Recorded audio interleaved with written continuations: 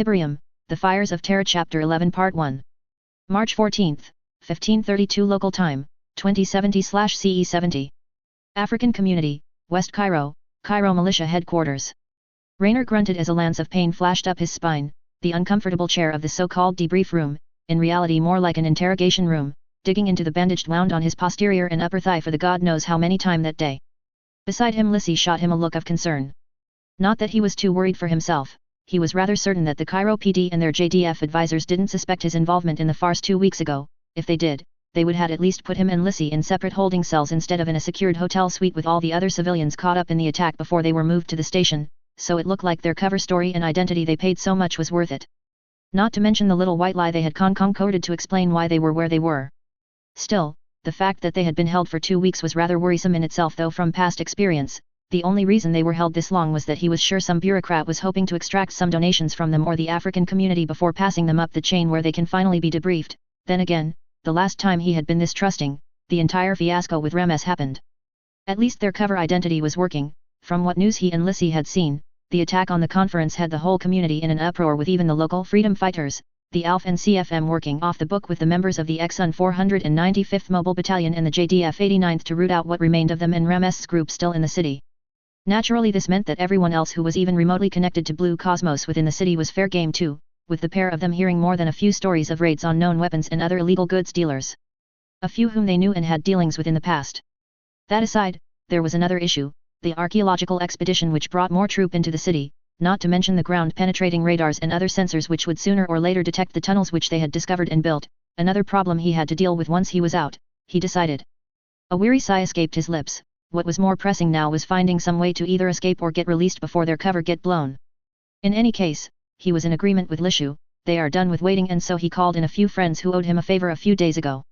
The problem was he wasn't sure if they were going to respond after what their group has suffered and what was happening in the city with the hunt for Blue Cosmos. He sneaked a glance at Lissy and sighed again quietly. Hashisha's death hit both of them hard and she had been livid, almost breaking their cover when forensic experts on the TV had verified that their leader had died from a single bullet in the back. The media coverage wasn't helping at all, not when the local newspapers had his boss's face across the front page with the headline of "One Blue Cosmos terrorists leader down in the AC, one more to go," with a smaller photo of that asshole Rames, clearly marking that son of a bitch as the next one that the government would be after. He wished them luck on that endeavor, especially with the 495th working with the government on the hunt. The hunt also included their colonel, the son of bitch who whipped the unit into shape at some point before they were dumped in the city for political reasons by the Equatorial Union. The 495th reputation was well earned in the years they operated here before they were disbanded last year alongside with the United Nations, and he could safely say that his chances of successfully getting out of this alive is far greater if they were focusing on Rames and everyone else rather than him. And seeing them on the news and reading about them, it reminded him of the reason why the 495th was both respected and feared in the city. They were willing to put in the effort to get the job done no matter what it took. Something that caused more than enough trouble for the UN and the Union over the years. Still, from what he had managed to piece together from fighting against Rames's men and from the newspapers and interview with the police, in addition to what they already know about Rames's group, something is seriously wrong. He shouldn't have the resources to launch the scale and number of attack he did during the conference, and it meant only one thing: the man had a backer providing him with more resources. And he knew this, because if Hashish had been in Rames's place, no such attacks would have happened, for the simple reason that while the community was a freer place to operate in, the black market was a small world here. A small place because everyone knew each other, and especially Woodcutter. Rainer closed his eyes and took a deep breath, petting Lissy on the head reassuringly as she sent him an inquisitive gaze. Someone will pay for this, he swore to himself and to Hashish's spirit. It didn't matter how long it will take, but someone will pay. As if to punctuate his silent declaration, the muffled roar of a distant bomb blast echoed through the thick walls of the room. Another attack, or more likely an EOD team disposing of another bomb. Probably the latter, he decided as his interrogator/debriefer, Private Ganyan, walked into the room. Judging from the look on the good private's face, it was going to be the same dog and pony show as the last interview.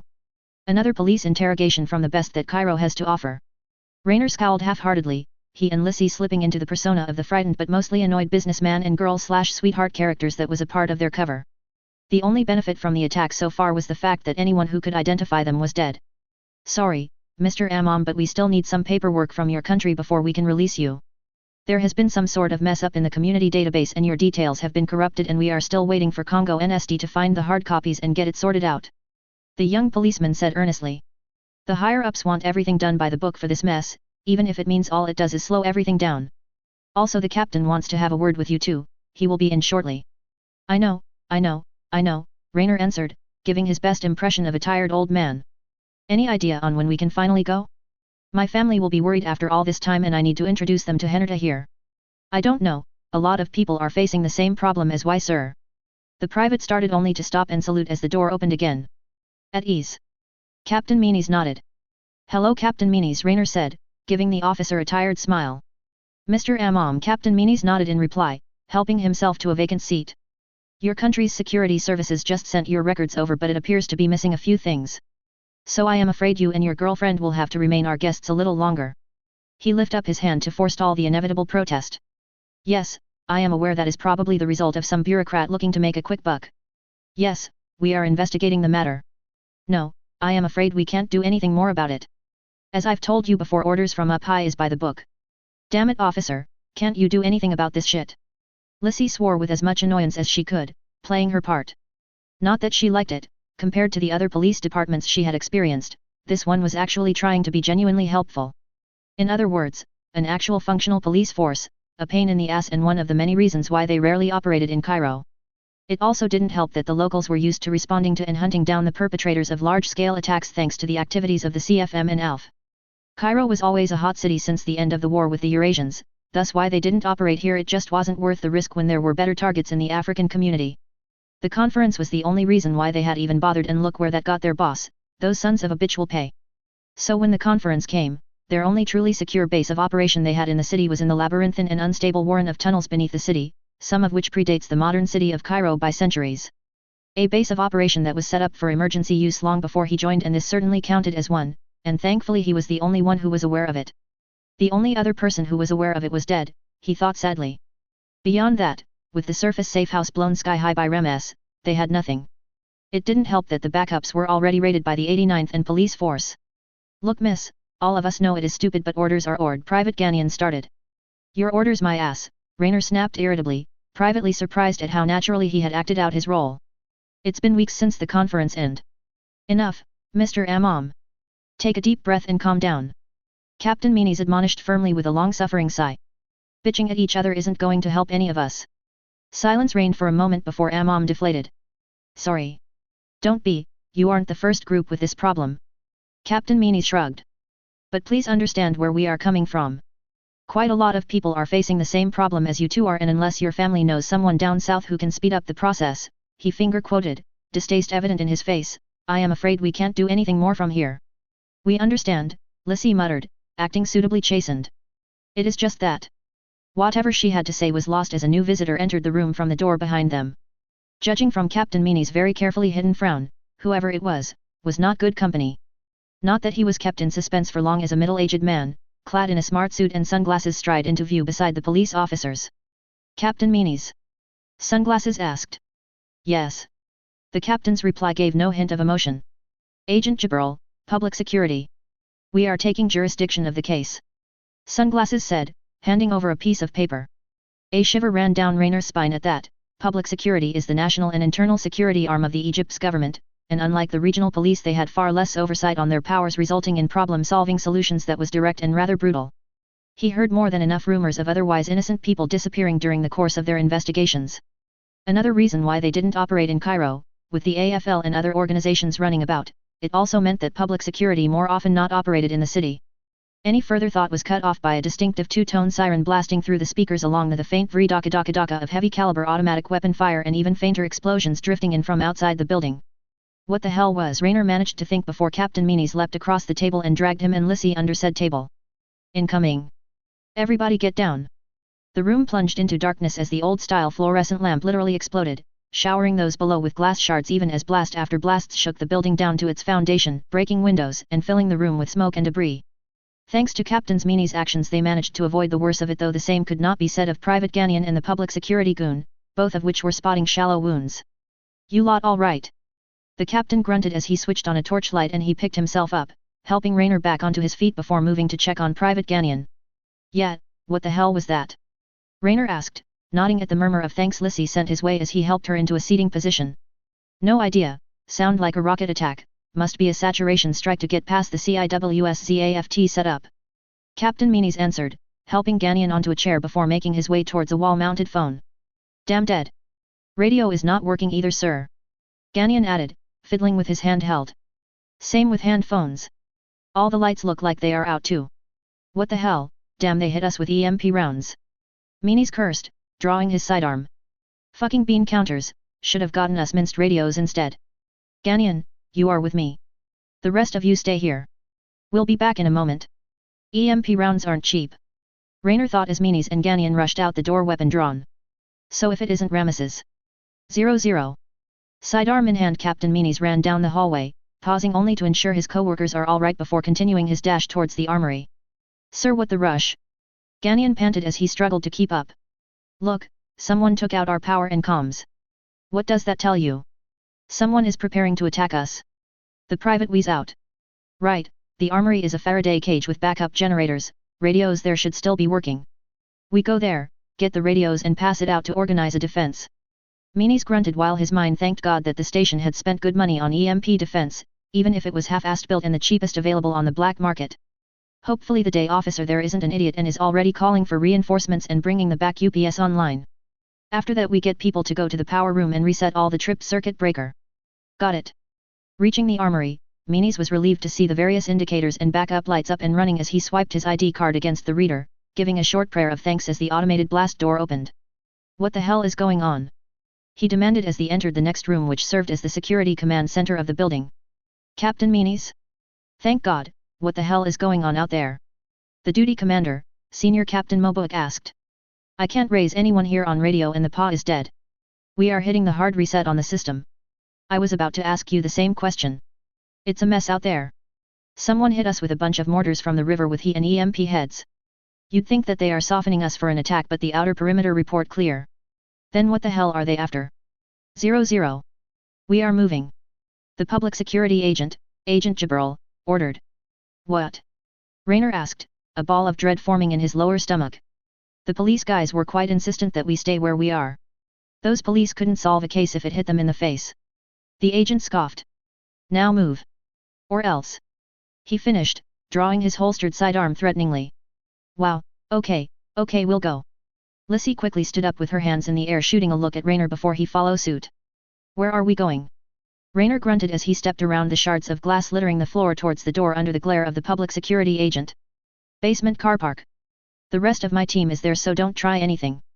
Agent Jibril said, motioning for Raynor to exit first with his gun. All right, she's. I am not going to run. Raynor said, walking slowly out the doorway, Lissy following, and the public security officer brought up the rear, covering both of them with his gun. The lift is probably not working though. Raynor said as they walked out into the silent hallway. No one asked for your opinion. Reaching the elevators, he was treated to the sight of the public security officer smashing the buttons uselessly while Raynor fought the desire to roll his eyes. Giving a grunt of frustration, Jibril finally motioned for them to move towards the emergency exit/stairwell after giving up on the lifts. In truth, Jibril was hoping that the backup power would be on by now, but it wasn't. Approaching the deserted landing and stairs of the third floor, Raynor and Lissy shared a brief glance. If they are going to act, they have to make their move now. Say. Is that gun working? Lissy asked, her nervous fear-laced voice small in the stairwell lit only by dim emergency LED lights. I mean, the police seemed very nervous about something and the lights and phones don't work. Of course it's working, the public security officer answered, pulling back the slide of his pistol. They. He never finished his sentence as Lissy took advantage of the greater space to maneuver the landing provided and the fact that his hand was no longer on the trigger of the pistol to sweep kick the agent's legs out from underneath him, sending him stumbling. Taking the cue, Raynor followed up with a rush tackle, sending both men flying down the stairs where the agent landed neck first with an audible snap. Holy shit, that actually worked. Lissy mumbled out, heart beating wildly from the adrenaline rush as she picked herself up and jogged down to where the two men laid. Fuck, I'm too old for this shit. Raynor groaned, pushing himself into a sitting position while putting his finger on the agent's neck to check for a pulse. Yep, he's dead. What's the plan now? We continue to the basement, say this idiot tripped, then surprise his buddies and hijack his car. Raynor nodded while searching the body. Hey, a taser. That works for me. Lissy shrugged, handing over the pistol which had fallen in the struggle. Here, you are a better shot than me. Right. Take the taser then. Help me with this bastard, he's heavy. Raynor said, handing over the device while slinging his left arm under the dead man's shoulder before tucking the pistol into the man's belt with his right. God damn it, do I have to? Lizzie groaned, accepting the weapon as she hauled up the other side of the body. With the corpse firmly supported between them, the two shuffled their way down the dimly lit stairwell. Before long they were stumbling down the final flight of stairs. Halt! An unidentified voice shouted from further down the darkened corridor as a flashlight, blindingly bright in the darkness, shone at them. Rainer and Lizzie shared a glance and a small nod before Rainer shouted in answer. Thank God! You guys have a medic back there? No. Now back off, this is a public security operation. Please, we got one of your guys here. He had been out cold ever since he hit his head. Who are you talking about? I don't know, he said his name is Agent Jibril or something. There was a pause before the next reply. All right, walk towards the light slowly. We will shoot if you say anything. Stop. Damn, Rainer cursed silently, discreetly reaching for the pistol as a silhouette approached them, backlit by the accusedly bright torchlight. Well, it is that idiot, the figure yelled, walking closer towards Rainer and Lizzie who were struggling to keep their cool. Shit, shit, shit. Please don't notice, please don't not, he chanted mentally. Hey Jibril, wake up. Rainer's prayers went unanswered as the public security agent shone a light upon his deceased comrade. Hey, what happened to Hai? Whatever he wanted to say was lost as Lizzie suddenly slid out and stabbed her stun gun forward. Credit to the agent, he reacted almost immediately, throwing himself sideways and intercepting the face-bound strike with his arm for all the good it did as the electrode activated, sending him collapsing into the ground. Down now! Rainer yelled, tackling Lizzie to the floor as he pulled out the pistol and unleashed a barrage of fire at the light holder further down the corridor. And failed to hit anything important judging by the muffled curses and return fire seconds later. Keeping his head down, Rainer was about to set loose a few more blind shots downrange when the gunfire suddenly stopped just before a meaty thud echoed down the now eerily silent corridor. Rainer! A vaguely familiar voice yelled. Looking up, Rainer saw a figure appear out of the doorway at the end of the corridor, the massive pipe wrench in his hands casting long shadows down the corridor as he stepped over the fallen torchlight. Damn, you guys are good! Rainer muttered as he pushed himself up and offered Lizzie a hand. You guys did all this? Question later, we have to go now. The figure answered, turning back through the doorway. Mabon's rockets might have shut down the security, but we don't know if they have rebooted yet. Come on, I've got Molotovs in my van. 00. Alright, emergency circuit breakers are reset. How are the generators? Starting up now, cameras are coming back online. Hold 1. Sir, a van is leaving the building. Captain Meanies stared at the monitor showing the black unmarked SUV rolling down the driveway. Look like it's those public security idiots. Moboak, what do you say? Let them go. We got more important, what that? The other captain replied as a alarm start flashing on the screen. Fire alarm at the basement car park. Look like a delivery van caught fire. The sentence was never finished as additional explosions rocked the building. It was the sound of mortar rounds exploding around them. Son of a bitch, Captain Meanies said before he started issuing orders to handle the situation. Find out where they come from. 00. So. Rainer started as the SUV he was in zoomed down one of Cairo's many highways while in the distance explosions could be heard and black smoke seen raising into the air. We got out of there alive. Yeah, Lizzie sighed. That fake ID is worth every dollar. That's good and all, but... Rainer tapped the person currently driving the pilfered car. Who the hell are you guys? I thought you would never ask. Boss wants to speak to you. The drivers responded, throwing a phone over his shoulder at the two of them. Rainer. It took Rainer a few seconds to place the voice on the other end of the phone. Ebo. I trust that Gilbert managed to extract you without harm. Spare me the pleasantries, Ebo. How bad is it? There was a pause, then a sigh on the other end of the line at Rainer's demand. Still as cheerful as ever. Hey, how much do you know? Only what I've heard in the news. Is it true? Rainer replied with his own question. Is he really dead? Yes. Damn it, Rainer swore. What about everyone else? Not good. The other replied, official word is you guys went traitor and they are using this to discredit you. As of now what's left of your cell is hiding out underground in one of our old tunnels. What? Lizzie yelled. Those bastards. I see, Rainer said, his voice simmering with anger. Then why help us? You can blame Greensburg and GDI for that, Ebo answered. Besides I owe hashish quite a lot. Not to mention that time in South Sudan. GDI? What do they have to do with anything? Apparently GDI delayed the plans of some of the higher-ups enough that Greenberg was able to spread the word to us before this entire clusterfuck with Rames started. You mean Rames planned all this just to get rid of hashish? Lizzie said incredulously. Not Rams per se, but definitely his backer. Edo sighed, his tiredness clear even over the static-filled line. From what we in Greenberg gathered, a large part of the leadership of the cells worldwide are calling for open war with the coordinators and is getting rid of everyone who opposes them as they get ready for the war with ZAFT. It's getting to the point that they are ready to openly support the Earth alliances should war break out with the ZAFT tomorrow, so they are killing anyone who gets in the way, including the moderate cells. What do we do? Edo said, amused. I see. Rainer sighed, pushing aside his anger. I guess it's best that we regroup for now. That sounds like a good plan, Ebo said. Hazer here got some money, weapons, and a few other assets that you should find helpful for your group. Your group? Rainer repeated with heat in his voice. We will join when the heat is lower and the time is right, besides you need someone inside. Rainer could imagine Ebo look out the window when he said that. I wish you luck, old friend. Be safe, Rainer said after a moment to calm himself down. 00. March 15th, Indeterminate Time, 2070/CE70. Southern Italy, SJZ, GDI designated Red Zone, Crawler Patrol Bravo 22. Red Zones really are peaceful, Corporal Noboru Yun thought, watching the defense class crawler that was home in charge for this mission grind through the hellish landscape beside him. In their own way, he quickly corrected himself. For one, he thought, there isn't the near constant threat of not and slash or separatist attacks. Nor is there the bombardment of latest news and the talk shows like in orbit. Out here, there is only the powerful hum of his backpack booster and the unavoidable crackling static from the radio for the company due to interferences, well that and the near constant howl of the wind and strobes of ion discharges battering against the canopy of his zone armor. Oh, and the usual fun to be found in a red zone, the battered landscape filled with Tiberium and the purple skies above alive with energy. At least they wasn't operating during a ion storm, he had enough of that after the Third Tiberium War. Then again, Yoon frowned, maybe he ought to see a psychologist about that. Even if his family were on the other side of the event, he shouldn't have found the talking heads arguing about it on EarthNet so irritating, but he did.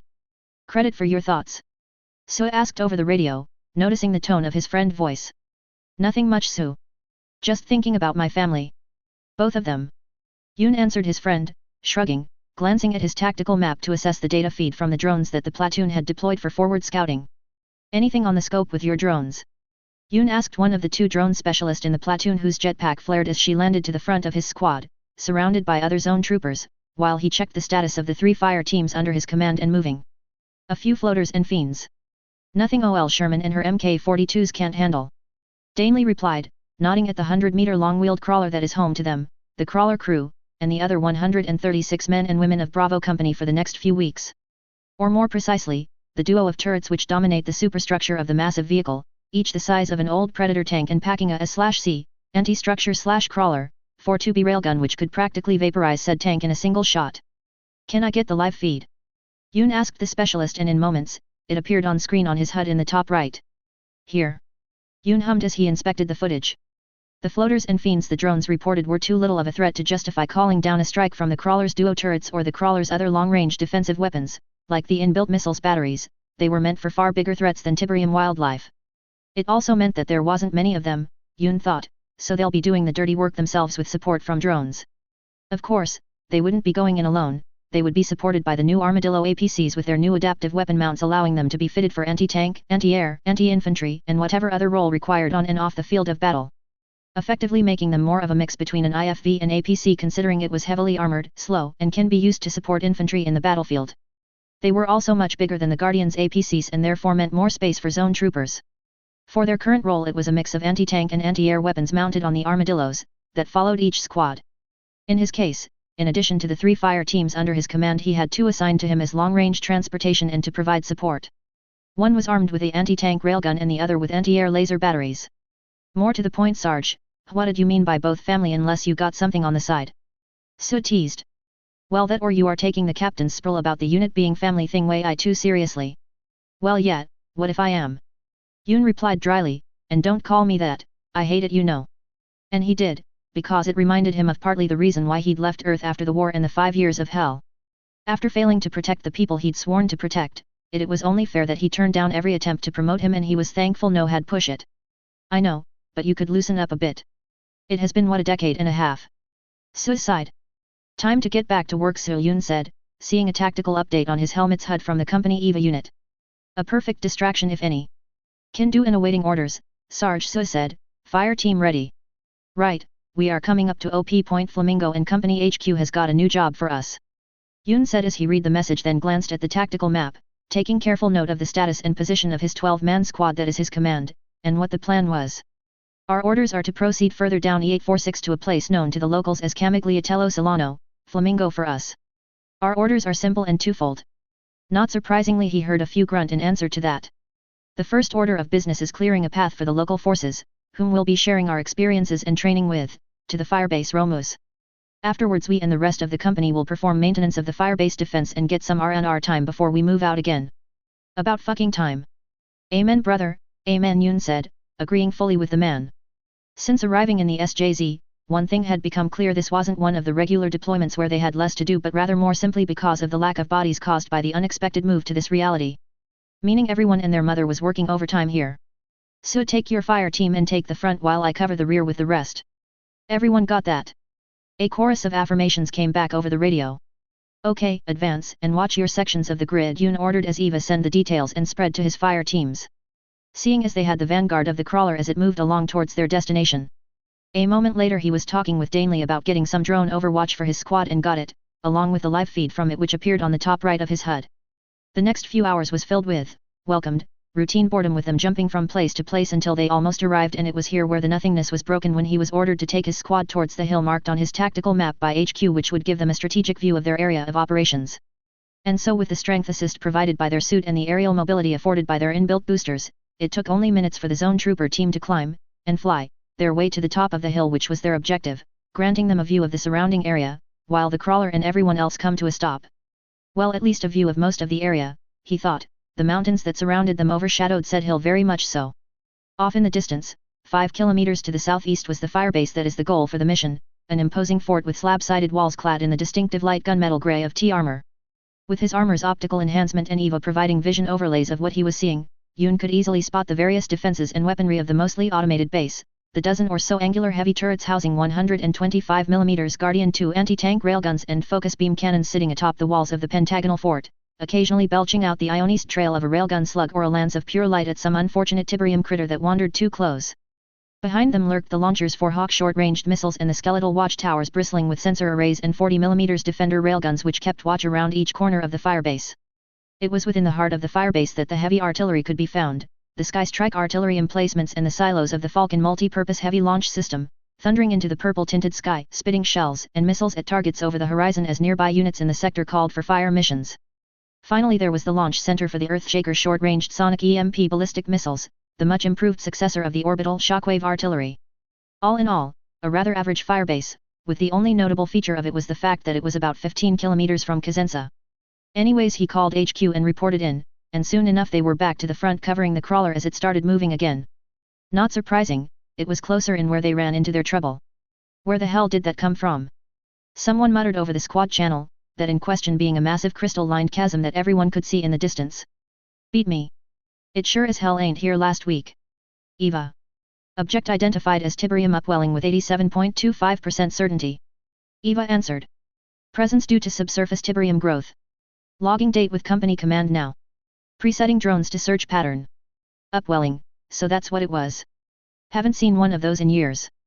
Yoon sighed then chuckled. Guess we have been lounging on Mars for too long, guys? More seriously, Danielle, so, any bypass? None so far on my side, but my drones haven't gotten far yet. Danielle. Damn it. I got gentle slopes into and out of that canyon about 800, maybe one kick north-northeast. Problem is the shard grove smack in the middle of it with a whole pack of floaters. Lost 2 R3s to it. Danielle cursed. Yoon swore, with those bloody over-evolved trees, not to mention those mutant jellyfish in place, there was no way his squad could go through it. Not without heavier firepower at least. And while they could simply bypass it with their jetpack and leave it to the crawler and the rest of the company, he would rather not risk having their retreat route cut off if they ran into something nastier and lost flight further down. Fortunately there is a third option with both the crawler and firebase so close. Eva lodge a priority report up the chain. Request hard rain. Networking unit location, done. The AI paused for a few seconds. Please hold. Incoming priority message, fire mission approved. Slave drone to CR Sherman actual and evaluate damage. Enjoy the fireworks. You heard the orders. Danielle, keep the drones over target, everyone else sit back and watch the show. Following his own commands, Yoon snapped his X-48G2 rail rifle, rail cannon to any non-zone armored infantry, up, scanning down the slope of the hill they were on for any movement as the rest of the squad follow suit with their own weapons. Sparing a glance at his HUD, the corporal felt a smile tugging his lips as his EVA interface highlighted an arrow of light crawling skywards from the center of the firebase in the distance. Holy shit, are they seriously using that on a bunch of trees? Sue muttered incredulously, a sentiment the rest of the team agreed with judging from the stunned silence on the radio net. Well, we were told to expect fireworks. Yoon replied lightly, his shrug unseen beneath his armor before highlighting a column of Guardian APCs bearing Eurasian IFF a kilometer or so away to the west on his map for the benefit of the rest. Though I suspect it is more for them than for us. Well damn. Think they're impressed yet? All units, stand by for artillery and Earthshaker strike. They have better be. Brace yourself. Yoon grumbled, locking down his armor and glancing at the countdown on his EVA interface as 7 spears of light lancing through the clouds above herald the earthwards return of the Earthshaker missile as its warheads separated.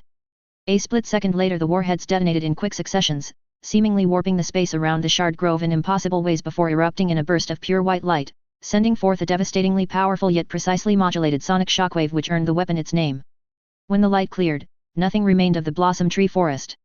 Instead there is a neat near perfectly circular crater the size of a small town, a crater of barren, but more importantly, Tiberium free earth where the Shard Grove once stood. Then said crater erupted into flame as a shower of shells, 610 mms from the size of the explosions, rained down upon the ground. Eva Satrep. Yoon commanded, shaking his head to rid himself of the after effects of the Earthshaker detonation. Artillery lifted.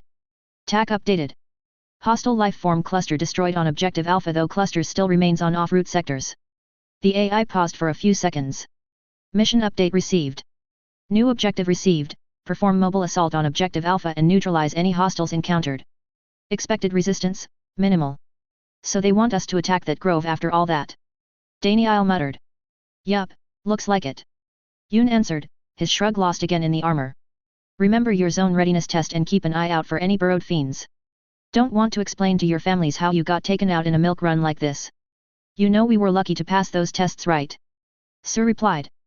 Well yet, but we passed anyway, rushed training be damned. Yoon answered, readying his weapon. Move your asses third squad, you want to live forever. Hell yet. Everyone answered. Let's show those suntanning slackers in Alpha Company how real Zoopers do things. Yoon yelled, jumping off the hill with a burst from his thrusters as the rest of his squad follows. Move out. 00. Meanwhile on the approaching Guardian transports, Ola Rafalco was currently having a blast, so to speak.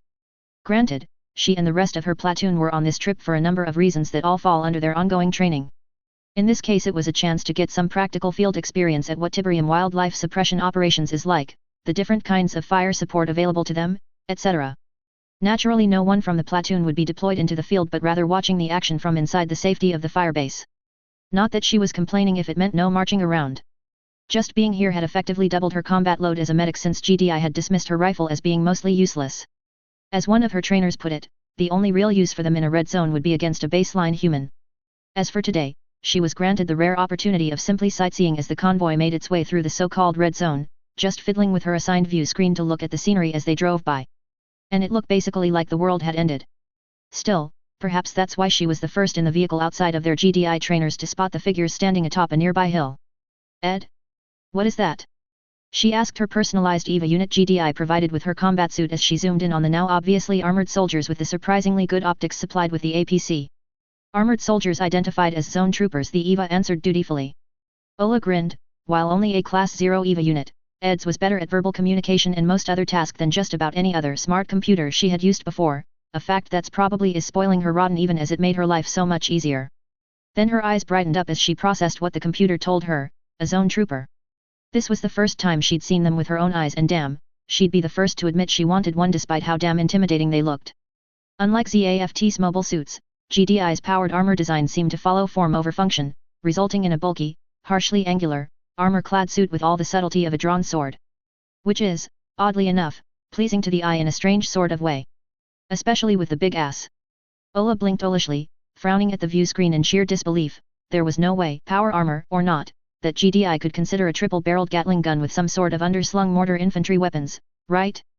Her internal monologue was interrupted when she felt the APC slowing down. At the front of the troop compartment, GDI Lieutenant Sandra Gray, who's their trainer for this trip, wrapped her fist against her microphone for attention. All right everyone, pay attention. Up ahead is one of the more common yet dangerous threat you'll encounter here in the red zones. Eva, bring up the feed we're getting from Sherman Actual. Low mutters sprung up among the Eurasian as what is obviously video footage from a drone of some sort appeared on the screen. Not that Ola can blame them, this was their first time seeing real Tiberium wildlife. Still, they had expected some horrifying monster, not what looked like a clearing in an enchanted forest glade right out a fairy tale, complete with trees carved out of beautiful ethereally glowing crystals and little motes of light dancing around. With the flock of jellyfish things floating sedately among the crystal forest, it would have made an idyllic scene if it wasn't just so alien. This is what we call a shard grove, a further mutation of the blossom trees forests covered in the lectures yesterday. Ola blinked at that. She can't imagine just how those fleshy affront to nature that were once trees could ever create something as beautiful as the scene on the screen before her. However, the GDI lieutenant continued. What is more important to you lot is that this is a Category 1 threat and Alpha 2 priority target. In other words, if you spot one, don't go anywhere near it and report in immediately so that anyone else in the AO can avoid them. And please, for the love of God, don't try to be a hero and engage it on your own. We used to put together dedicated strike mission to take these things out if we don't have enough force in the sector to destroy one safely. Ola resisted the impulse to put up her hand like some student. With all due respect ma'am, why the overkill? It doesn't look all that dangerous. Grey seemed to smile though her features were obscured by her helmet. 3 reasons, like blossom trees, these forests are active spreaders of Tib. That luminescent mist you are seeing is actually aerosolized Tib crystals suspended in a witch's brew of corrosive and toxic gases. A high enough concentration will eventually gain enough energy to start an ion storm and God help if the wind blows that poison into a settlement. We have stories of entire yellow zone villages being wiped out overnight when they were caught unaware by it. That's the first reason. Second is that they serve as breeding grounds and habitats for other dangerous Tib life forms like those floaters on the screen. While they may look harmless from far, they are more than capable of taking out older main battle tanks like the M1A2 Abrams and the T-80S when they first appeared in the late 2000s. And last, LT Grey seemed to engage in some internal debate before well you'll see when the drone get near about. Now. The Eurasians almost jumped in their seats as the screen suddenly flashed white before reverting to static with the feed from another drone showing the whole story. Did that tree just shoot lightning at the drone? Someone at the back of the compartment said in disbelief with Ola silently agreeing. Yes but not quite. The lieutenant laughed. The Tiberium aerosol the shard trees give off is highly ionized, charging anything that pass through it which do result in a lightning bolt. However the electrical discharge itself is quite weak and mostly harmless. The killer here is the Tiberium shards the tree somehow launch using the discharge as a targeting SYS. All units, stand by for artillery and earthshaker strike. A low wave of chattering broke out amongst the Eurasian troopers with the AI's announcement as the GDI lieutenant quickly checked something on her EVA interface before speaking to the Eurasian troops again. Okay, everybody strap in. What is going to happen is a demonstration of why the Council of Directors refused to share Tiberium reclamation technology with your government. LT Grey said, hurriedly donning her seatbelt with the rest following suit. You fine gentlemen and ladies are about to have a front row seat to a Earthshaker emergency reclamation strike, essentially sonic reclamation devices delivered by a tactical ballistic missile. Normally we reserve those for emergencies but it seems Mobius Actual is feeling trigger happy today. Sonics. Ola half yelled in a mix of apprehension and surprise as she secured the buckles of her seat belt. You mean your top secret, weapon of mass destruction, Tiberium clearing tech is based off sounds? Well it was but not now. Grey answered. Right now we are using some bullshit G-Lab cooked up and regular sonic technology. Watch the screen, impact in T-12. Also you might have some strange reaction but that is natural. Oh this is going to be good. Ola thought excitedly, spotting streaks of light piercing the clouds as what are undoubtedly missile re-entry warheads threw themselves at their master's enemies. Then. For an instant that was also an eternity, eldritch energies were released onto the unprepared Earth. Space twisted. Time ceased to have meaning. Then the view screen dimmed as reality reasserted itself, crushing the unreality is a flash that outshine a newborn star. Instantaneously the blast wave hit. Even through her armor and that of the APC, she could feel it, a flawless orchestra playing the melody of oblivion, refined and sharpened until it is a single note that is a million knives gently caressing against every one of her cells. Ola gasped for breath, realizing dimly that she had curled up into fetal position at some point and that the scream echoing in her ears were her own. Ugh! Lieutenant Grey grunted, the GDI officer breathing heavily as she leaned rigidly against the backrest of her seat. Forgot how bad that shit was. You lot okay? We're fine mostly except for Ola one soldier said pointing at her. The GDI lieutenant muttered, shaking her head. Don't ask me for answers. Ola groaned. Felt like someone was taking a chainsaw to every part of my body and we are what, a kilometer away?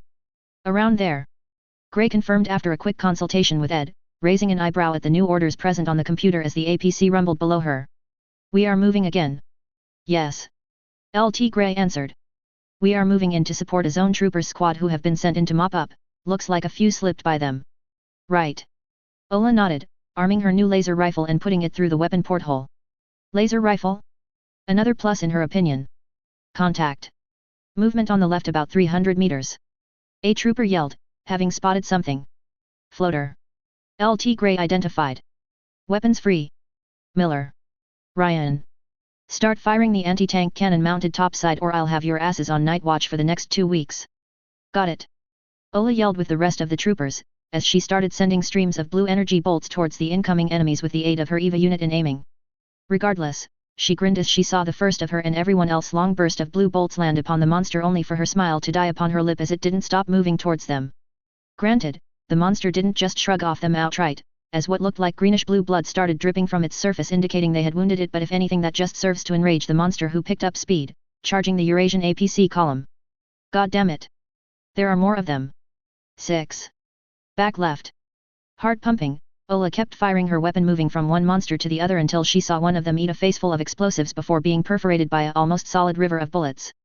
Another 2 burst apart under the onslaught of what looked like thousands of blinding strobes light and a few missiles while the one behind them exploded from what looked like a blindingly fast trail of light. The final 2 simply vanished under the combined weight of 4 APC worth of anti-tank and small fire along with more missiles from somewhere. You see any more? Nope. My screen looked clear. Ola answered with the rest of the troopers, scanning the outside world for any more movement. What the hell was that? Laser, missiles, and railguns. Yes, Lieutenant Gray smiled as their helpers, the zone trooper squad they were meant to be helping came into view. Whatever it is, I'll take 10. A Eurasian trooper joked. Unfortunately, zone armor is only issued to heavy infantry, however that will be changing soon enough. Gray answered wistfully. Something about long-term maintenance. The last time I've played with one is back at West Point, and believe me, the feeling of a IFV worth of armor and firepower strapped to your back with a flight unit is something you'll never forget. She shook her head ruefully before checking back with Eva. Once done, she faced back towards the Eurasians, her body language suggesting that there was a grin behind her helmet. Alright people, if you would look towards our front left, I believe there is something there which is worth your time. Ola shrugged but followed her advice, making sure her gun safety was on. Turning her camera around to the indicated location, she saw something moving against the horizon. Frowning, she zoomed in, trying to make sense of what she saw. It looked like a moving warehouse. Ola, though peering at the screen, the object indeed looking like someone strapped tracks, guns, and antennas to a blocky building, perhaps half the size of ZAFT's land battleships. Then again, she thought, looking at the flickering skies above her, that shouldn't surprise her at all, given that all aircraft have been banned from coming within 800 km of the SJZ. That is a Generation 2 crawler, also known as a defense crawler. This type of crawler specializes in defenses and carries with it enough supplies to keep a company in the field. 00. March 15, 1145 West Eurasian Standard Time, 2070/CE70. Eurasian Federation, Spain, A2075 Road, a naval and air station. Just a few more months to retirement and something like this comes up. Reed Wheeler is a man who officially didn't exist, just one of many such men in the murky world of the espionage trade. Of course it'd have to be me and my big mouth. And the reason why he was driving outside a restricted Eurasian airbase when he was just weeks from retirement? Well, he spotted and photographed a new type of Eurasian mobile armor/fighter from his house in Rota and forwarded it up. Of course it ended up being some new top-secret aerospace fighter thing designed to counter GDI's fighters. A few more discreet queries at the local bar confirmed that was something secret going on at Rota. Needless to say, that had a lot of people down at the Combined Intelligence Agency, CIA, interested, especially with GDI continuing their damned passive-aggressive patrols in the Pacific. If the Eurasian can solve the problem, then the technology would certainly be worth the risk to obtain. That he agreed with High Command. Unfortunately, the one on the front line of this latest battle in the espionage war is the arse of one Reed Wheeler. I am too old for this shit. The 40-plus-year-old man thought, pulling into a deserted rest stop on the side of the road. Naturally he couldn't simply walk into the base, so here he was 10 miles out and chilling under the shade of a conveniently placed tree. Well, it's time to get to work.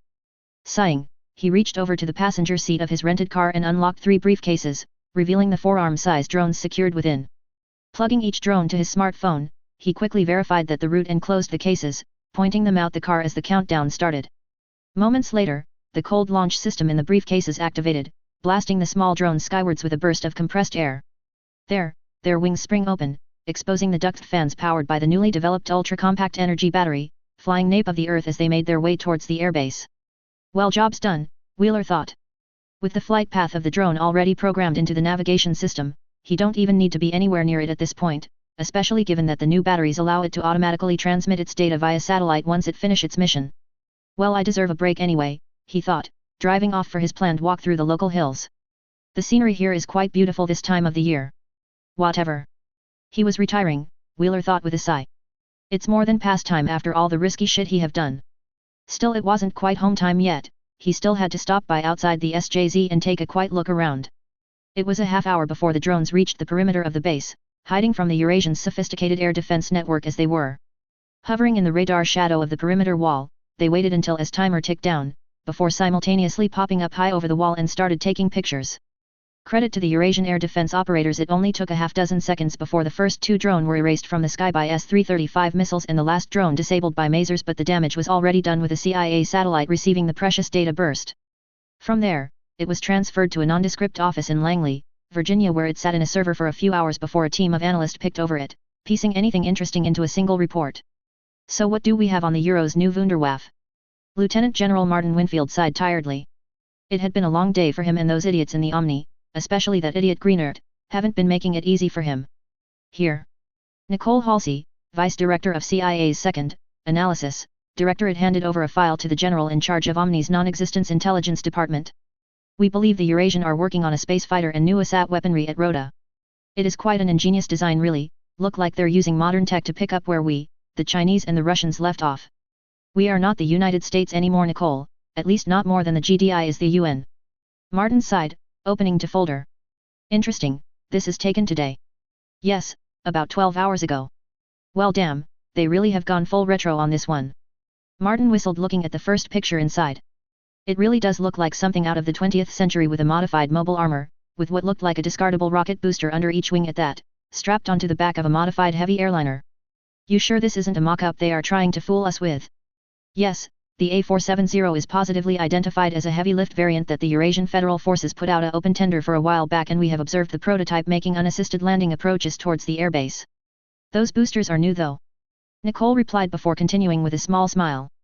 Besides, as one department head said, sometimes the old ways are the easiest way. True. So you think this is a space fighter? Martin asked, flipping through the rest of the photos. Well, yes. Launching from the back of another aircraft has its own share of problems, but they can also use a mass driver to launch the craft into orbit. Nicole nodded. But there might be another problem. Look at page 8, bottom left. Those look familiar. Martin frowned thoughtfully. Ablative gel dispensers. Nicole provided. You think the G project has been penetrated? I hope not, it is not like ablative gel is a new idea or anything. The vice director replied. But still, it's better safe than sorry. I'll look into it. Martin nodded. Wait, on page 5, are those old ASAT missiles? New build ASAT missiles, unless those old arms reduction records are lying. Nicole corrected, shrugging. But if you are thinking about stealing the designs of those in the fighters in case we have to fight GDI, well, I'd say don't bother. Oh. The general tilted his head inquisitively. Why? Well, it is just a hunch, and I technically am going over my boss about this. Nicole laughed nervously. Just get on with it. Martin shook his head ruefully. Well, think about it. Nicole shrugged. From their records, which we know to be omitting something, they fought 3 world wars with an enemy almost as advanced and wealthy as them before GDI had their space fleet, but this brotherhood of not almost never even attempt to launch ASAT attacks. The only time they did so is after they blew up a space center. It is like they know something we don't. I don't deny your point, Nicole, but unless we have proof we have nothing, Martin said with a sigh and a smile that grew. Still, it doesn't mean you can't look for said proof, right? 00. March 17th, unknown time, 2070/CE70. United States of South America, unknown location. Those silver eyes. They always look straight through me. Those are Woodcutter's first thoughts as he entered the balcony where one of his principal source of information was waiting and whom he was meeting face to face for the first time. The owner of those eyes quirked an elegant eyebrow before gracefully setting down the teacup in her hand, waving at a vacant chair nearby. Please take a seat. I promise I wouldn't try to get you to agree to hand over 20 tons of potatoes this time. You are not helping your cause, you know. Woodcutter grunted, taking the offered chair. But it is good to see you. I see the roses are doing well this year. The lady simply smiled, she was rather proud of her home and garden. It had been a trial setting that up after she had left home, especially with her sister and ex-employees staging various attempts on her life. That again, she hadn't done so bad for herself since then, making money from trading information like some sort of shadow broker, a profession that come naturally to her considering her upbringing and previous line of work, not that the world need her or her family and organization any longer in opinion. Their time was over and had been for a long time now, and Logo's existence just serviced to reinforce her opinion. Then again, she would have paid millions to see her sister's face when the news of the Tegmark event and GDI broke. Hopefully she haven't suffered a stroke because of that. That girl must really learn to control her ego. But now, it is time to concentrate on business. I am guessing this is not a social visit. Considering the events in the last few weeks. Woodcutter grunted again, relaxing for a moment before shaking his head. What recent event? The information dealer's silver eyes sparkled with amusement. The imminent arrival of the Martian ambassador for the May conference. She asked, gesturing at a file on the beautiful painted Italian coffee table between them.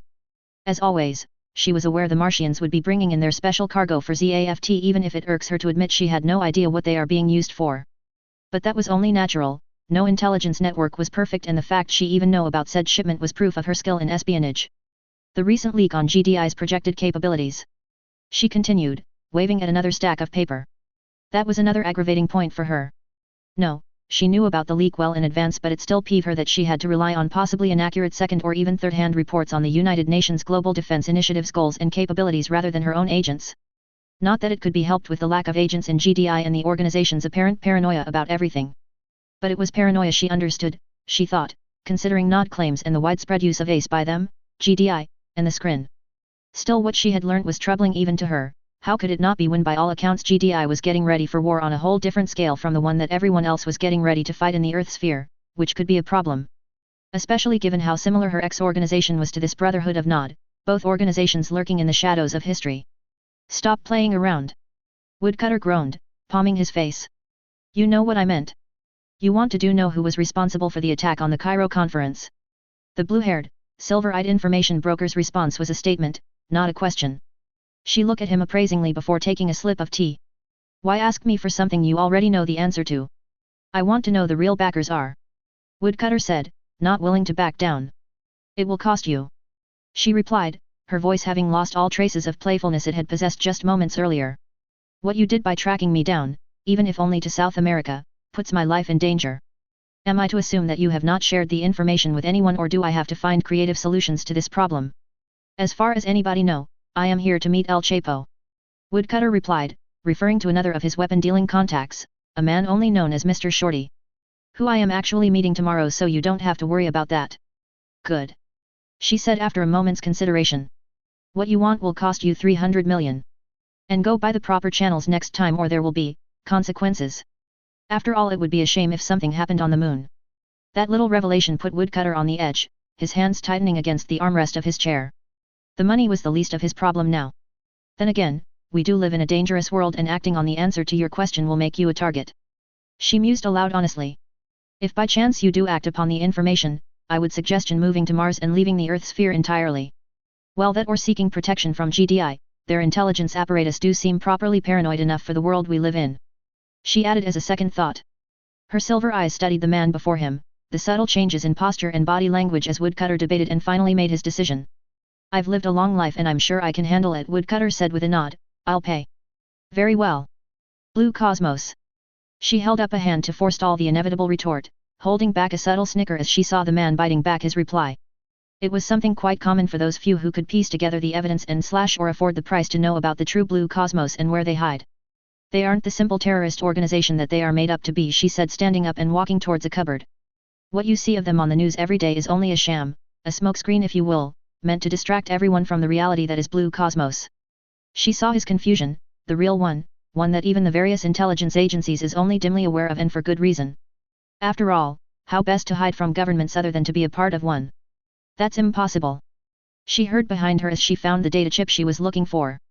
I hate to say it but you are sounding like a conspiracy theorist. Perhaps, but that's the truth as far as I know. She placed the data chip on the table. Here's the relevant details. Naturally it doesn't contain everything about Blue Cosmos. That. Woodcutter brought himself to a stop. Can you afford more? She seriously, and Woodcutter didn't need to answer that question. Any more and he would be eating into his other operations to pay for it. Good, she said, pausing for a moment before speaking again. I'm sorry about your family but I wish to make my point very clear. We're small fish in an ocean that has only gotten even bigger with the UN's successor running around wild on Earth. Now before you leave, about payment. I believe there is a company researching GM crops who need a couple of million in investment on their Martian potato farm. If only a kind business partner would step up. 00. March 15th, Indeterminate Time, 2070/CE70. Southern Italy, SJZ, GDI designated Red Zone, Crawler Patrol Bravo 22. Red Zones really are peaceful, Corporal Noboru Yun thought, watching the defense class crawler that was home in charge for this mission grind through the hellish landscape beside him. In their own way, he quickly corrected himself. For one, he thought, there isn't the near constant threat of not or separatist attacks. Nor is there the bombardment of latest news and the talk shows like in orbit. Out here, there is only the powerful hum of his backpack booster and the unavoidable crackling static from the radio for the company due to interferences, well that and the near constant howl of the wind and strobes of ion discharges battering against the canopy of his zone armor. Oh, and the usual fun to be found in a red zone, the battered landscape filled with Tiberium and the purple skies above alive with energy. At least they wasn't operating during a ion storm, he had enough of that after the Third Tiberium War. Then again, Yun frowned, maybe he ought to see a psychologist about that. Even if his family were on the other side of the event, he shouldn't have found the talking heads arguing about it on EarthNet so irritating, but he did. Credit for your thoughts? Sue asked over the radio, noticing the tone of his friend's voice. Nothing much, Sue. Just thinking about my family. Both of them. Yun answered his friend, shrugging, glancing at his tactical map to assess the data feed from the drones that the platoon had deployed for forward scouting. Anything on the scope with your drones? Yun asked one of the two drone specialists in the platoon whose jetpack flared as she landed to the front of his squad, surrounded by other zone troopers, while he checked the status of the 3 fire teams under his command and moving. A few floaters and fiends. Nothing OL Sherman and her Mk-42s can't handle. Danley replied, nodding at the 100-meter long-wheeled crawler that is home to them, the crawler crew, and the other 136 men and women of Bravo Company for the next few weeks. Or more precisely, the duo of turrets which dominate the superstructure of the massive vehicle, each the size of an old Predator tank and packing a S/C, anti-structure/crawler, 4-2B railgun which could practically vaporize said tank in a single shot. Can I get the feed? Yun asked the specialist, and in moments, it appeared on screen on his HUD in the top right. Here. Yun hummed as he inspected the footage. The floaters and fiends the drones reported were too little of a threat to justify calling down a strike from the crawler's duo turrets or the crawler's other strike weapons, like the inbuilt missiles batteries. They were meant for far bigger threats than Tiberium wildlife. It also meant that we wouldn't be seeing the in action much, Yun thought, so they'll be doing the dirty work themselves with support from drones. Of course, they wouldn't be going in alone, they would be supported by the new Armadillo APCs with their new adaptive weapon mounts allowing them to be fitted for anti-tank, anti-air, anti-infantry and whatever other role required on and off the field of battle. More of a mix between an IFV and APC. The Armadillo were also much bigger than the Guardian's APCs and therefore meant more space for zone troopers, that and much better armed. Currently they had a mix of anti-tank and anti-air weapons mounted on the Armadillos that followed each squad as long-range transportation and to provide support. One was armed with a anti-tank railgun and the other with anti-air laser batteries. More to the point, Sarge, what did you mean by both family unless you got something on the side? Sue teased. Well, that or you are taking the captain's spiel about the unit being family thing way too seriously. Well, yet, what if I am?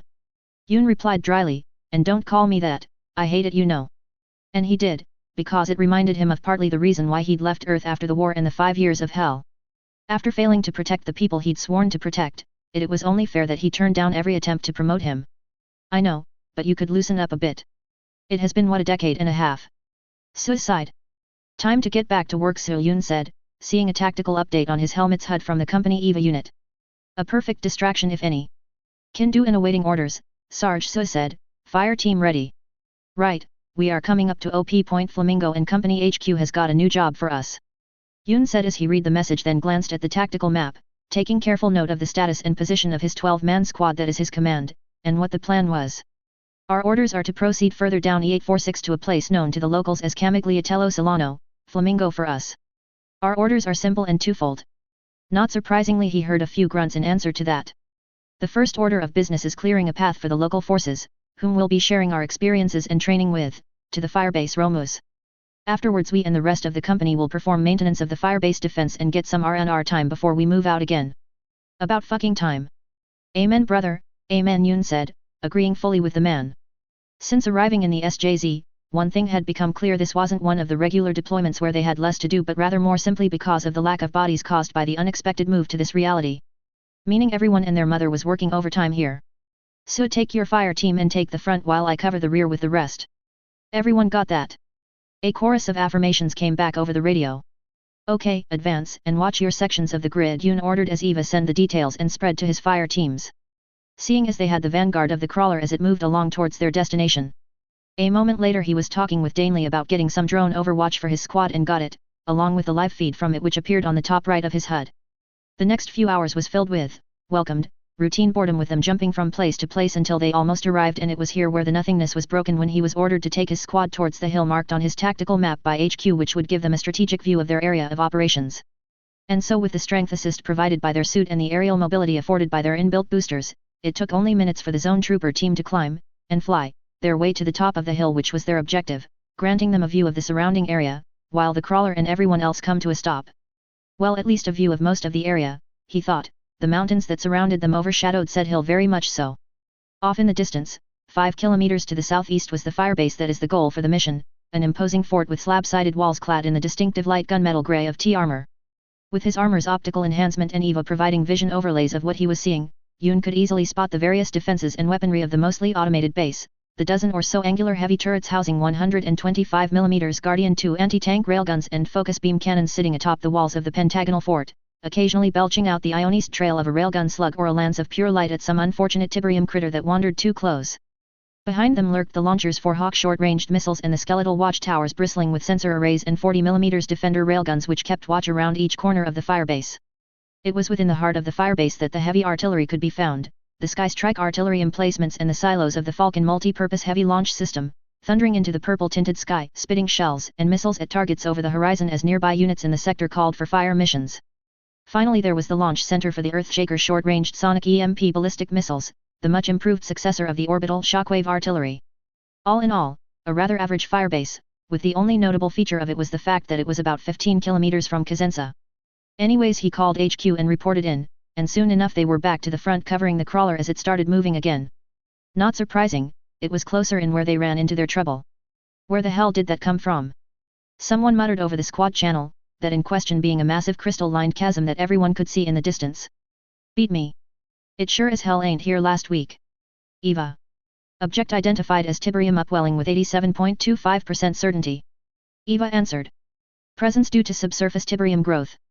Logging date with company command now. Presetting drones to search pattern. Upwelling, so that's what it was. Haven't seen one of those in years. Yoon sighed then chuckled. Guess we have been lounging on Mars for too long, eh guys? More seriously, Danielle, so, any bypass? None so far on my side, but my drones haven't gotten far yet. Danielle. Damn it. I got gentle slopes into and out of that canyon about 800, maybe one kick north-northeast. Problem is the shard grove smack in the middle of it with a whole pack of floaters. Lost 2 or 3s to it. Danielle cursed. Yoon swore, with those bloody over-evolved trees, not to mention those mutant jellyfish in place, there was no way his squad could go through it. Not without heavier firepower at least. And while they could simply bypass it with their jetpack and leave it to the crawler and the rest of the company, he would rather not risk having their retreat route cut off if they ran into something nastier and lost flight further down. Fortunately, there is a third option with both the crawler and firebase so close. EVA lodge a priority report up the chain. Request hard rain. Networking unit location, done. The AI paused for a few seconds. Please hold. Incoming priority message, fire mission approved. Slave drone to CR Sherman actual and evaluate damage. Enjoy the fireworks. You heard the orders. Danielle, keep the drones over target, everyone else sit back and watch the show. Following his own commands, Yoon snapped his X-48G2 rail rifle, rail cannon to any non-zone armored infantry, up, scanning down the slope of the hill they were on for any movement as the rest of the squad follow suit with their own weapons. Sparing a glance at his HUD, the corporal felt a smile tugging his lips as his EVA interface highlighted an arrow of light crawling skywards from the center of the firebase in the distance. Holy shit, are they seriously using that on a bunch of trees? Sue muttered incredulously, a sentiment the rest of the team agreed with judging from the stunned silence on the radio net. Well, we were told to expect fireworks. Yoon replied lightly, his shrug unseen beneath his armor before highlighting a column of Guardian APCs bearing Eurasian IFF a kilometer or so away to the west on his map for the benefit of the rest. Though I suspect it is more for them than for us. Well damn. Think they're impressed yet? All units, stand by for artillery and Earthshaker strike. They have better be. Brace yourself. Yoon grumbled, locking down his armor and glancing at the countdown on his EVA interface as 7 spears of light lancing through the clouds above herald the earthwards return of the Earthshaker missile as its warheads separated. A split second later the warheads detonated in quick succession, seemingly warping the space around the shard grove in impossible ways before erupting in a burst of pure white light, sending forth a devastatingly powerful yet precisely modulated sonic shockwave which earned the weapon its name. When the light cleared, nothing remained of the blossom tree forest. Instead there is a neat near perfectly circular crater the size of a small town, a crater of barren, but more importantly, Tiberium-free earth where the shard grove once stood. Then said crater erupted into flame as a shower of shells, 610 mm from the size of the explosions, rained down upon the ground. Eva Satrap. Yoon commanded, shaking his head to rid himself of the after effects of the Earthshaker detonation. Artillery lifted. TAC updated. Hostile life form cluster destroyed on objective Alpha though clusters still remains on off-route sectors. The AI paused for a few seconds. Mission update received. New objective received, perform mobile assault on objective Alpha and neutralize any hostiles encountered. Expected resistance, minimal. So they want us to attack that grove after all that? Daniel muttered. Yup, looks like it. Yoon answered, his shrug lost again in the armor. Remember your zone readiness test and keep an eye out for any burrowed fiends. Don't want to explain to your families how you got taken out in a milk run like this. You know we were lucky to pass those tests, right? Sir replied. Well yeah, but we passed anyway, rushed training be damned. Yoon answered, readying his weapon. Move your asses, third squad, you want to live forever. Hell yeah. Everyone answered. Let's show those suntanning slackers in Alpha Company how real Zoopers do things. Yoon yelled, jumping off the hill with a burst from his thrusters as the rest of his squad follows. Move out. 00. Meanwhile on the approaching Guardian transports, Ola Rafalco was currently having a blast, so to speak. Granted, she and the rest of her platoon were on this trip for a number of reasons that all fall under their ongoing training.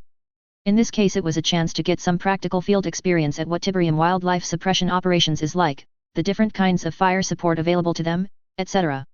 Naturally no one from the platoon would be deployed into the field but rather watching the action from inside the safety of the firebase. Not that she was complaining if it meant no marching around. Just being here had effectively doubled her combat load as a medic since GDI had dismissed her rifle as being mostly useless. As one of her trainers put it, the only real use for them in a red zone would be against a baseline human. Hence her lugging a freaking machine gun-sized laser rifle around in addition to her normal medkit. As for today, she was granted the rare opportunity of simply sightseeing as the convoy made its way through the so-called red zone, just fiddling with her assigned view screen to look at the scenery as they drove by. And it looked basically like the world had ended. Still, perhaps that's why she was the first in the vehicle outside of their GDI trainers to spot the figures standing atop a nearby hill. Ed? What is that? She asked her personalized EVA unit GDI provided with her combat suit as she zoomed in on the now obviously armored soldiers with the surprisingly good optics supplied with the APC. Armored soldiers identified as zone troopers, the EVA answered dutifully. Ola grinned, while only a Class 0 EVA unit, Ed's was better at verbal communication and most other tasks than just about any other smart computer she had used before, a fact that's probably is spoiling her rotten even as it made her life so much easier. Then her eyes brightened up as she processed what the computer told her, a zone trooper. This was the first time she'd seen them with her own eyes and damn, she'd be the first to admit she wanted one despite how damn intimidating they looked. Unlike ZAFT's mobile suits, GDI's powered armor design seemed to follow form over function, resulting in a bulky, harshly angular, armor-clad suit with all the subtlety of a drawn sword. Which is, oddly enough, pleasing to the eye in a strange sort of way. Especially with the big ass. Ola blinked olishly, frowning at the view screen in sheer disbelief. There was no way, power armor or not, that GDI could consider a triple-barreled Gatling gun with some sort of underslung mortar infantry weapons, right? Her internal monologue was interrupted when she felt the APC slowing down. At the front of the troop compartment, GDI Lieutenant Sandra Gray, who's their trainer for this trip, wrapped her fist against her microphone for attention. All right everyone, pay attention. Up ahead is one of the more common yet dangerous threat you'll encounter here in the red zones. Eva, bring up the feed we're getting from Sherman Actual. Low mutters sprung up among the Eurasian as what is obviously video footage from a drone of some sort appeared on the screen. Not that Ola can blame them, this was their first time seeing real Tiberium wildlife. Still, they had expected some horrifying monster, not what looked like a clearing in an enchanted forest glade right out of fairy tale, complete with trees carved out of beautiful ethereally glowing crystals and little motes of light dancing around. With the flock of jellyfish things floating sedately among the crystal forest, it would have made an idyllic scene if it wasn't just so alien. This is what we call a shard grove, a further mutation of the blossom trees forests covered in the lectures yesterday. Ola blinked at that. She can't imagine just how those fleshy affront to nature that were once trees could ever create something as beautiful as the scene on the screen before her. However, the GDI lieutenant continued. What is more important to you lot is that this is a Category 1 threat and Alpha 2 priority target. In other words, if you spot one, don't go anywhere near it and report in immediately so that anyone else in the AO can avoid them. And please, for the love of God, don't try to be a hero and engage it on your own. We used to put together dedicated strike mission to take these things out if we don't have enough force in the sector to destroy one safely. Ola resisted the impulse to put up her hand like some student. With all due respect, ma'am, why the overkill? It doesn't look all that dangerous. Grey seemed to smile though her features were obscured by her helmet. 3 reasons, like blossom trees, these forests are active spreaders of Tib. That luminescent mist you are seeing is actually aerosolized Tib crystals suspended in a witch's brew of corrosive and toxic gases. A high enough concentration will eventually gain enough energy to start an ion storm, and God help if the wind blows that poison into a settlement. We have stories of entire yellow zone villages being wiped out overnight when they were caught unaware by it. That's the first reason. Second is that they serve as breeding grounds and habitats for other dangerous Tib life forms like those floaters on the screen. While they may look harmless from far, they are more than capable of taking out older main battle tanks like the M1A2 Abrams and the T-80S when they first appeared in the late 2000s. And last, LT Grey seemed to engage in some internal debate before. Well, you'll see when the drone get near about. Now. The Eurasians almost jumped in their seats as the screen suddenly flashed white before reverting to static with the feed from another drone showing the whole story. Did that tree just shoot lightning at the drone? Someone at the back of the compartment said in disbelief, with Ola silently agreeing. Yes, but not quite. The lieutenant laughed. The Tiberium aerosol the shard trees give off is highly ionized, charging anything that pass through it, which do result in a lightning bolt. However, the electrical discharge itself is quite weak and mostly harmless. The killer here is the Tiberium shards the tree somehow launch using the discharge as a targeting SYS. All units, stand by for artillery and earthshaker strike. A low wave of chattering broke out amongst the Eurasian troopers with the AI's announcement as the GDI lieutenant quickly checked something on her EVA interface before speaking to the Eurasian troops again. Okay, everybody strap in. What is going to happen is a demonstration of why the Council of Directors refused to share Tiberium reclamation technology with your government. LT Grey said, hurriedly donning her seatbelt with the rest following suit. You fine gentlemen and ladies are about to have a front row seat to a Earthshaker emergency reclamation strike, essentially sonic reclamation devices delivered by a tactical ballistic missile. Normally we reserve those for emergencies, but it seems Mobius Actual is feeling trigger happy today. Sonics. Ola half yelled in a mix of apprehension and surprise as she secured the buckles of her seat belt. You mean your top secret, weapon of mass destruction, Tiberium clearing tech is based off sounds? Well, it was, but not now. Grey answered. Right now we are using some bullshit G-Lab cooked up and regular sonic technology. Watch the screen, impact in T-12. Also you might have some strange reaction, but that is natural.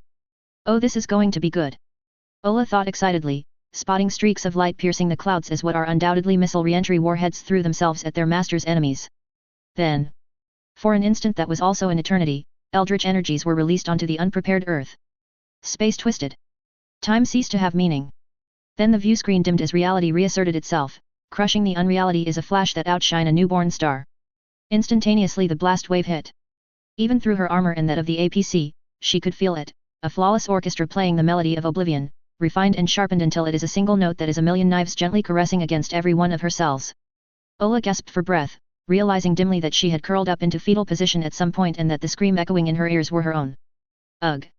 Lieutenant Grey grunted, the GDI officer breathing heavily as she leaned rigidly against the backrest of her seat. Forgot how bad that shit was. You lot okay? We're fine mostly except for Ola, one soldier said pointing at her. The GDI lieutenant muttered, shaking her head. Don't ask me for answers. Ola groaned. Felt like someone was taking a chainsaw to every part of my body, and we are what, a kilometer away? Around there. Grey confirmed after a quick consultation with Ed, raising an eyebrow at the new orders present on the computer as the APC rumbled below her. We are moving again. Yes. LT Grey answered. We are moving in to support a zone troopers squad who have been sent in to mop up, looks like a few slipped by them. Right. Ola nodded, arming her new laser rifle and putting it through the weapon porthole. Laser rifle? Another plus in her opinion. Contact. Movement on the left about 300 meters. A trooper yelled, having spotted something. Floater. LT Grey identified. Weapons free.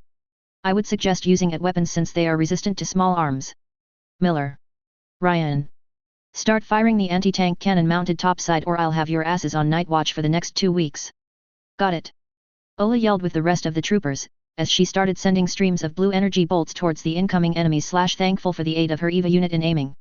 Regardless, she grinned as she saw the first of her and everyone else long burst of blue bolts land upon the monster, only for her smile to die upon her lip as it didn't stop moving towards them. Granted, the monster didn't just shrug off them outright, as what looked like greenish-blue blood started dripping from its surface indicating they had wounded it, but if anything that just serves to enrage the monster, who picked up speed, charging the Eurasian APC column.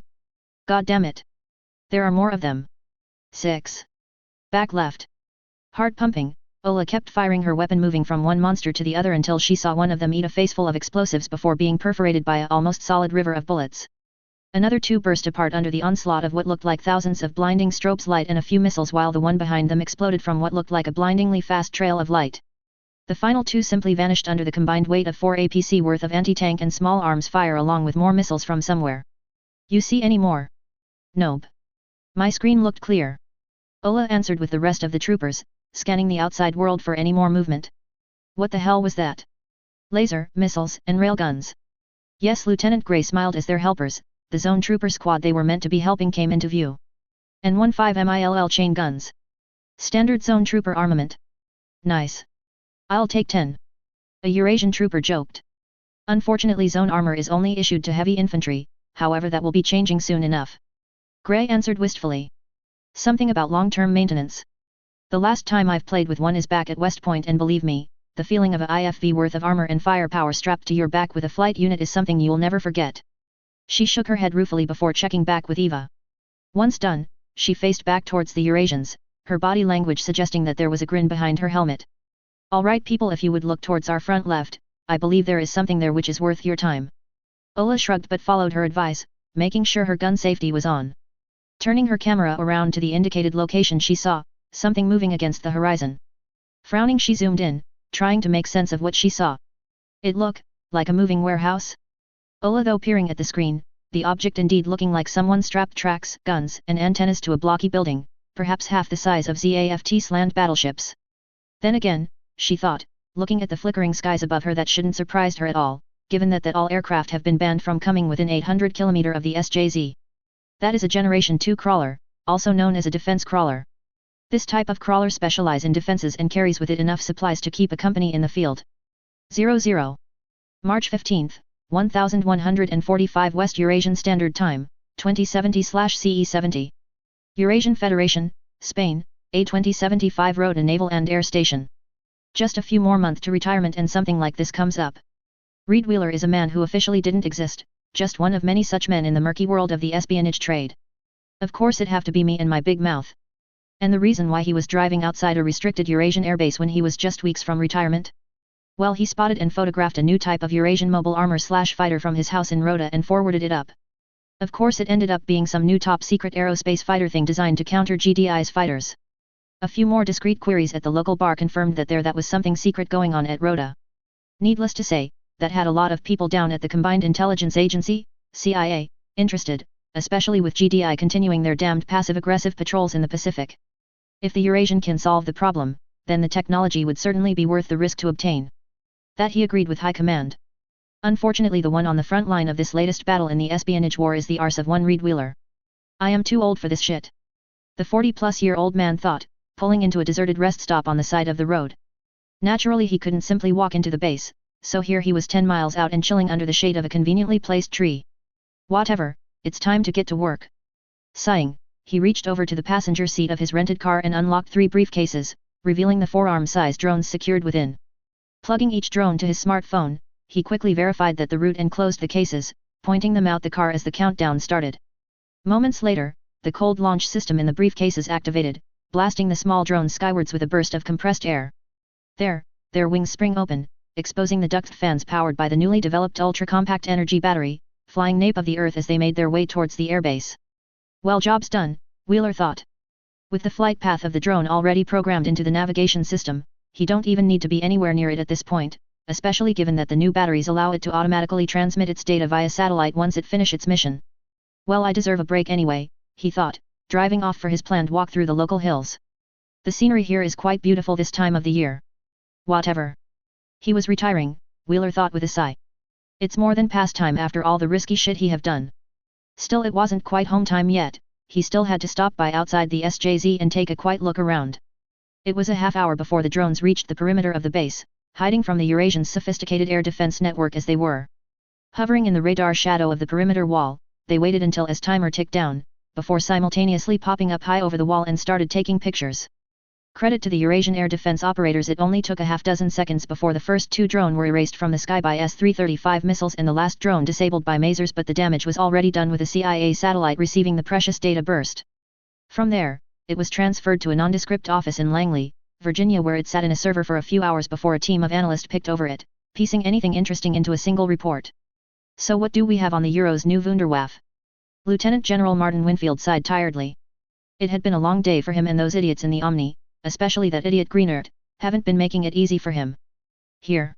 Nicole Halsey, Vice Director of CIA's Second Analysis Directorate, handed over a file to the General in charge of Omni's non-existence intelligence department. We believe the Eurasian are working on a space fighter and new ASAT weaponry at Rota. It is quite an ingenious design, really, look like they're using modern tech to pick up where we, the Chinese and the Russians, left off. We are not the United States anymore, Nicole, at least not more than the GDI is the UN. Martin sighed, opening to folder. Interesting, this is taken today. Yes, about 12 hours ago. Well damn, they really have gone full retro on this one. Martin whistled, looking at the first picture inside. It really does look like something out of the 20th century, with a modified mobile armor, with what looked like a discardable rocket booster under each wing at that, strapped onto the back of a modified heavy airliner. You sure this isn't a mock-up they are trying to fool us with? Yes, the A470 is positively identified as a heavy lift variant that the Eurasian Federal Forces put out an open tender for a while back, and we have observed the prototype making unassisted landing approaches towards the airbase. Those boosters are new though. Nicole replied before continuing with a small smile. Besides, as one department head said, sometimes the old ways are the easiest way. True. So you think this is a space fighter? Martin asked, flipping through the rest of the photos. Well, yes. Launching from the back of another aircraft has its own share of problems, but they can also use a mass driver to launch the craft into orbit. Nicole nodded. But there might be another problem. Look at page 8, bottom left. Those look familiar. Martin frowned thoughtfully. Ablative gel dispensers. Nicole provided. You think the G project has been penetrated?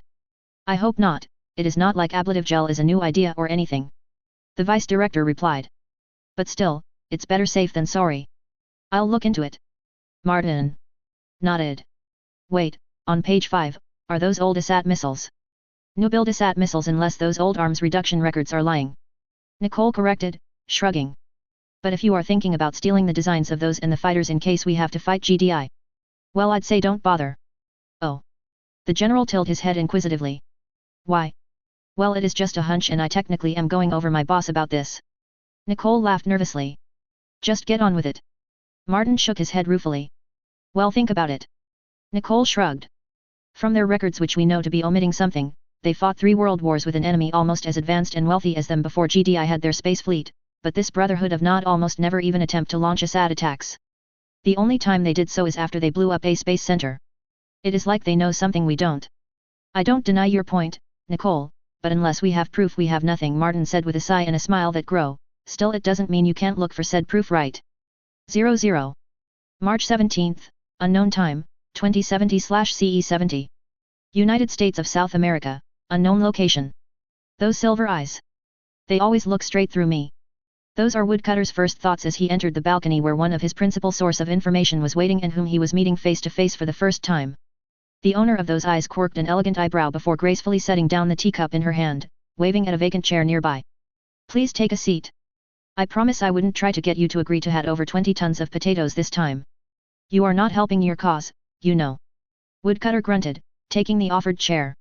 But it is good to see you. I see the roses are doing well this year. The lady simply smiled, she was rather proud of her home and garden. It had been a trial setting that up after she had left home, especially with her sister and ex-employees staging various attempts on her life. That again, she hadn't done so bad for herself since then, making money from trading information like some sort of shadow broker, a profession that come naturally to her considering her upbringing and previous line of work, not that the world need her or her family and organization any longer in opinion. Their time was over and had been for a long time now, and Logo's existence just serviced to reinforce her opinion. Then again, she would have paid millions to see her sister's face when the news of the Tegmark event and GDI broke. Hopefully she haven't suffered a stroke because of that, that girl must really learn to control her ego. But now, it is time to concentrate on business. I am guessing this is not a social visit. Considering the events in the last few weeks. Woodcutter grunted again, relaxing for a moment before shaking his head. What recent event? The information dealer's silver eyes sparkled with amusement. The imminent arrival of the Martian ambassador for the May conference. she asked, gesturing at a file on the beautiful painted Italian coffee table between them. As always, she was aware the Martians would be bringing in their special cargo for ZAFT even if it irks her to admit she had no idea what they are being used for. But that was only natural, no intelligence network was perfect and the fact she even know about said shipment was proof of her skill in espionage. The recent leak on GDI's projected capabilities. She continued, waving at another stack of paper. That was another aggravating point for her. No, she knew about the leak well in advance but it still peeved her that she had to rely on possibly inaccurate second or even third-hand reports on the United Nations Global Defense Initiative's goals and capabilities rather than her own agents. Not that it could be helped with the lack of agents in GDI and the organization's apparent paranoia about everything. But it was paranoia she understood, she thought, considering Nod claims and the widespread use of ACE by them, GDI, and the Skrin.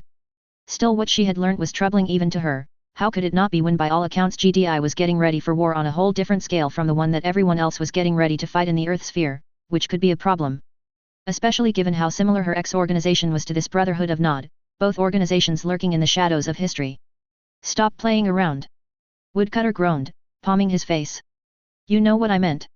You want to know who was responsible for the attack on the Cairo conference. The blue-haired, silver-eyed information broker's response was a statement, not a question. She looked at him appraisingly before taking a sip of tea. Why ask me for something you already know the answer to?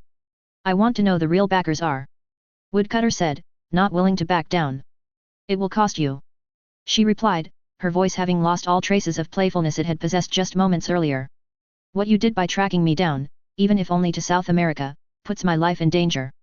Am I to assume that you have not shared the information with anyone or do I have to find creative solutions to this problem? As far as anybody know, I am here to meet El Chapo. Woodcutter replied, referring to another of his weapon-dealing contacts, a man only known as Mr. Shorty. Who I am actually meeting tomorrow so you don't have to worry about that. Good. She said after a moment's consideration. What you want will cost you 300 million. And go by the proper channels next time or there will be consequences. After all it would be a shame if something happened on the moon. That little revelation put Woodcutter on the edge, his hands tightening against the armrest of his chair. The money was the least of his problem now. Then again, we do live in a dangerous world and acting on the answer to your question will make you a target. She mused aloud honestly. If by chance you do act upon the information, I would suggest moving to Mars and leaving the Earth sphere entirely. Well that or seeking protection from GDI, their intelligence apparatus do seem properly paranoid enough for the world we live in. She added as a second thought. Her silver eyes studied the man before him, the subtle changes in posture and body language as Woodcutter debated and finally made his decision. I've lived a long life and I'm sure I can handle it, Woodcutter said with a nod. I'll pay. Very well. Blue Cosmos. She held up a hand to forestall the inevitable retort, holding back a subtle snicker as she saw the man biting back his reply. It was something quite common for those few who could piece together the evidence and or afford the price to know about the true Blue Cosmos and where they hide. They aren't the simple terrorist organization that they are made up to be, she said, standing up and walking towards a cupboard. What you see of them on the news every day is only a sham, a smokescreen if you will, meant to distract everyone from the reality that is Blue Cosmos. She saw his confusion, the real one that even the various intelligence agencies is only dimly aware of and for good reason. After all, how best to hide from governments other than to be a part of one? That's impossible. She heard behind her as she found the data chip she was looking for. I hate to say it but you are sounding like a conspiracy theorist. Perhaps, but that's the truth as far as I know. She placed the data chip on the table. Here's the relevant details. Naturally it doesn't contain everything about Blue Cosmos. That. Woodcutter brought himself to a stop. Can you afford more? She teased and Woodcutter didn't need answer that question. Any more and he would be eating into his other operations to pay for it. Good, she said, pausing for a moment before speaking again. I'm sorry about your family but I wish to make my point very clear. You're a small fish in an ocean that has only gotten even bigger with the UN's successor running around wild on Earth. Now before you leave, about payment. I believe there is a company researching GM crops who need a couple of million in investment on their Martian potato farm. If only a kind business partner would step up. Tiberium, The Fires of Terra Chapter 12. March 17, 0340 UST, 2070/CE70. Low Earth Orbit, CIC, ZAFT Destroyer Dubois. Blissfully alone in the confines of his mind, Ra calmly assessed his options. Which doesn't amount to much currently, sadly enough. He simply didn't have enough information and reach now to do anything but subtly steer events in a direction and hope that it benefits his plans. Oh, he know more than the average person or even the ZAFT soldiers and officers going about their duties about him, of that he was certain, but he wasn't crazy enough to harbor any pretensions of omniscient. After all, if he was all-knowing he would have known what basis in facts that rumor about infighting between Orb's families and Morgan Roet's new special project, or for that matter what Zayla is thinking. Speaking of Morgan Roet, he made a mental note for his contacts to look more into it, and see if there were any indications of Atlantic Federation involvement given the state of certain Orb's families' relations with each other. Even if there was none. He smiled. Ultimately, the truth mixed in with a little speculation delivered the right way can cause far more damage than any lie. Still, that was something to be done later, given he lacked the means of contacting any of his sources without drawing attention to himself at the moment. What mattered now was the little intelligence operations that Zayla had come up with. And after watching events unfold over the last few days, he was more certain than ever that the plant ambassador on Earth was simply following a plan, and the outcry from the plants by certain members of the council were nothing more than an act. A conclusion which he'd reached after spending more than a few hours of watching these councils speak against what the plant ambassador was doing. In many ways, the most telling was the lack of fire and belief in the words that they were speaking. No, the only one he did believe was Zayla himself when he come forward supporting the radicals, surprising everyone. For what purpose, he did not know as it eluded him. Then again, it might not matter that much, he internally smirked as a thought made itself known. Reading between the lines of what GDI released so far, he is almost certain that they processed the brutal honesty in their desires, tempered by an equal measure of ruthlessness, pragmatism, and paranoia, something that is so lacking in this world. Like the one who perhaps came the closest to understanding him, they know what they desired and made no secret that they would stop at nothing to achieve it, a beauty that the self-serving, self-deluding humans of this universe can never see. It also made GDI paradoxically both hard and ridiculously easy to manipulate, hard in the traditional sense, but once sufficiently provoked, it will wage war to the hilt. A war he would gladly see, to see this world of endless self-destructive desires pitted against and torn apart by the tempered and sharpened will of another humanity desire to simply survive. And given what the humans of this world are once stripped of their self-fooling facade, the insanity hiding behind the thin veneer of so-called civility, a simple nudge or two should do, he mused. What was harder is to arrange for all the old order, both natural and coordinators alike, to face the cleansing fire, given how one would inevitably run once the other demonstrate the danger, a challenging proposition indeed. In any case, the real question for him now was what to do about the Earth Alliance's secret project? And how to find out more information about it. Perhaps trading something with those vultures in Orb?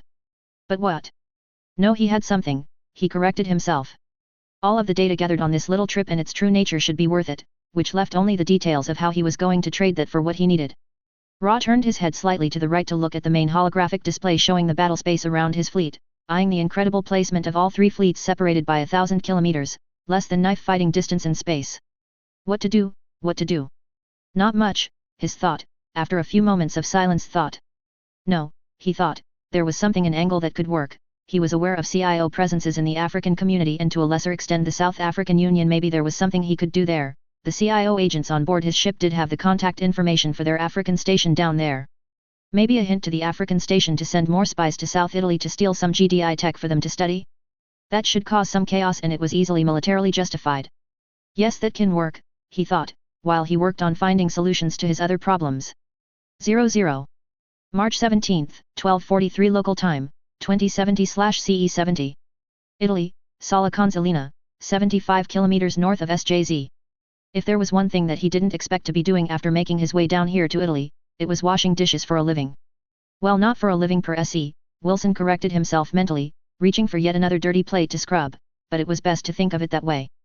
After all, to a person in his line of business, the Risotto Bar and Grill operating out of a portion of the city's reinforced subway which serve in lieu of one of GDI's much demanded habitats, is as good a source of untapped intelligence as anything. He found plenty of information he needed either on the street with the common chatter and gossip or from publicly available sources. He already had plenty to report from the GDI Russian soldiers, well, not exactly Russians, with them representing half a dozen Asian ethnicity and making reference from twice that many cultures, but close enough. Aside from working here, he'd been lucky enough to be assigned to one of the city's repurposed reinforced subway tunnels, even if it was a little packed, and it served to illustrate the high demand the habitats are in, both here and the rest of Europe. So he had plenty to send back. He didn't trust his mailman, which left the digital front as the only other means of getting information back, and that itself had its own challenges and risks. Still, he had no choice on the issue, and for the sake of operational security, he was relying on the mailman to make the delivery of his information packages back home. This mission for him can be summed up as passing on rumors and general surface-level information back home and scouting for future cells that would be joining him. Dudes, can you believe this shit? Gale, the resident loudmouth, yelled as he returned with customer orders. Believe what? Luna replied from the workbench, putting the last finishing touches on her dish while the rest of the kitchen staff worked behind her. Risotto has stood for 120 years and the owner decides in seconds that we should downgrade to this place? 'Tis bullshit. Gale ranted. You are still going on about that. Luna threw the waiter a dirty look. You even seen how crowded those habitats are? Besides, I'll trust those Blue Hats engineers who eat lunch here every week. They are the one who reinforced this place and done more to help us. Well, yeah, I'll eat my hat if this place is even a tenth as secure as those real storm shelter they are building up north and south of us. Dash. Get a room already. Wilson yelled to suppressed snickers around the kitchen, including everyone behind Luna. They certainly have a bad sense of humor. A jovial voice interjects to his side as the owner bartender of the establishment enters the kitchen, trolley full of unwashed plate in tow. Boss. Wilson acknowledged, looking over the massive pile of dirty cutlery. Damn, business is good today. Damn straight it is. The man replied. Besides, how many times I told you to call me Merc? Boss make me feel like my dad. Any reason for all this? Wilson asked, innocently waving at the mountain of plates. Hell if I know. Merc shrugged. All I know is we got a boatload of Blue Hats Russians and more from the RF all of the sudden. And we're already fucking out of vodka and the rest of the alcohol's going soon. Damn. That was quick. Wait, wasn't our last wine delivery only a few days ago? Yeah. But at least we're rolling in cash right now, gotta love the exchange rate from the UN credit to euro. Mark said as he left to get more wine. Loving the exchange rate? Hell yeah. Wilson muttered under his breath. Members of the Atlantic Federation government are already complaining about the exchange rate, as being higher than it should be for the UN credit considering that it was UN money, only to be countered by other experts pointing out the obvious. They would only be right, if GDI was lying to them about what they had managed to do in their own universe, and from what have seen so far that wasn't the case. And he agreed with the experts, from what he has seen and heard from the GDI personnel wasn't the case. More than a few of them had been stationed outside the Earth sphere during their careers and had the typical spacer's galt of differential G adaptation to prove it. A few of them even got jewelry made of a strange but beautiful silvery white metal, knickknacks picked up during a tour of Ceres Fleet Base. Which was always a good thing, he shrugged mentally. The UND seems to be putting their money where their mouth is by preparing for their belt mining operations and their deep space expedition mission, as well as everything else they are doing in the Mediterranean.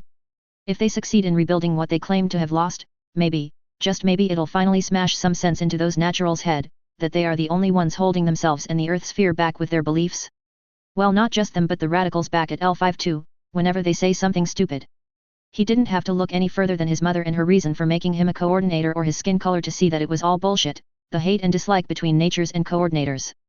He was born here on Earth and his mother a native of South Africa whom only wish was the best for his future, one that she hoped to secure by making him a coordinator. A simple wish really, and yet, not so simple. 00. Ben is a man. Or at least he liked to think of himself as one, having just passed his 18th birthday helping his family move out of their house and into a unit in one of the newly built storm shelters. Granted, it wasn't all that bad, with it being more like an underground city than any shelter. It was even got a full-scale park and swimming pool, which were flown into place and buried, just like much of the new additions around here. Naturally, that also included the highways that they were building meant to connect all of the cities in southern Italy. He got to admit that's some insane amount of construction, what with everything else they were building. He was working at a restaurant owned by a friend who just moved into the city's repurposed subway, and seemed to have picked up a few new faces along the way, like that dishwasher. What little he knew about the guy was that he was from North Africa and jumped on a plane the moment he heard about Tiberium and the creation of the Special Joint Zone, SJZ, in the hope of contacting a relative of his inside. Unfortunately for him and everyone else in the same situation, he was left to wait and hope for the best outside it while GDI went about the lengthy process of rescuing, housing, treating, and clearing everyone before they were allowed to leave the SJZ. Wait, was that the sound of wood breaking? God damn it. Not again. Ben, get the police. There's a bar fight out front. Again? Ben sighed, quickly striding over to jab a line of instruction into the touchscreen console near the doorway before stepping out front to help assess the damage. 3 chairs, a table, damn, that was one of mahogany 1-2 and. Holy shit, how did they break that countertop? Ben blinked. Broken chairs, an overturned table between 2 groups of people who were pulling apart 2 individuals screaming profanities at each other. Which wasn't unusual, but the slight of a blue hat in the group been held back, probably meant she was a mutant judging from her light blue eyes and the scales on her neck, and the fact that she punched clean through a solid inch-thick granite tile. Ben resisted the slight urge to hurl as he took in the sight of the woman's bloodied hand, or to be precise, at the wet glint of what appears to be naked steel beneath the woman's mangled and fake flesh. Well, fuck you too, you wind-up toaster bitch. Say that again. Say that again, I dare you. The woman growled lowly in response, straining against her friends who were struggling to hold her back. You freaking cyborgs cans just fuck off and TEMHHMHHH. Whatever else the Eurasian trooper meant to say was cut off as a fellow soldier, this one, a gruff bear of a man, shut the yeller up by shoving a loaf of bread into his mouth. You have my sincere apologies for Agostino's behavior today. As his commanding officer, I will see to it that he is dealt with. The man shook his head. Krigan, Yuri. Get this drunk idiot outside until the MPs arrive. You haven't heard. Not your fault, Captain Miles. One of the remaining GDI soldiers sighed, the rest being rather busy subduing the enraged woman. I would suspect that they both have too much to drink. And Svetlana did start it. Is everything settled now? Merc asked, walking towards the pair. Yes, for now. My deepest apologies for the scene.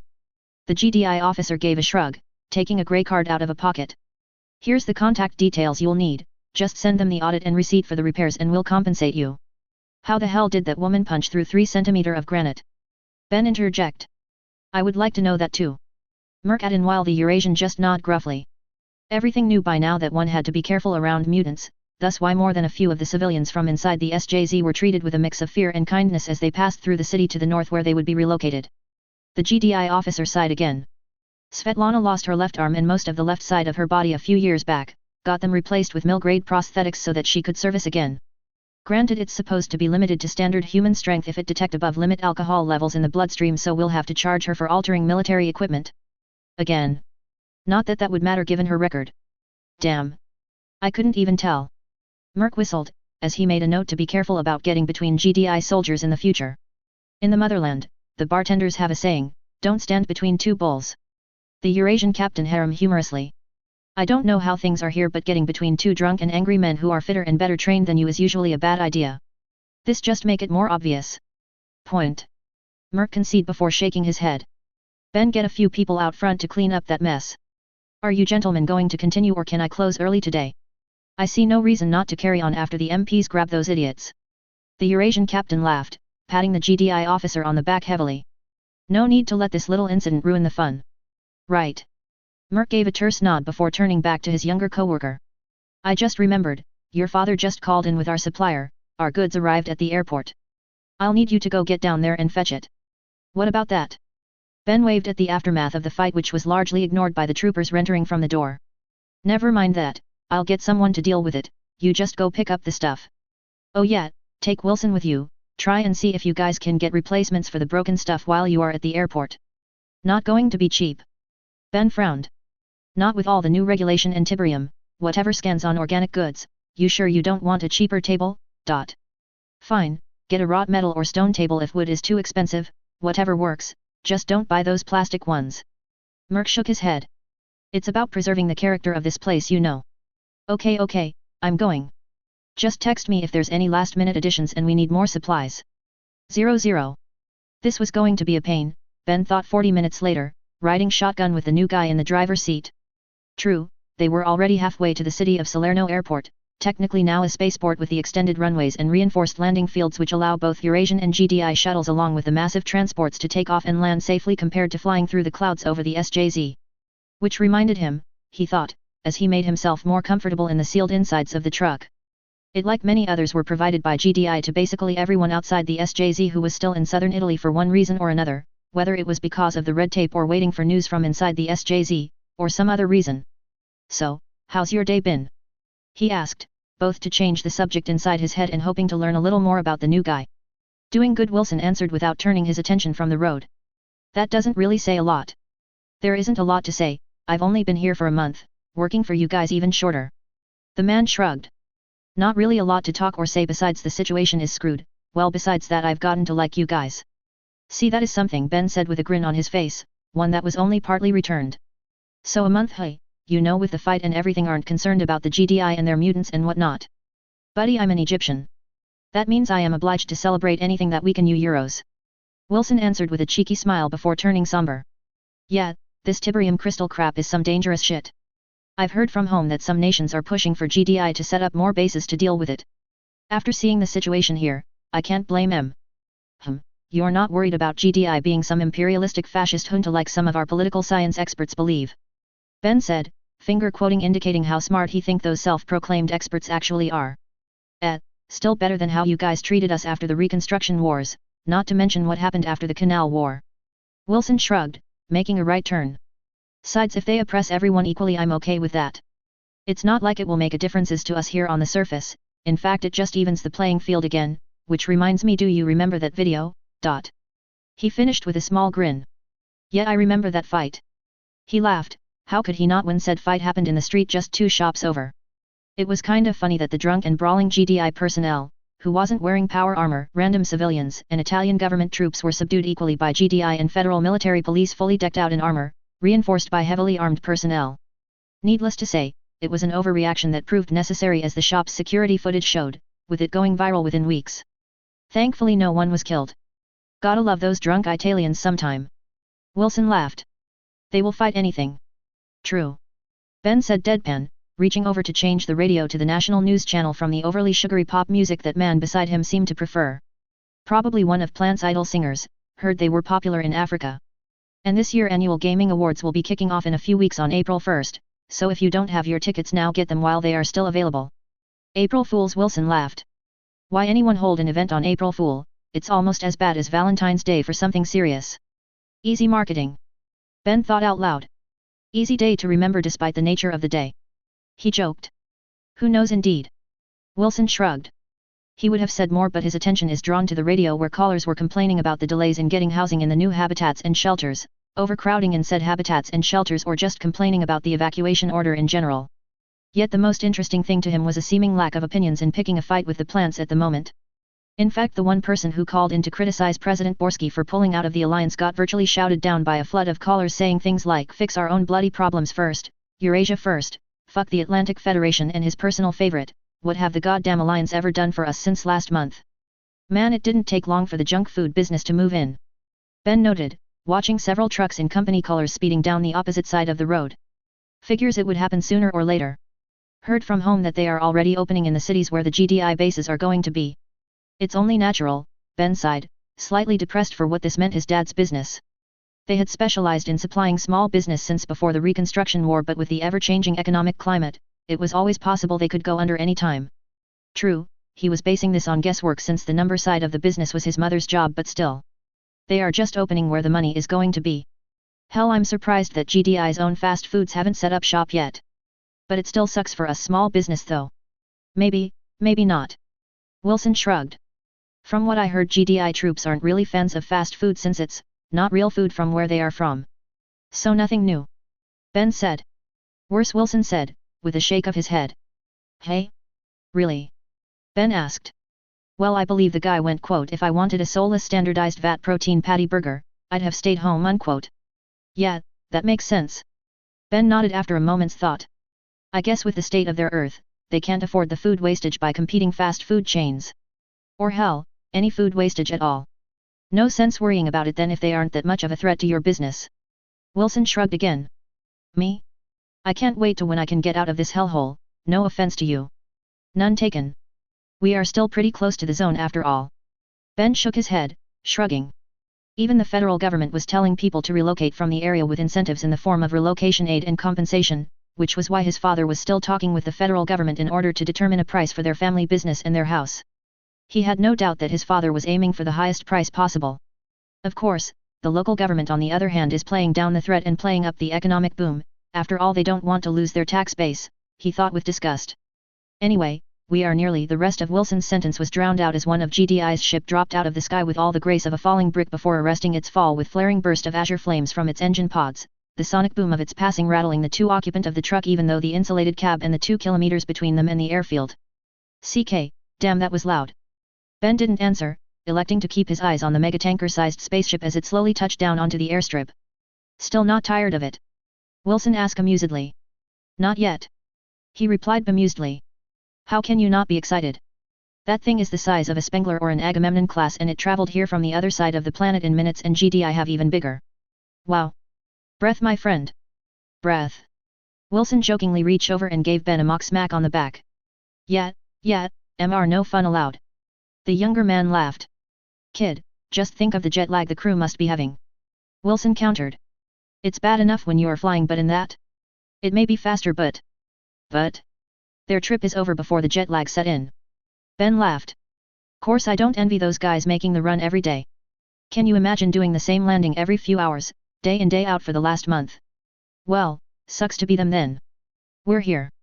Wilson noted, turning into the entrance to the remodeled loading dock slot for the airport. Like the airport, it had undergone a massive amount of work by the GDIA Engineering Corp that isolated the loading docks from the outside world, ensuring that the people inside were safe from Tiberium. Wilson shook his head softly. It never ceased to amaze him just how fast GDI could build something, the ZAFT spy thought as he stopped the truck on an unoccupied pad. Shuddering slightly, the platform descended, the top of the truck barely clearing before an armored slab slam closed, sealing the truck from the outside world. Moments later, hidden lights switch on, bathing the chamber in comfortable blue light. Damn, I hate this part. Wilson mumbled. Decontamination procedure initiated. The cool mellow female contralto that is the default voice of GDI's operating intelligence system announced through hidden speakers. Please remain in your vehicle until the procedure is completed. Well, I wouldn't mind listening to that voice all day. The younger man replied half-jokingly. Anyway, you know what we need. Yeah, it's on my phone. You want to split up? Faster that way, I need to go deal with the suppliers. Ben answered, it's not like. Decontamination procedure completed. The younger man was interrupted by the computer's announcement as the exit to decontamination hiss open, the platform underfoot smoothly carrying the truck out into the well-lit underground parking lot. Welcome, we hope you have a pleasant stay. Well, that over with. Wilson said, releasing a sigh of relief. While illogical, his guts was telling him whenever he interacted with GDI's security systems that they knew a lot more than they let on and were just letting him pass for their own purpose. You claustrophobic or something? Or something, Wilson answered vaguely as the truck finally reached its assigned parking slot. You need the pallet jack. Nope. I will probably get the warehouse to deliver it here. I'll give you a call otherwise. Ben said, opening the cab's door to the hiss of overpressure. Like a lot of GDI's vehicle, the truck they provided to replace their old non-Tiberium resistant one was functionally armored, proof against even nuclear, biological, and chemical threats if the manual wasn't lying, more a precaution than a necessity here outside the SJZ, but one that he still thanked the federal authorities and GDI for providing. After all, he'd seen enough victims of the alien crystal further south to not be grateful on the news. Fine by me. Meet back in 2 hours. Wilson asked, following the younger man out of the vehicle. Make it 3, I'll probably need more time to get everything sorted. The suppliers have been edgy lately. Something about Atlantic-fed companies trying to muscle into the region. I hear you, bossman. The ZAFT spy acknowledged rather irrelevantly, locking down the parking slot with a tap of his ID. 00.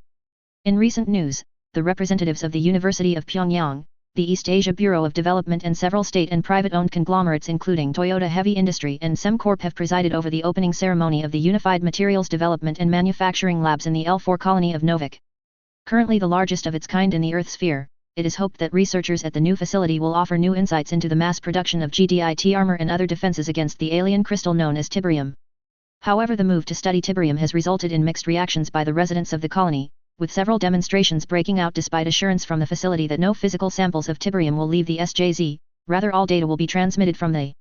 Interesting, Wilson mused 1 hour and a half later, slipping his iced coffee as he gauged the reaction of the other clientele in the cafe to the current news report and his thoughts so far on everything he's heard.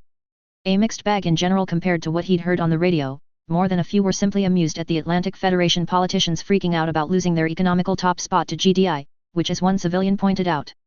If GDI did go forward with their plans to expand to the belts and Mars, would effectively made them the top dog in the Earth sphere and the solar system.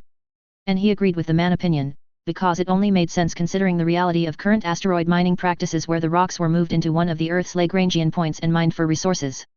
A logical deduction and one worth remembering. Well, fuck GDI and fuck their bloody crystal. We wouldn't be here today if it wasn't for those mutants, and fuck you too. They are not naturals, no real human can do what they did. Go from prop planes to being able colonizing the solar system further than us with better spaceships in just over 100 years? And being able to coexist with those freaks? While still being unmodified human themselves. Yeah, and I got a bridge to sell you. Go ahead, take me away. You can't silence me. Raising an eyebrow, Wilson turned towards the source of the outburst, what looked like well, the best way to describe it would the ancient term hippie, a badly dressed, disheveled young adult being led away by a couple of military police, still continuing his rant. Well, that was, the ZAFT spy noted. While obviously being sprouted by a crazy in this case, such view were surprisingly popular from his random browsing in a few different online forums. Probably people who can't believe anyone can be better than them, he thought. Then again, they might be onto something. The GDI personnel he have always seemed a bit too calm, too logical, too collected. Or it might just be their training. Wilson shrugged, with the wars every few years in their world, GDI would probably have a good incentive to retain a good officer corp, and they'd probably sent the cream of that corp to be their face here in the zone.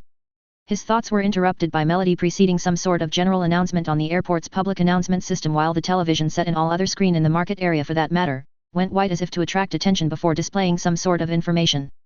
This is an automated emergency meteorological warning. Repeat, this is an automated emergency meteorological warning. A Class 2 ion storm have been detected heading into regions A1, A2, and A3 of the SJZ. Precautions have been taken, however it is possible for stray Tiberium wildlife and the ion storms to move beyond the border of the SJZ. The storm is estimated to happen in 4 hours 15 minutes at 1530 Central European Standard Time with a probable margin of error of 30 minutes. The storm is expected to last 42 hours. The AI paused, as if to allow the message to sink in before continuing. All non-essential personnel are advised to seek shelter at the nearest designated refuge point. As a precaution, all GDI and Eurasian federal installations in this area will be entering lockdown in 3 hours. All surface traffic are required to cease in 2 hours 30 minutes. Updates will be available every half hour. We seek your understanding and cooperation. Thank you. Well. Crap. Wilson muttered as the market broke into pandemonium. A click on the PA system caught his attention. Is this on? A distinctively French-accented woman said through the intercom. All right people, please stay calm. My name is Anna Dessette and I'm the dock manager and what pass for a public relation manager in this place. A gulp follow on the intercom as if the speaker is taking a drink. Now, as you may have heard, a ion storm is heading this way in a few hours, and since we're only 100 kilometers outside the SJZ, we, that is this spaceport, will be locking down in 2 hours time. That means in 2 hours time, the only people exiting this place will be those approved by both us and the GDI commander here. Now this means you lot got 2 options: 1, leave the place within 2 hours and hope you get home, or to head to one of the surrounding shelters. I personally wouldn't recommend this cause traffic is going to be terrible. Or alternatively you can ride out the storm here. This facility is a fully certified storm shelter and we do have sufficient supplies for 6,000 people for 2 weeks, more if we break open the shipments. I've already ordered the staff to open up the hotels and staff lounge for use. Either way, if anyone have any queries please contact our help desk or of our staff and we will do our best to help. Thank you. Well, this is bullshit. Wilson heard a grizzled old man at the table next to his grunt in annoyance. Come on Luca, we are going. Ain't going to make it, old man, we took 3 hours to get here and that's with no traffic. I'll rather stay safe here. The old-timer's younger companion shrugged. Besides, this place apparently got a landline, so we'll still be in contact with the outside world, by internet if nothing else. Wilson shrugged at the interplay, reaching for his hand phone. Really no sense in delaying anything, he thought as he dialed his younger coworker. Ben? Wilson here. You heard. The ion storm. Ben replied, yeah, already called Dad and Merc. They told us to stay put, no sense risking our lives over this shit. They are heading into lockdown over at Consolina anyway. Wish that underground highway is open though. So what? We wait? Wilson asked. Yes. 00. So here he was, 4 hours later, relaxing to a beer in a bar called the Flying Parlor and enjoying the fact that he wasn't on his feet anymore or lifting or moving anymore anywhere. Something that he'd been doing for the few 3 hours since they had arrived, but that was work, he thought, as he grunted and took another long draught from his beer. Pity those suckers out there in the storm, the ZAFT spy thought, glancing at the TV which have been broadcasting live news and updates ever since the storm began. There were already reports of the empty towns and cities closer to the wall, been leveled by what is likely the most violent ion storm to be recorded to date so far, and more than a few news stations had taken a look at the remains. Currently footage from the wall played on the TV, from the wall where GDI automatic weapon systems were engaging Tiberium wildlife as they were blown outside the SJZ by the ion storm. It was quickly replaced with other footage from Eurasian and GDI military units and aircraft engaging all manner of nasty creatures, riding the storm winds out of the zone. While the majority were floaters, alive with the flicker of electrical energy, the rest were clearly birds who were mutated by Tiberium, the news reporter pointed out. He shook his head. The more he saw, the more he felt like telling CIO's Director of Operations for Africa to just get ZAFT to stay the fuck away from this place. Speaking of wildlife, he threw a glance over at a corner of the bar where a group of, well, what GDI call Phase 1 mutant. Basically people who were lucky enough to only have minor exposure to Tiberium and didn't require regular Tiberium treatments to stay alive. Most kept a polite distance from them and he could understand why. They were stronger than pure naturals and the rumors about psychic abilities was another concern, especially with the screen proving that they exist. Though he did have to laugh at those bigots who are discriminating based on natural ability, both naturals and coordinators. GDI proved that it didn't matter that coordinators are stronger, faster and smarter than naturals, not when their their power armors, cybernetics, and ace allowed naturals to match or exceed them. He would bet that that line of thought is probably causing some waves among the radical coordinator supremacist back home in December and Blue Cosmos. He got to admit though, politically, this storm and others like it is doing wonders for the Borsky administration, with the detractors who have opposed her on backing out of the war with ZAFT and working with GDI, those who haven't abandoned ships anyway, coming under fire once the full scale of the storm and the cleanup operation. It all served to reinforce the threat the SJZ posed to the Federation and the world. Wilson suppressed a snicker. Trust those natural politicians to save their own hides first, even if it meant letting the country fall apart. Hell, the current, or should it be former, Prime Minister of Italy just outright resigned right in the middle of the current crisis, leaving the President and the new Prime Minister to pick up the pieces. Not that he could have lasted for much longer, he thought derisively. Any fool could see that GDI and federal aid was probably the only thing propping up southern Italy, which was never the most wealthy part of the country to begin with. Add in the fact that northern Italy is benefiting from all the traffic transiting from GDI's spaceports in the south, and it is quite obvious who were actually helping and everyone who wasn't. Which was probably why GDI did it in the first place, so that they can win the heart and minds of Italy, the ZAFT spy mused, that and to prevent total societal collapse in the south. Penny for your thoughts, Wilson? Ben asked as he sat down on the table, putting another 2 bottles of beer between them. Thanks, bossman. Wilson gave a smile, grabbing a new bottle. Nothing much. Just thinking about what's going to happen now with the political mix-up. He nodded at the TV, which is now broadcasting a live debate from the Eurasian Parliament about the distribution of goods and refugees from the zone. Of course it somehow got sidetracked when the Middle Eastern representatives all but demanded the creation of a land route to replace the Suez Canal, citing the disruption of maritime shipping caused by the zone. That such a project would end up pouring money into the Middle East went unsaid, of course. Can you believe that shit? Ben knocked back a drink. Here we are stuck in a storm that make a typhoon look like a little thunderstorm, and those politicians are still trying to make money off it. Politicians, what are they good for? Wilson said as a toast, knocking back the bottle with his current boss. Nothing much happened as they drank the hours away, chatting about various topics from cards, to a few of the girls back at work and who they were interested in, to life in general. Quite the carefree experience to finally be doing something that didn't require him to worry about anything. Granted, most of that was spent watching a soccer game between England and France, with the majority of people cheering for France. It was actually easing the tension in the bar between the naturals and mutants, as it became clear that they had something in common with each other. Ben retired to their sleeping quarters sometime after the match, while he elected to stay behind for a couple more beer. He wasn't aiming to get drunk though. From his experience, people tend to talk more after they had a bit of alcohol in them. He had learned that the hard way in his previous assignment posing as a regional assistant of the NGO Doctors for Free Aid. So he was rather surprised and decidedly apprehensive, though he would like to think he hid that part well, when a Earth Alliance soldier in BDUs entered the bar, giving a slight nod to the bartender and mutants before setting about finding a table. Of course, as his luck would have, the soldier ended up sitting on the bar counter, next to him. Really, God? Wilson sighed mentally. He didn't need to deal with this shit. How's your day? The soldier asked after ordering his drink. From what little of his name tag Wilson can see, his name is R.P. Kilson. Great, I was having a blast until you showed your ugly mug here. Wilson answered sarcastically, throwing back a mug of beer. What the fuck is your problem? The soldier replied tersely. Well, Mr. Kilson, you are asking a man drinking away his problems after being stuck in the middle of nowhere due to the greatest disaster in modern times. What other answer do you think you are going to get? The ZAFT spy replied loudly to a couple of toast and a chorus of here's from the rest of the bar. That and your bloody uniform. He continued in a softer voice. What? The soldier asked in confusion. I'm proud of this uniform. It means that I'm protecting the whole planet from any threats. So you got any problem with that? Represent the whole planet, my ass. Tell that to the rest of us that aren't powerful enough to join your little club. What give you the rights to decide for us? Oh, so that's what's it's about, you African fuck. Yeah. Got a problem with that, soldier boy? No, not at all. Kilson laughed disgustedly. You know, I personally sympathized with what you lot went through after the Canal War and the African War, but after you backstabbed all of Earth by siding with the plants after they took our colonies, I am just going to say you deserve it. Because none of you rich assholes paid or helped with our recovery, what happened to sharing the wealth from space with everyone on Earth? He said, stepping closer to the soldier. See that? It's all bullshit of the highest order. The comment drew a few cheers from some in the crowd around him, the majority of whom were either drunk or from the community. See what I mean? Complete bullshit. Where is the wealth in helping us right now? You mean the wealth your ZAFT buddies are sitting on, wealth we need now but they are using to building war machines instead of helping the Earth? Yeah, that's bullshit. Kilson retorted hotly, drawing a cheers in answer. Bullshit that wouldn't have happened if you treated the Kurds like humans. No. This bullshit wouldn't have happened if the fucking Kurds haven't act like some superior cunt, bombing us primitive naturals when we tried for peace. Kilson spat. Fuck that shit. I don't need to listen to some asshole from Africa.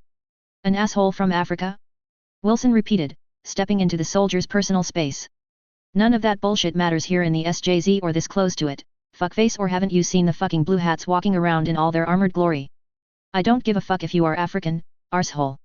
Kilson replied, rapidly losing his temper.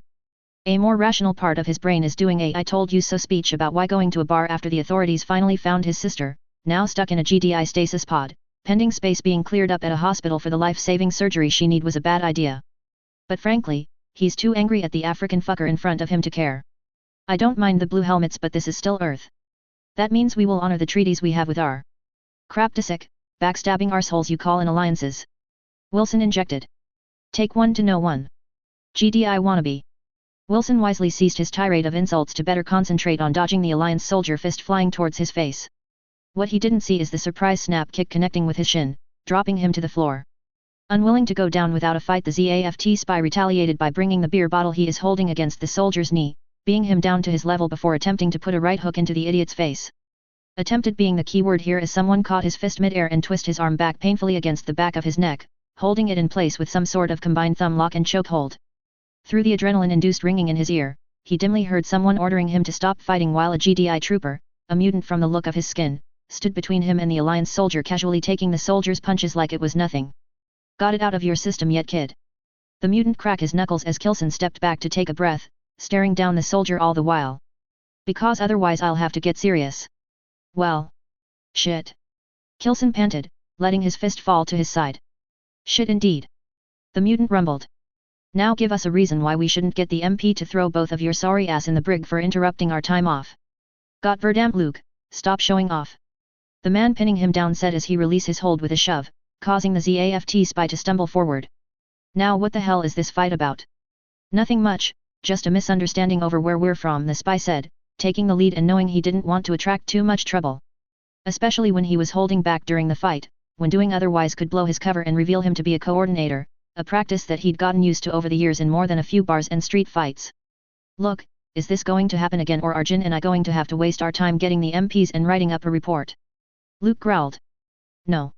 Not going to try anything tonight. The Alliance soldier, Kilson, grunted, getting back to his seat, which incidentally is still next to his. Damn it, Wilson thought. Same here. Wilson said, returning to his seat. Get me another goddamn beer.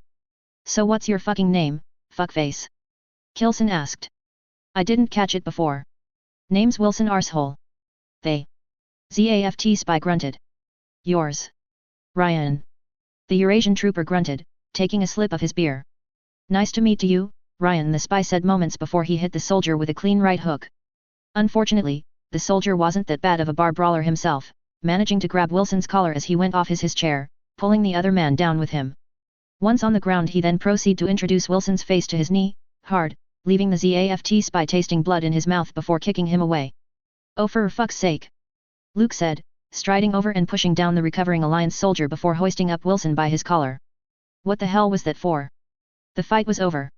It was, but I'd like him to remember that we Northern Africans aren't pussies to be pushed around like ants. The spy spat, wiping blood off his lips. We struggled enough to recover while those fuckfaces run around space ruining everything for us poorer folks before we even get there, and that is if we get there. A subdued cheer broke out in the bar in support of his words. Tiberium, The Fires of Terra Chapter 13. March 18, 1445 local time, 2070/CE70. L5, Plant Colony, Mayus 07. What do I want, really? Athrun thought, glancing fugitively across the street at the ZAFT recruiting station. Shaking his head, he let out the breath he was holding in a quiet sigh. What I really want at, Kira. Athrun wonders, the corners of his lips creeping up in a smile as he thought about his peace-loving friend. Do you also have to choose between what your heart says and what your conscience tells you? He glanced once more at the recruiting center, then shook his head. He had already arrived at the same conclusion more than once in the span of time his father had left to return to his work. Sure, he admires his father and his reason for founding ZAFT, to protect his family and the coordinators who fled Earth, to ensure that no one suffered as he and the other first-generation coordinators had before they wrestled control of the plants from those who oppressed them. Perfectly valid and admirable reasons, but not ones that he cares for, the teenager shrugged. call him selfish, but he hasn't felt the loss that his father had experienced, nor does he have the burning need to join the military in order to protect those close to him. The military can do its job without him. So why was it that he found himself staring across the street at the recruitment station again? I'm overthinking things, Athrun shrugged, flipping out his phone. He had better things to do, like planning that movie trip with his friends later this night, a new romance of all things that his buddy managed to talk him into seeing. Granted, they promise an action sci-fi flick with epic space battles, but it didn't change that the entire film was basically a love story between two star-crossed lovers separated by both space and time, as one stayed on Earth while the other enlisted with the United Solar Military, fighting desperate relativistic battles for survival against aliens beyond the far reaches of the solar system. Which, come to think of it, doesn't sound quite as sci-fi now as before, considering GDI's existence. For all he knows, the plot of the movie might have actually happened in their universe in some fashion somewhere out there. Either way, he'd better call to confirm the date and time, otherwise it'll probably end up like the last time he'd planned an outing, with everyone either showing up late or somehow ending up at some place halfway across the colony. Not that he expects most of his friends to be able to make it. A good half of the people he knows in college had already signed up with ZAFT in the months since the Earth Alliance declared war, and half of the other half looked dead set to join after the semester finish. Normally he'd wish them luck, but from the look of things, it doesn't look like fighting is going to break out anytime. From what he can see, GDI's presence is doing a good job intimidating everyone in the Earth sphere into accepting the peace, which is a good thing despite what certain warhawks like Counselor Jowl have been saying. Speaking of politics, that just reminded him of the most recent headache his father had sprang on him. Seriously, who the hell still do arranged marriage these days? Admittedly Lakis and him are close friends, but for his father to approach Mr. Klein about it and for Mr. Klein to give his blessings for their future engagement. Seriously? 00. March 18, 2230 UTC, 2070/CE70. High Earth Orbit. Outside GDI Stanford 3, GDS Lean. Home 1, this is Lean Harbor Control, alignment confirmed and NAV plan updated. You are clear to depart. The colony's harbor master announces before adding with a grin, good luck and may the force be with you. The captain of the old Orb Union Marseille 3 class known as Home simply rolled her eyes. Ever since she had accepted GDI's $500 contract with the dozen or so other junk guild ships, some of the GDI personnel have been having something of a joke at her ship's expense for some reason. Lean Harbor Control, this is Home. NAV plan received and my sensors are showing stable uplink with your networks. Thank you. Out. With that, a comfortable silence descended on the bridge of Home as the ex-mobile armor transporter lit her drives and smoothly entered the outgoing traffic stream, sailing past the colony's skeletal shipyard, the mostly empty but enormous structure making up almost an entire half of the colony's bulk. As far as the captain knew, the only other facilities in the Earth sphere which could claim to match the sheer scale of the docks before her are the shipyards of Ptolemais and Maius 10, the shipbuilding heart of the Earth Alliance, and the plants respectively. And to think that this was only a privately owned second-rate shipyard in their home reality, all this potential going to waste, the woman known to her crew only as the Professor muttered somberly to herself, looking out from her solitary position on the bridge. Then the corners of her lips quirk up in a smile as she spotted the skeleton of one of GDI's now iconic GST lying half-built on one of the slipways. Even unfinished and apparently laid up, the massive ship matched the massive scale of the dock it was in quite well. Then again, they probably have their reasons. She paused thoughtfully, I wonder if they will let me buy it if I paid to complete it. Getting her hands on a GST have been one of her pet projects from the moment she saw the massive ships that regularly moves supplies from the Pacific to the SJZ. That had interested her enough to ask the GDI Press Corp representative on the lean on the technical specification of a civilian GST, and that was when she knew love. And she wasn't even talking about the classified engines and shields that Erica would probably commit murder for. No, the real prize of getting her hands on a GST is finally getting a ship as suited for her line of work as she dared dream, nimble enough to dodge pieces of debris, armored enough to laugh off smaller impacts and radiation hazards, and finally all that glorious cargo space to bring the loot home with. Hell, she will even settle for an export version built using Earth sphere technology. She'll need an AI to run something of that size, considering her crew, or lack of therefore. Then again, she did have George Glenn's brain lying around, maybe she could hook that to the ship to run it. Why hadn't she thought it before? Not that she dislikes the current home or anything, but the Marseille's getting old, and even with the modifications she'd devised, there isn't much more she can do with the old girl. And considering that a GST can haul almost 500,000 ton from the surface per trip, that a lot of room to experiment with. That official information from the Eurasian government state that GDI had only shipped about 1 billion tons so far in the months they have been in their reality would indicate otherwise. So either she'd done her sums wrong, or GDI is deliberately limiting itself to shipping that much to limit their economic impact, which is a smart thing to do, she admitted grudgingly, but it did speak a lot about their industrial capabilities. And considering the assets that did come with them, she can only imagine how much industrial capabilities lay hidden inside their cities in the Pacific. So, would she make it her problem to point that out? No, she decided, if no one else has noticed this, then it isn't her or the guild problem. Her problem was ensuring the safety of her crew, her family, and finally the junk guild itself. That said, she idly wonders why Navcom was taking so? Not that it was bothering her. Shrugging, she brought up the little side project she'd been working on and displayed it before her, a projection of the data on the location of the EA and ZAFT fleets, along with the placement of all known military and civilian facilities, what information she'd been able to put together herself and more bartered from various sources. A most interesting diversion from the routine boredom of spaceflight to say the least, considering the reality of the world today. For example, the steady stream of shuttles doing Earth Yggdrasil Copernicus city run, fueled by the exodus of people moving to the moon from the Eurasian Federation and elsewhere. And there was the Earth Alliance 3rd and 7th Fleet, holding position over at the L4 colonies, those that haven't been abandoned due to the outbreak a few years ago anyway.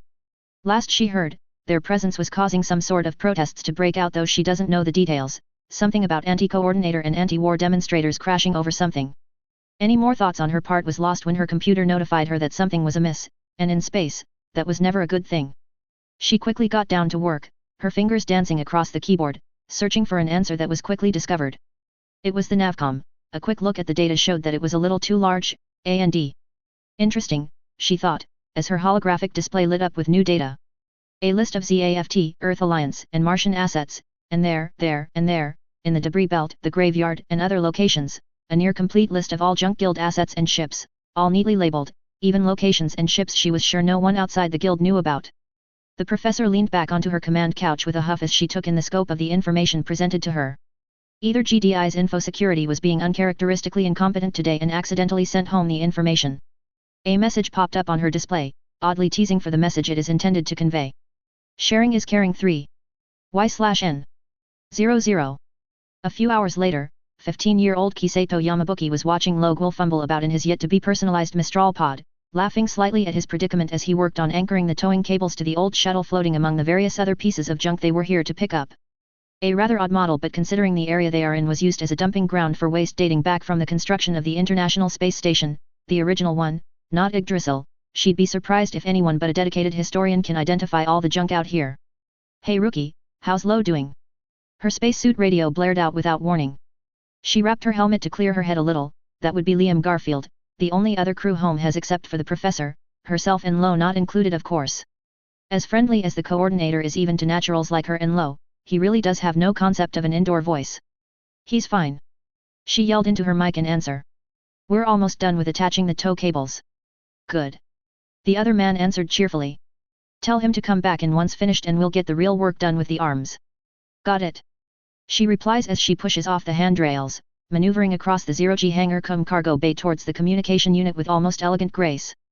Not that surprising since she's a spacer through and through, born on the moon and raised on the graveyard. Zero and low-gravity environments are all that she'd known. Of course that means that she's unlikely to personally set foot on Earth due to the health problems associated with long-term living in low-gravity environments, not without a lot of work on her part anyway. Such was the lot of those who couldn't afford regular access to centrifugal gyms on the graveyard, she lamented sadly, knowing the amount of work she'd have to put in training to even think about visiting the birthplace of the first coordinator. She gives a lopsided grin at her internal monologue as she reached her target, seriously thinking about such things when there's work to do. Lo, you listening? Kisato? Yeah, what's up? Also, how much do you think I can buy a Jin's arm for? Her fellow rookie's reply was unexpected to say the least. Ah. A small blush flutters across her face as he answers her so familiarly only to be replaced with slight confusion as she processed the rest of his sentence. Hey. Or maybe GDI's LCS, that would be cheaper wouldn't it, since it's being handed out like candy in the SJZ? Actually I think I'll get both, the LCS for the control system and the arm for the muscle. Yeah. What? Never mind, Liam wants you back inside after you finish this set of anchors, they are setting up the big arms now. Also I don't think the SJZ is a good indicator of pricing since, you know. Tiberium. Yeah, I know about Tiberium, but you got to admit that from an engineering point of view. And yup, got it, I would have finished half an hour ago if there's another guy out here helping me though. Well, you know the buddy rule, one man in, one man out. And we are kind of understaffed.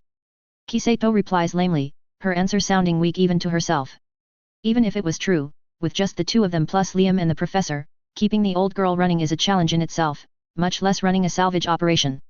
But they've managed so far, even if it was a bit frustrating at time. She had even gone as far as to suggest to the captain if they could see about buying an AI from GDI to run the ship, only to realize how stupid the idea sounds about half a second after it had left her mouth. After all, money didn't grow on trees. Fortunately for her ego, the professor merely smiled and said that she'll think about it. Alright, I'm done. Home actual, request permission to stay out longer, I'd like to inspect the shuttle before we bring it back in. Permission granted. The professor's melodious voice reply over the radio. Kisato, do keep an eye on Lo. Ah. Will do, the young woman nodded vigorously. Do you want me on the ready, Mistral? Considering Lo's hot-headedness? Yes. The professor replies jokingly, ignoring both the mentioned hothead's indignant hey, and Liam's poorly subdued sniggering. Sniggering herself at the interplay, Kisato push off the platform and glide into the waiting cockpit of her Mistral work pod. Alright, I'm ready. Kisato said into her radio after strapping herself in. Good. Lo, you may begin. The professor ordered, satisfied that someone was ready to retrieve the young man if something goes wrong. Alright, cracking seal now. Lo said as he opens up the cockpit of his work pod, suit pressure is okay and the tether is holding fine. Damn, wish I have one of those LCS GDI is handing out, could have used the strength assist. I'm more interested in their, shields. Kisato mutters softly, referring to the energy barriers GDI landwalkers in the SJZ were reported to be equipped with. Yeah, those wouldn't hurt either, no more worrying about space junk. Lo laugh. I wonder if they have a personal variant. Doubt it. The professor dismissed casually. Hey. If they are anything like the energy barriers the Eurasians are deploying, they will be overpowered plasma fields, the professor explains, and unless you like being microwaved whenever something hits your shields, well. Well, this is interesting. Lo mumbles a few minutes later. You found something, Lo? Yeah, a hole through the wing root, looked like it was transporting something when space junk or something punched a hole through the heat shield and fuel tanks. Damn, talk about bad luck, Liam whistled. Most likely they decided to abandon it when that happened, the professor sighed. What a waste, was it big? No, it's just a fist-sized hole. Couldn't they patch it up? Kisato mumbles softly. Unlikely. The professor shrugs, if it is an old-style shuttle, it'd have been using monopropellant instead of the inert fuel we use in our electrical thrusters nowadays. They would be more worried about being poisoned or blown up than patching it up. Alright, I've found the main airlock. Lo interrupted. It's unlocked. Go in and do a quick sweep, then get back to the ship, the professor ordered. This is only our first catch of the day and we got more to do. Will do, boss, Lo said as he disappeared from the camera's view. Wow. You found something? Kisato asked. Yeah, I found a couple of emergency kits with some strange-ass guns. Oh? Show me. The professor said, her interest perked. Kisato looked on in interest as one of her Mistral's many screens came to life, showing the laid-out contents of several emergency packs, including a relatively normal-looking pistol, a strange 3-barrel pistol rifle thing, with a knife for a stock, her mind adds incredulously, and a stranger-looking glue gun-like contraption. Nice haul, the Professor Wolf whistled. That's some rare pistols you found there, historical too. An old M1911, a TP82 and a K1980 if I am not wrong. You can make some good money by selling them low. Historical. Liam repeated dubiously. I've never heard of them before. Kisato offered. Well, historical to a certain circle of people, the Professor laughed. The M1911 is an old pistol that was used by the World War II, early Cold War United States Marine Corps as a sidearm, not a great idea in space though. The TP82 on the other hand is a combination shotgun rifle flare gun machete survival pistol. Shotgun rifle flare gun machete pistol, Lo repeated flatly. Wow, are they compensating for something? That was developed by the USSR specially for their cosmonauts to use in case they get stranded in the wilderness on Earth and needed protection until they were recovered. The professor continues as if the young man hasn't interrupted. Anyway, time to get your ass back to the ship and we'll get started on the real work. Roger, Captain. What about the K1980, Captain? Kisato asks. The K1980, it's one of the first weaponized military laser and dedicated space weapon developed by humanity dating from way back to the 1980s of the old calendar. Wait, laser weapon? Liam echoed the confusion that Kisato was feeling. Then why's GDI's infantry laser down at Cairo such a big thing? The professor laughed. Well, it is a bit like. She paused, searching for a suitable metaphor. A bit like comparing an abacus and a modern computer actually. GDI's lasers cut through armor and steel, and is man-portable unlike current beam technology of the same strength. The K1980 is designed to blind eyes and sensitive electronics and maybe cause third-degree burns at point-blank range. Not too bad for a century-old weapon, I'd say. Alright, I'm in. Lo announced, guiding his Mistral onto a stop at one of the empty hangar slot. What you want me to do now, boss? Good work, the professor said. Kisato, Lo, you two triple check the cargo bay then report back. Liam, get those arms ready. This thing isn't going to junk itself. 00. March 19, 1915 local time, 2070/CE70. Special Joint Zone, Kazensa City, Forward Fire/Operations Base Romu. Hey Nastia, what you're doing?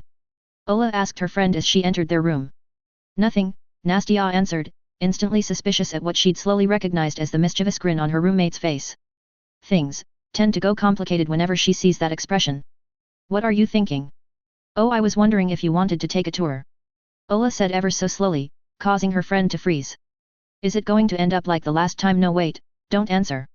I don't want to know. Nastia sighed, shutting the book she was reading with a snap. Let's go, Ms. Troublemaker, someone got to keep you out of trouble. Thanks, buddy. The other medic's smile was blinding as she practically dragged Nastia out of their room and down the corridor of the habitat module that GDI had set aside for the Eurasian continent. Anyway, apparently some GDI guys had set up some sort of bar restaurant somewhere in this base and we're going to find it. Hey. Nastia said intelligently, come again, Ola. Come on. Ola said enthusiastically in lieu of an actual explanation. Pretty soon the pair found themselves on one of the building's many elevators, heading towards one of the subsurface levels, not that it helps Nastia in figuring out where they are going at all. Not that surprising since a few adventurous spirits like a certain troublemaker beside her aside, the Eurasian troops had been pretty much content to stay in their assigned area since they had arrived. I think this is the place. Ola mutters a few minutes later, following a small crowd down the corridor the lift lobby led into, the growing sounds of laughter and general merrymaking lending credence to her observation. Wait, you think? Nastia mutters in reply, her exasperation at her friend's not so well thought out plan making itself known. How on earth do you know about this place anyway? Well, I met this guy during the field exercise this morning and he invited me to dinner. I figured why not, it's not like I'd lose anything by getting some advice from actual soldiers. Holy shit. Ola paused as she stepped around the corner, taking a moment to savor the mouth-watering smell of well-grilled meat as she did so. That smelled really good. Well, as long as we are back before last roll. Nastia hummed, stepping through the entrance of the cafeteria-like area, her stride faltering as she notices hulking figures mingling among the more normal clientele. Wait, do they even accept euros here? Hey Ola, over here. Someone shouts, drawing Ola attention. The short medic replies with a wave of her own accompanied with a blinding smile as she literally drags Nastia over to the table. Brought a friend. The weathered 30-something-year-old looking man at the table smiled, a twinkling his in hazel eyes lending him a boyish charm. Nastia, this is Jaya Kumari, GDI medic. Ola grin, Jaya, Valentina Nastia, aka Nasty, also a medic. Don't worry, she isn't going to bite. A pleasure. The GDI medic offered his hand in a handshake. Same here.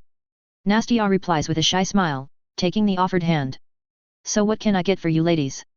Jaya smiled, motioning for them to take a seat. We got grill, vat, and chips, the usual. Oh, and I heard Craig managed to get his hands on some Serenitatis bitter from God knows where. Ola waffled, feeling a bit lost. A quick glance showed that Nastia wasn't going to be any help in this regards either since she appears to be distracted by something. I will have whatever you are having. Jaya looked at them awkwardly before a sheepish expression found its way onto his face. Knew I forgot something. Well, I guess a midsum combo wouldn't hurt anyone. He laughs, punching his order into some type of holographic interface on the table. Oh, and don't worry about paying, consider it an apology. Thanks. Ola grin. Nastia mumbled softly, I don't mean to be a racist, but what do I call those? She gives a discreet nod at the nearest mutant. Mutants? Why? Jaya shrug. Yes. I'd rather not offend someone by accident. The other medic laughs weakly. At that, Jaya broke into light snickers which gradually evolved into a full-bellied laugh at some secret joke which only he seems to get. Nastia flushes red and tries to sink in deeper into her seat at that. Don't worry about it. Of all the politically correct bull he chokes out between breaths. Just call them mutants, that's what they are and some of them are proud of that. There are worse things to be called after all. Nastia felt better at that while Ola just watched the interplay with much amusement. Just a word of advice though, Jaya takes a few deep breaths to recover, just don't call any GDI personnel a naughty or a mutie or anything like that to their face unless you are looking for a beating. The Eurasian medics made a questioning noise. Long story. Maybe later. Jaya shrugged, a slight smile on his lips. A random GDI soldier walking past, tapping on Jaya's shoulder. Still trying to pick up girls on the battlefield, Jaya? Where else am I going to find the finest looking girls in the military? Jaya yelled back in jest. Not on the field, that's where. The other soldier rolls his eyes, walking away. Just as long as you remember the regs, Sarge. If anything happens, it's your ass. Your orders are the command, oh great enforcer of the law, arbiter of justice, beater of drunks and many titles besides, Jaya answers with an irrelevant grin. Art Shao ensures no harm come to these lovely ladies, oh noble lieutenant of the military police. Oh sod off and enjoy the night, the GDIMP laugh and flip Jaya the bird before disappearing into the crowd. What's that? Ola voice out, pointing at a tracked drone heading towards their table. It appears to be carrying a couple of bottles and wide flat boxes. Ah, the food is here. Jaya said, reaching over and retrieving the drone of its cargo which he placed on the table. Thanks little guy. Mission accomplished, the drone trundled away. Here's the food and some soft drinks. Be careful, the box is really hot on the inside. Jaya smiles, cracking open the box to reveal it to be a steaming bento of some sort with rice, fries, some sort of cheesy smelling curry-like substance, unidentified slices of something and a block of quivering tofu-like substance which smells like bacon of all things. Ah, okay. Stealing her taste buds, Nastya speared a slice of what looked like a block of algae-covered cardboard with a fork and pop it in her mouth. Out of the corner of her eyes, she notices Ola watching her intently, content to let her be the guinea pig, damn traitor. It actually tastes pretty good. Chewing further, she decide that she don't mind the taste at all. Despite its unappetizing look, it actually feel and taste, somehow, like a chop of wine-roasted lamb wrapped in fresh crisp lettuce. It doesn't taste as bad as it look, does it? Ola asks to Jaya's mock-wounded expression. Nope. Nastya chirps, taking another bite out of her meal. So anyway, I heard from Ola that you two were looking for some advice for operating out in the zone. Jaya asks as they began eating in earnest. Well, that and getting to know some of you GDI types really well in the process. Ola purrs, which earns a quick whack on the head by Nastya. Hey. Well, I wouldn't mind that all that much, but I think my superiors will kill me if I did. Jaya let loose a bark of laughter. Well, the thing about working here in the zone is this. 15 minutes later, they so engrossed in their impromptu Q&A session which had somehow moved from serious and professional topics to random subjects like how's the beer in GDI's reality, which the Eurasian found, to their horror, was mostly produced from the vast algae farms on the Sea of Serenity on Luna, algae beer, and sports, to which Jaya broke down in laughter on learning of England's humiliating defeat at the hand of France in the last World Cup, proving that some things are multiversal, that they never noticed the man approaching their table until he'd put Jaya in a mock headlock. Gat. The GDI medic splutter in surprise at the sudden assault, flailing comically at his assailant as he caught sight of his face. Ola and Nastya shared a look. Was this what the mysterious GDI was really like? Matt, shot o mat kudase, got verdamnit ron, you mager boo. Jaya laughs, finally extracting himself from the headlock to give the newcomer a friendly punch. I thought you were still up in orbit. Was being the operative word, Ron answers with a grin. Got moved down here to keep an eye on security in the SJZ by HQ, little did I know I would find my bro hanging out with a pair of lovely Eurasian troopers. Turning towards the two bemused Eurasians, he bowed slightly, ignoring the playful but indignant punch on the shoulder by Jaya. I do hope my elder brother haven't been hitting on you too hard given his womanizing ways.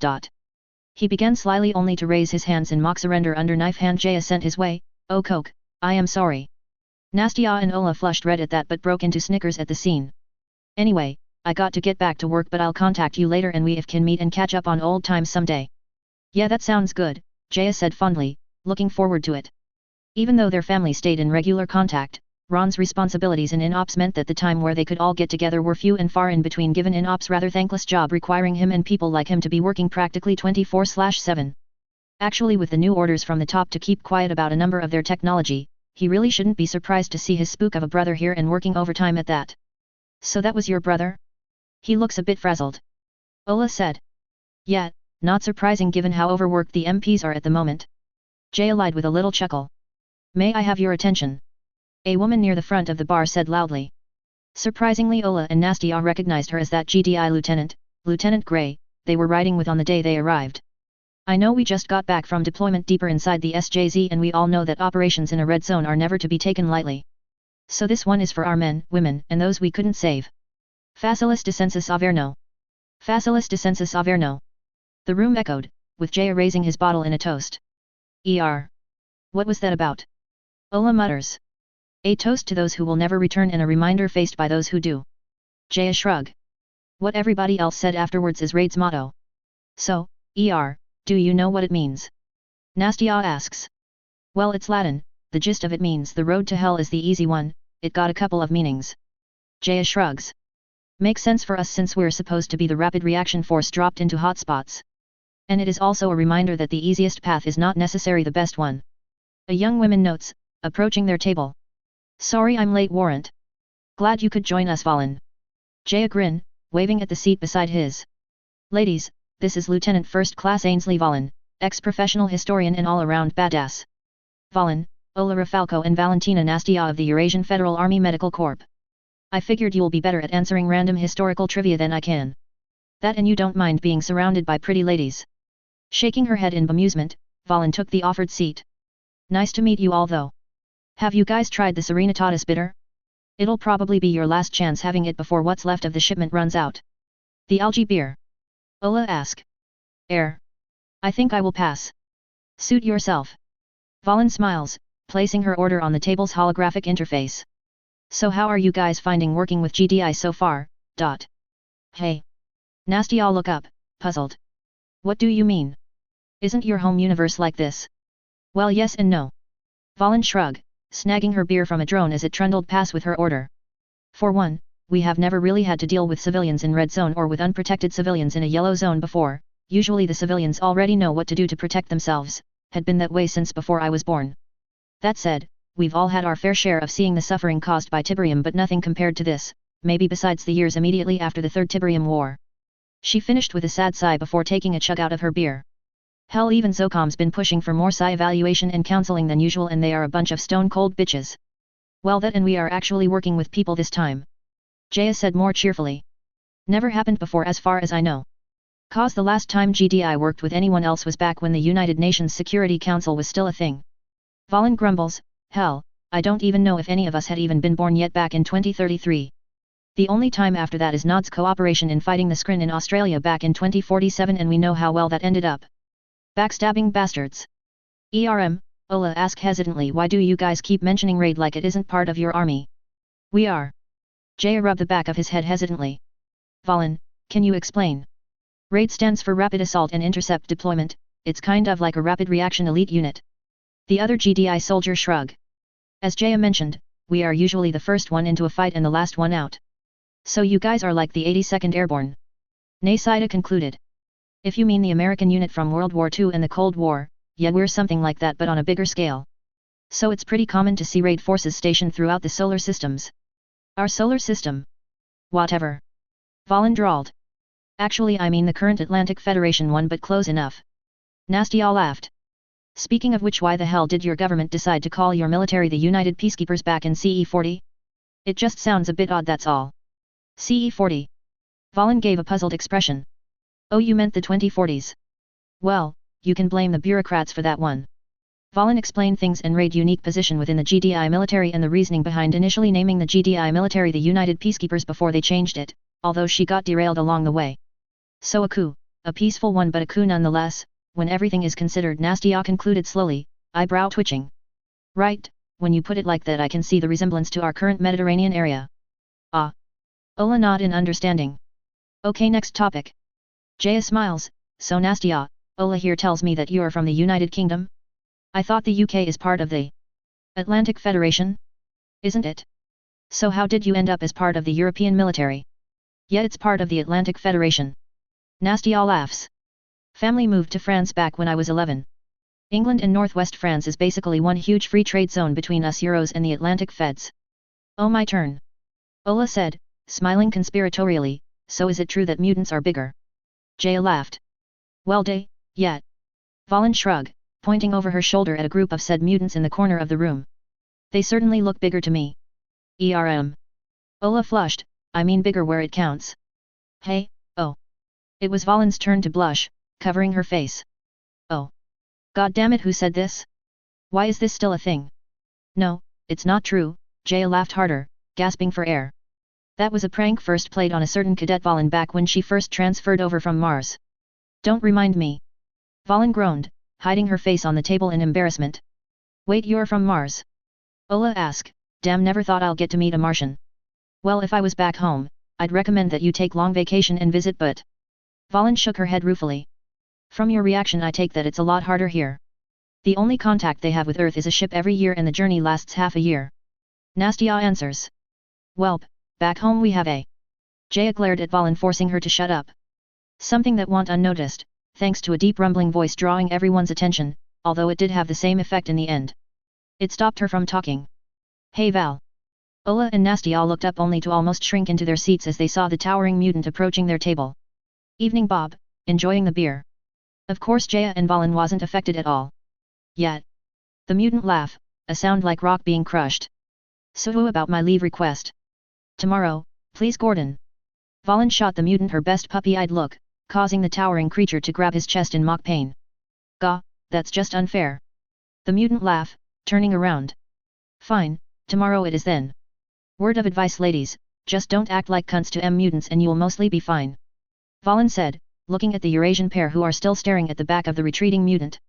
Ola mumbled, sorry it's just. What? Mutants are people too you know. Jaya added, slipping his own drink. Like normal humans, some of them are nice and some of them are jackasses. If you treat them like freaks, of course they will be dicks right back to you. What if the ones we meet are naturally dicks? Nastya questions, eye downcast. Well my lovely friends, Valen's smile turned vicious, incisors poking out like little fangs. That's what we invented guns and powered armor for. 00. March 19, 0800 local time, 2070/CE70. Eurasian Federation, Italy, port city of Civitavecchia. Standing beside the impassive statue that was Guy on the windy tarmac of the local airport, Loretta could only join her compatriot/boss in watching their gear being loaded into GDI's dropships in silence. Well, she's watching anyway. Guy, in contrast, is practically scanning their employees and equipment like some demented hawk. She shrugs internally, that's just the type of person Guy is, always there to push the company to greater heights, even though she knows that he was pretty much burnt out from planning everything in advance. Though given that this is Serpent's Tail's first contract with this particular client. They are here. Guy notes quietly, glancing up at the overcast sky. Then there was this little off-the-book, potentially illegal addendum to their contract that she had managed to negotiate on Guy's behest. Arms trading in Eurasia is illegal except for a handful of authorized companies, and she's sure as hell is sure the GDI wasn't on that list. Then again, she's probably worrying too much, she decided as the quadlet of GDI VTOL gunships, Orcus if she remembered what their contact had called them correctly, and another massive transport, land in a neat line in front of the hangars. Situation is so fucked up that she doesn't even know if the outer zone is still part of the Eurasian Federation. Officially that was the case, but GDI already established zones of operations in which they effectively had complete control, as local government and military forces defaulted to them on important decision. It was a grey area. Well, let's go meet them. We don't want to keep our client waiting, she said, shaking her head as she walks towards the grounded VTOLs. Guy just gives a serious nod. Soon the pair reached the hangar where a flight-suited man wearing sunglasses was leaning against one of the VTOLs, apparently waiting for them. Ah, Miss Aja, and you must be Mr. Murakumo. The man straightens up as soon as he noticed them. Welcome to the outer zone, I trust that our arranged transport was adequate. They are. Loretta nods, anyway, for formality's sake, this is Guy Murakumo, owner and leader of Serpent Tail. Guy, this is Captain Joe Black, he's our GDI contact. A pleasure doing business with you, Mr. Murakumo. Your reputation precedes you. Joe said, offering his hand. So. GDI intelligence or whatever you call yourself. Guy said coolly as he takes the offered hand, noticing how the GDI officer's posture became guarded for a split second before settling into puzzlement. The guy, have potential, Guy internally nodded, he'd never had noticed if he wasn't already looking for telltales in his body language. Still he's making a bunch of rookie mistakes. Loretta squeaked in surprise. Pay and rewards are too good for a job this easy. Guy shrug, you are offering too much and hiring too many skilled outfits for what is an over-glorified bunch of patrol and mobile reserve missions, and since the area of operation is outside the zone that excuse doesn't hold up. Right, for the record I can neither confirm nor deny your allegation, but I am just going to say I should have stayed in analysis. Joe half laughed, half sighed. As a matter of interest, if you are so certain that this is a plot, why take the contract? Why not? Guy shrugged again. From your hiring pattern, you guys look like you are just looking to gather data on this world's tactics, doctrine, and technology. Low-risk work with good pay and good pay. Very prospective, Mr. Murakumo. Joe smiles. Okay, now that's out of the way, are these our new VTOLs? Loretta asked, trying to change the topic. Yeah, these here are Saab A-15ES Block 2, third-generation Orca gunship, fresh out of the factory. Joe smiles, petting the gunship while leaning on with an odd mix of fondness and sadness. The specifications should had already been delivered to you, but treat these ladies right and they'll still be a match for anything on the battlefield today. And isn't that an understatement, Loretta thought, reviewing the data they had received in her head. With a cruising speed of 460 miles per hour, a large payload along with its maneuverability and radar and IR stealth, it is already far better, at least on paper, than the Hydras they are using now. Not bad for a design that had been in use since the CE-40S. Good. So the terms of the contract still stand?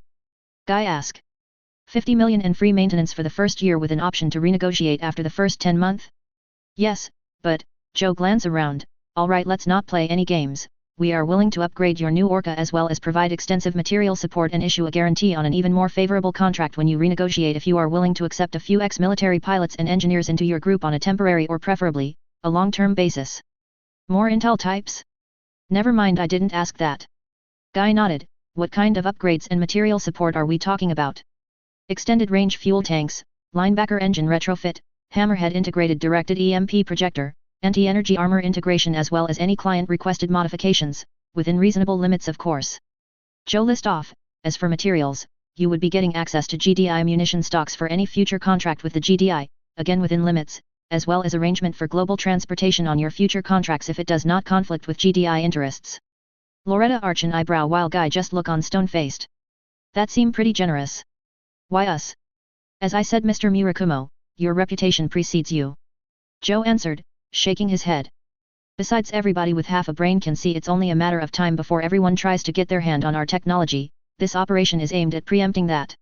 He continues cryptically. Why give up your advantages though?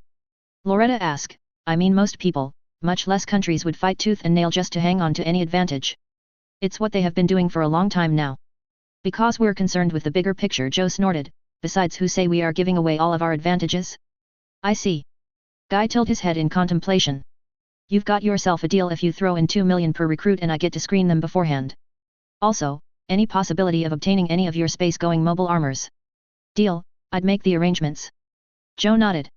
And unfortunately Firehawks are not on the export list for now. Perhaps in the future. Pity. Guy said. Loretta, you got any objections? No special treatment? For the new recruits, I mean, Loretta asked. None, we want it to be as real as possible. Joe replied. Go for it, boss. Loretta shrugged before nodding at the transports next to the VTOLs. Anyway, what's in that transport? That's not in the deal. Simulators, as well as the extended fuel tank and anti-energy upgrade kits for the Orcus. Joe shrugs. A bit presumptive of us, but from our research, Serpent-Tail is one of the few PMCs companies who are trustworthy. I see. Guy nodded then frowned. Fuel tanks. So I take it that these Orcus don't run on standard rechargeable batteries like our Hydras. Nope, they run on good old hydrocarbons, preferably synton. Though batteries were considered back in the day, they lack the energy density for the kind of range we want. These babies here have a combat radius of over 450 kilometers even without the add-on fuel tanks. Joe paused, noticing the frown on the two Serpent-Tail members' face. Ah, if you are worried how that'll mean dependent on us for fuel, don't be. We are giving you a fuel synthesizer as part of the package. Fuel synthesizer. Loretta perked up. Convert carbon feedstock, water, and electricity into hydrocarbon fuel. Joe nods. This particular model is around 65% efficient and can run on atmospheric carbon and water, though the output suffers. Factory guaranteed to last at least half a decade. That's actually pretty good. Loretta blinked, doing a few mental calculations. Same efficiency as current generation batteries but better range. What about the armor upgrade? Does it work against beams? Guy asked, nodding in thought. Joe shrugged helplessly. We haven't tested that yet. Actually, acquiring samples of the latest beam weapon and energy storage systems of your world is something of a priority right now. Perhaps we can help you with that, Loretta said innocently. I'll see what I can arrange. Joe smiled. 00. March 19, 1930 UTC, 2070/CE70. High Earth orbit, independent ship home. For perhaps the umpteenth time that day, the professor shakes her head as she pores through the data before her. She still has no idea what kind of message GDI intelligence was trying to send with that Earth sphere NAV data stunt, but at least with the last few hours of work, she had managed to piece together a few answers. For example, she now knows that the map was some kind of sensor feed and not something that GDI intelligence had pieced together from rumors and signal intercepts after she had all but interrogated some of her fellow Junk Guild captains on their location, though that just lead to the question of how good GDI's sensors are. And then there is. She shakes her head, opting instead to analyze the map again, highlighting the data which caught her interest. Things such as the strength of the Earth Alliance's garrison at Endymion or the composition and route of the ZAFT scientific fleet currently in orbit of Earth. Obstinately the fleet was there to collect more data on the possibility of alien life after Evidence 01 and the Tegmark event, culminating in an attempt to study the tower in Europe, but everybody with half a brain can tell it is a thinly veiled attempt to gather more intelligence on the placement and movements of the Earth Alliance forces. Question is, how should the Junk Guild react to this? She would rather that none of her friends and colleagues get caught in the crossfire if some idiot starts anything. Most of the Junk Guild's assets are already busy, having already signed contracts with GDI to clean up the debris belt around Earth or had ongoing work in Orb and the other neutral powers. Or already working in the major junkyard of the Moon in L4. Perhaps pull some of the crews working in L4? She frowns in thought.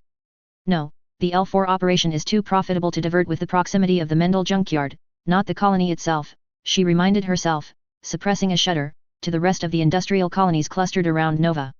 Then perhaps. Oh. What's this? The professor glanced up, looking at the static-riddled news report playing on the office's old wall-mounted TV. Looks like she'd have to fix the home's high-gain receiver later, but for now, she can live with the poor quality. ZAFT's military council issuing a statement denouncing what they see as. Of course, that would where the static cuts in, the professor grumbles, massaging her forehead. ZAFT task force will be stopping by the Moon. Interesting. Have there been any response, either by GD? Alright, note to self, stop procrastinating on fixing the long-range antenna, this static is getting annoying. The Alliance. Dispatching Elman, heading off to the L4 point where they would be reinforcing the GAR. However, the most surprising reaction to this announcement is from the planned Supreme Council mission on Earth, with Ambassador Leah Razika issuing a statement illustrating her disagreement with her government concerning the planned tour of the Earth sphere. Thus far, the planned Supreme Council has remained silent on the matter, though unofficial statements. Well, that was interesting, the professor leaned back, deep in thought. If there are division within ZAFT and the plants, perhaps. Sighing, she straightened up, her course of action decided. Not much she could personally do but write a message to HQ, warning them to get the other guild ships away from the Moon, and the L3 and L4 points should be well within her means. 00. March 19, 1930 local time, 2070/CE70. L5, Plant Colony, Junius, 07.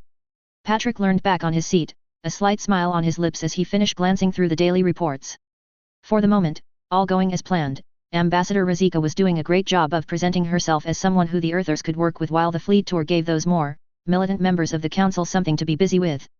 Now the second step of his plan, the so-called tour of the Earth sphere to guard against the Skrin and other alien threats. A reason so inane, a disguise so thin, that in itself was the point. He was well aware of the way some naturals saw coordinators, and by taking advantage of it, kill two birds with one stone. Or rather, give his enemies enough rope to hang themselves with. As he sees it, the only obstacles to peace are the extremist elements both at home and in the Earth Alliance, those who still can't let go of the grudges forged during the plant's fight for independence. After all, the plants and the coordinators are the next step of human evolution, both economically and biologically, so it only stands to reason that any old fossils hindering a brighter future for Lenore, Athrun, and the rest of the human race must be removed. So why not let the extremists on both sides burn each other out? As simple as it sounds, without a failsafe, it is far too likely that any conflict would snowball into something no one can control.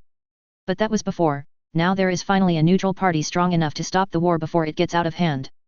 A particular deadly failsafe at that, Patrick though, picking up one of the many reports on GDI lying on his desk with a grim smile. That's why he had picked the commander and staff for the tour carefully, Admiral Mu Wui, a man known for his extreme views on naturals and support of the current status of war with Earth. Commodore Alex Powers, card-holding member of the Coordinator Futures Movement. With the relative newness and inexperience of ZAFT's organizational structure, it should be child's play for those men to manipulate the rest. He expects the good admiral to start a fight somewhere, but the only logical choice was at the L4 colonies. The Moon was too obvious and hard of a target, with it being the Earth Alliance's stronghold in space. Wui wants a fight, not an assisted suicide. Orb controls most of the L3 points, so that's a no-starter. They wasn't at war with them.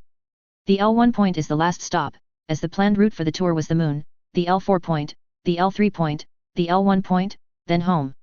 So he was certain that the tour will not go past the L4 point.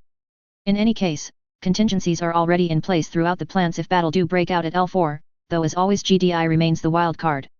The latest estimates and war games using known GDI numbers and technologies had shown that ZAFT cannot win against GDI alone. With the other Earth nations as allies? A better chance, in which they may well win, but that would never happen in his lifetime.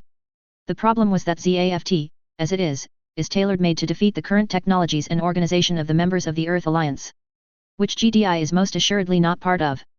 Even with CIO's concerted efforts, they knew very little about them, and there was little guarantee that the Enjammers will even work on GDI, when his own people were telling him that GDI were most likely using fusion or something more powerful. In any case, regardless of the battle leading to war or not, he would have to be careful. Razika must be able to present a second front for the moderates on the Earth's side to negotiate with, and for that to happen, she must have the backing of the moderate members of the Council and himself without tipping off the radical members of the Council. In order to ensure the place of coordinators in this reality's humanity in the future, they had to get a head start on GDI and start exploring the outer solar system. Razika was part of that plan, and so too was the Genesis project, which was why he had discreetly ordered the military to increase its funding. With the prototype having been successfully tested a few months ago, blasting a ship to Mars in 3 days compared to doing it the slow way, he'll love to see everyone's faces when the Genesis launches the first ship into the outer solar system, the first of a interplanetary relay station of sorts to open up the solar system for humanity, with the plants and the coordinators in the lead, of course. Chapter 14. GDI Fleet Composition and Roles for Dummies. Combat. Fleet Command Node. Insufficient clearance, contact CMDR Project Endurance. Class currently in service, Eden Class Fleet Command Node. Global Stratospheric Transport. The capital ships of GDI, these 900m to 1 km long monsters are the pride of GDI's Space Force, each one being a technological marvel almost second to none in its chosen role. They are usually grouped with escorts to form task forces, with the GSDs as the flagship, though independent squadrons of up to 30-40 battleships/heavy missile cruisers do exist in the event that GDI really want to punch someone's face in. Named after the gods, heroes, and demons of myths and religions. Battleships. Battleships exists to crush GDI's enemies, to see them driven before them and to hear the lamentations of their significant others. More seriously, battleships are the core of any GDI battle group, the mailed fist that delivers the knockout punch, so to speak, able to defeat scores of lesser vessels on its own.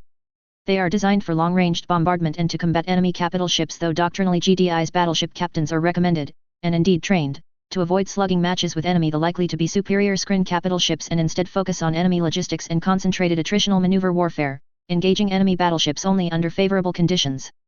Class currently in service, Rhea Class Fleet Battleship, Cronus Class Mod Tavriker. Planetary Assault Carriers/Carriers. Planetary Assault Carriers, PAC for short, purpose in life is to make life miserable for some random mook down at the bottom of a gravity well.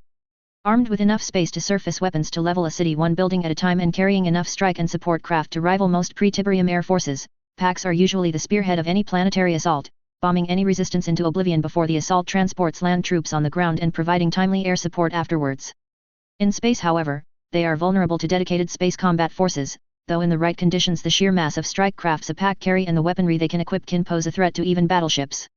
Along with planetary assault transport and battlecruisers, they form the planetary assault groups of the First Fleet and the Mars Defense Fleet. Class currently in service, Cronus Class Planetary Assault Carrier. Planetary Assault Transport. Heavily armored transports used by GDI to carry and drop entire brigades into hostile territory and equipped to provide C4ISR and logistical support to the units housed within them. Though well armored and protected, they are underarmed in capital-scale weaponry for their size, with what weapons they possess being more suited to providing fire support for ground units and discouraging the occasional cruiser than for full-up fleet combat. As such, these ships are rather vulnerable if caught without their escorts. Class currently in service, Denmark Class Mod F, Gaia Class. Cruisers, first-rate/battlecruisers. First-rate cruisers are well-armed and long-ranged warship between 450 to 600 m long.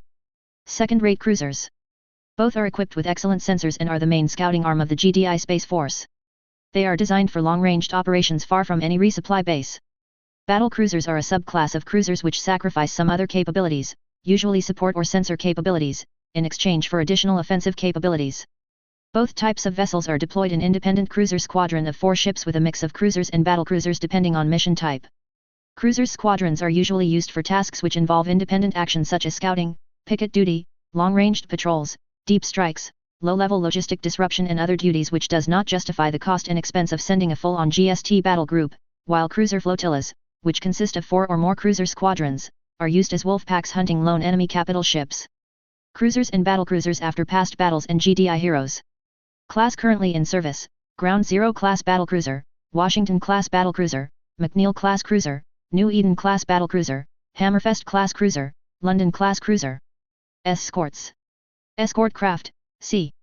Escort craft, combat, are cruiser-sized or smaller general-purpose warships designed to operate in the fleet and planetary defense role, sacrificing much of their cruiser counterparts' range and scouting capabilities with the expectation that they will be operating well within the resupply and C3I support of fleet bases and GST battle groups.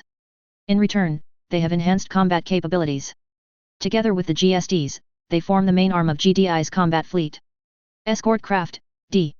Escort craft, dedicated, are a catch-all term for the various specialized combat vessels of the GDI, ranging from the 75 meters long Abbott-class missile defense ship to the 430 meters Herentia-class Parasite unmanned cruiser designed for use on the Eden to the 800 meters long Avenger-class mobile siege cannon.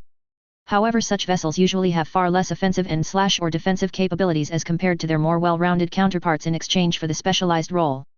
Chapter 15. In Ops Archives, The Big Red One, Project Melody, Mammoth Mark IV, General Combat Hull, Inc.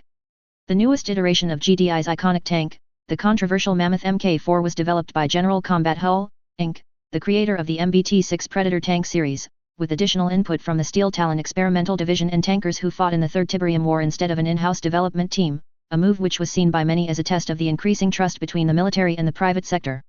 As such, great pains have been made to include all feedback and recommendation from the users in the field in the design of the Mark IV to ensure the development of a vehicle that is deadly and effective while ensuring the safety of the crew. This program has resulted in the development of 3 prototypes, listed below, which are currently in development initial operating capability evaluation trials with the 761st Steel Talon Experimental Division and 502nd Armored Cavalry Division as of the writing of this document. Mammoth Mark IV, X, C Cantata prototype.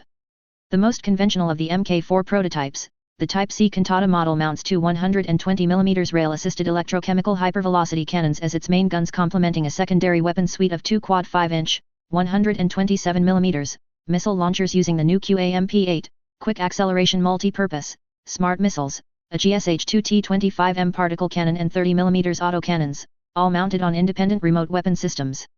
In addition, the C prototype is also fitted with an experimental laser system designed for anti-air/anti-missile work, a thick layer of nanocomposite-based hexagonal composite armor and anti-Tiberium armor, bringing its total weight to almost 155 tons. However, despite its weight, it retains a maximum off-road speed of 43.5 miles per hour, 70 kilometers per hour, thanks to its EVA-controlled intelligent drive system and mil-spec G2 hybrid electrical turbine drive. The inclusion of a Class 2 EVA running critical systems have also reduced the crew to a bare minimum. While in theory a 3-man crew, consisting of a driver, gunner, and a commander is needed to bring the vehicle to full combat efficiency, in practice only the commander is necessary to operate the vehicle thanks to extensive EVA assistance. The inclusion of the Laser Close and Weapon System, LCS, was intended to address several issues which GDI armored units felt were key concerns, most notably the perceived inadequacy of self-defense measures against screen aircraft and vulnerability to NOD stealth tank and anti-tank missile team ambushes during the war. While an early precursor of the anti-air laser was developed in 2046 for the Mammoth 27, it was ultimately withdrawn from service due to difficulties in maintenance and operations encountered by the prototype in field tests and replaced in serial production Mammoth 27, Mark III, by 4.75-inch missile pods with the expectation that GDI could maintain air superiority in future conflicts, a notion which was rather solidly discredited by the Skrin incursion. Since then, advances in AI, sensors, and material technology in the 2050 to 60s have since evolved into systems which can compensate for much higher levels of interference and damage caused by Tiberium and ion storms, allowing for such laser-based air defense system to finally join GDI's armory. Mammoth Mark IV, X, S Sonata prototype. The Type S prototype model is a slight modification of the C prototype, featuring the same LCS and twin 120mm main guns as its sister model. However, it deletes the missile launchers, particle cannon, and assorted ammunition storage in favor of 2 experimental M02A miniature sonic cannons. While the C model was designed for head-on confrontation against enemy strong points and/or heavy armor and packs the firepower to match, the S prototype was developed to combat large swarms of light, ER, units with the inclusion of sonic cannons capable of dealing area of effect damage to large amount of soft unit with every shot. The fact that the same sonic cannons can weaken screen armor before they are engaged by other weapon systems is, officially, a serendipitous bonus. One of the newest branch of weapon systems used by military, the use of Project Yamato's M02A miniature sonic cannons in the Mammoth Sonata prototype marks the first time that the new Tiberium containment technology developed by G-Lab have been weaponized aside from some incidental damage incurred during reclamation operations. It should also be noted that despite its sonic moniker, the M02A sonic cannon actually employs the same principles as the directed energy field projection, DEFP, Tiberium containment technology obtained from the Taticus in addition to human-designed sonic technology, combining the two into a deadly, if energy-hungry, package. Mammoth Mark IV, I instrumental prototype. The final and most radical of the mammoth prototypes, while the C and S models are designed primarily for ground combat, the Type I instrumental model was designed to duel with Skrin capital class ships, such as the Devastator class warship encountered during the Third Tiberium War. To that end, it deletes all armament in exchange for heat sinks and generators powering a single XGS-9 Caliban ion cannon and assorted fire control systems mounted on a specially designed high-elevation turret, retaining only a 30mm autocannon and twin 5-inch missile launcher for self-defense. While far less powerful and shorter-ranged than the XGS-7 Durandal or the GS-6 Ascalon ion cannons mounted in the planetary defense centers and the MARV-derived Mammuthus anti-orbit platform, the XGS-9 Caliban ion cannon mounted on the instrumental prototype is still an immensely powerful weapon, capable of hitting targets as high as the medium stratosphere and wiping out entire armored columns with a few sweeps when fired at ground targets. However, what it gains in firepower, its sacrifice in rate of fire, reports from both the Steel Talons and the 502nd states that it must be escorted and protected at all time despite its thick armor, as the prototype is lucky if it gets 2 shots off every 5 minutes. On a good day. Chapter 16. In Ops Archives, Small Arms, GD-12 Combined Laser Repeater, GD-12 CLR. Also known as the GD-12 Laser Rifle. The GD-12 Laser Rifle, officially a laser repeater since the weapon does not have or need the rifling grooves which define a rifle in the proper sense, is a free electron laser-directed energy weapon introduced in 2068, replacing the aging GD-2 derivatives in all UP forces, with the exception of the Commando Corporate and other GDI elite forces which uses the multi-purpose GD-10 and railgun-based GD-11 weapon platforms instead. The weapon weighs 7.4 kg, with standard power pack/attachment, and have a maximum range of 690 m against Class 3 body armored targets and 200 m against powered armored targets under optimal condition. The GD-12 consists of 3 main assemblies, the barrel group which contain the focusing assembly and cooling systems, the main group which contains the emitter array, ready capacitors, and the triggering mechanism, and finally the detachable ILM power pack which consist of the entire stock of the weapon. The power pack holds sufficient energy to power the weapon through hours of constant firing and once depleted, can be quick swap out to be recharged. There are also several, unsanctioned, field modification which allow the power pack to be used as an improvised explosive device, taking advantage of its high energy density. Ironically enough, for a next-gen GDI service weapon, the GD-12 is based on reverse-engineered NOD laser technology obtained from the laser weapons captured in the Third Tiberium War. Unwilling to utilize the Tiberium-based power cell powering NOD's versions of lasers, G-Lab instead developed a system of capacitors connected to an ion lattice matrix power pack. Due to this system's inferior power density as compared to the original Tiberium-powered versions, the resulting weapon is larger, its size is more in line with a small light machine gun as compared to NOD's pistol-sized weapon while being of comparable power. The GD-12 have 3 fire modes. 1. Sustained, fires a laser beam which can be sustained up to 30 seconds before the ready capacitor bank is completely discharged. The beam is powerful enough to severely degrade light armor on passes and is capable of burning through armor plating on current generation power armors in seconds provided the beam stays focused on the same point. This mode is comparable to the original NOD Commando laser pistols. 2. Burst, fires relatively low-powered laser pulses at 800 pulse/min. Each pulse is powerful enough to degrade body armor and disable unprotected limbs. Standard firing mode of the GD-12, can fire up to 5000 pulse continuously before capacitors are drained. 3. Pulse, the GD-12 empties its entire ready capacitor bank, firing a single, supercharged laser pulse which creates a very powerful plasma explosion on the surface of whatever it hits. However, in addition to depleting the rifle's immediate power supply, this mode also critically overheat the weapon's emitter and focusing arrays, forcing the weapon into emergency cooldown mode until cooled even if additional power is available. Very useful against light armor and clusters of unprotected targets. In addition, the GD-12, like the rest of the GD family of weapon, is equipped with a number of non-powered and powered attachment points, allowing it to mount a number of attachments and sights to increase its firepower. Several variants of this weapon exists including the GD-12A1 LSW, GD-12D2 DMR. So GDI have managed to replicate what we achieved 3 decades ago while stubbornly refusing the Holy Crystal. I applaud them for their ingenuity. Intercepted NOD Communication 12/06/67/12A/1123. Chapter 17. The Asian Unified Space Command, AUSC, extracts from Doctrine and Field Manuals for the Armed Forces of the Republic of East Asia, Issue 8, CE 67. While primarily a surface-bound power, controlling or at least preventing the enemy from cutting space lines of communication between our resource area, Luna Mines, L4 Nova Resources Satellite, and the L5 colonies, is the primary concern of the AUSC, just as controlling the sea line of communication is the primary objective of the Asian Unified Navy. Hence we envisage the main operation theater of the AUSC to be in the following areas. Luna surface. Medium Earth orbit. Open space near colonies. Interception. Each area have its own conditions. For example, Area 3 allows for the use of massed mobile armor in ambush tactics which can potentially weaken or break an enemy formation before contact. Optimal engagement range against unaware targets, i.e. stationary warship undergoing resupply, formations which are regrouping after detached ops, etc., see page 227, is roughly 2,000 km with concentrated beam weapon fire, CC fractional weapon tactics, page 988. At that range, the first salvo could do substantial damage prior to being detected, while subsequent evasion actions, by both the aggressor and the defender, degrading the accuracy of subsequent salvos to the point. Naturally, this applies a lot more to the slower railguns and coil guns in use by the stationary targets, stationary base, defended colonies, see page 300, ultra-long-range ballistic strikes, via mass drivers or missiles, slingshot around planetary bodies should be considered. While not always feasible, such an attack is hard to detect at long range and offer the opportunity to surprise and oversaturate defender capabilities, especially if timed with ongoing fleet OP.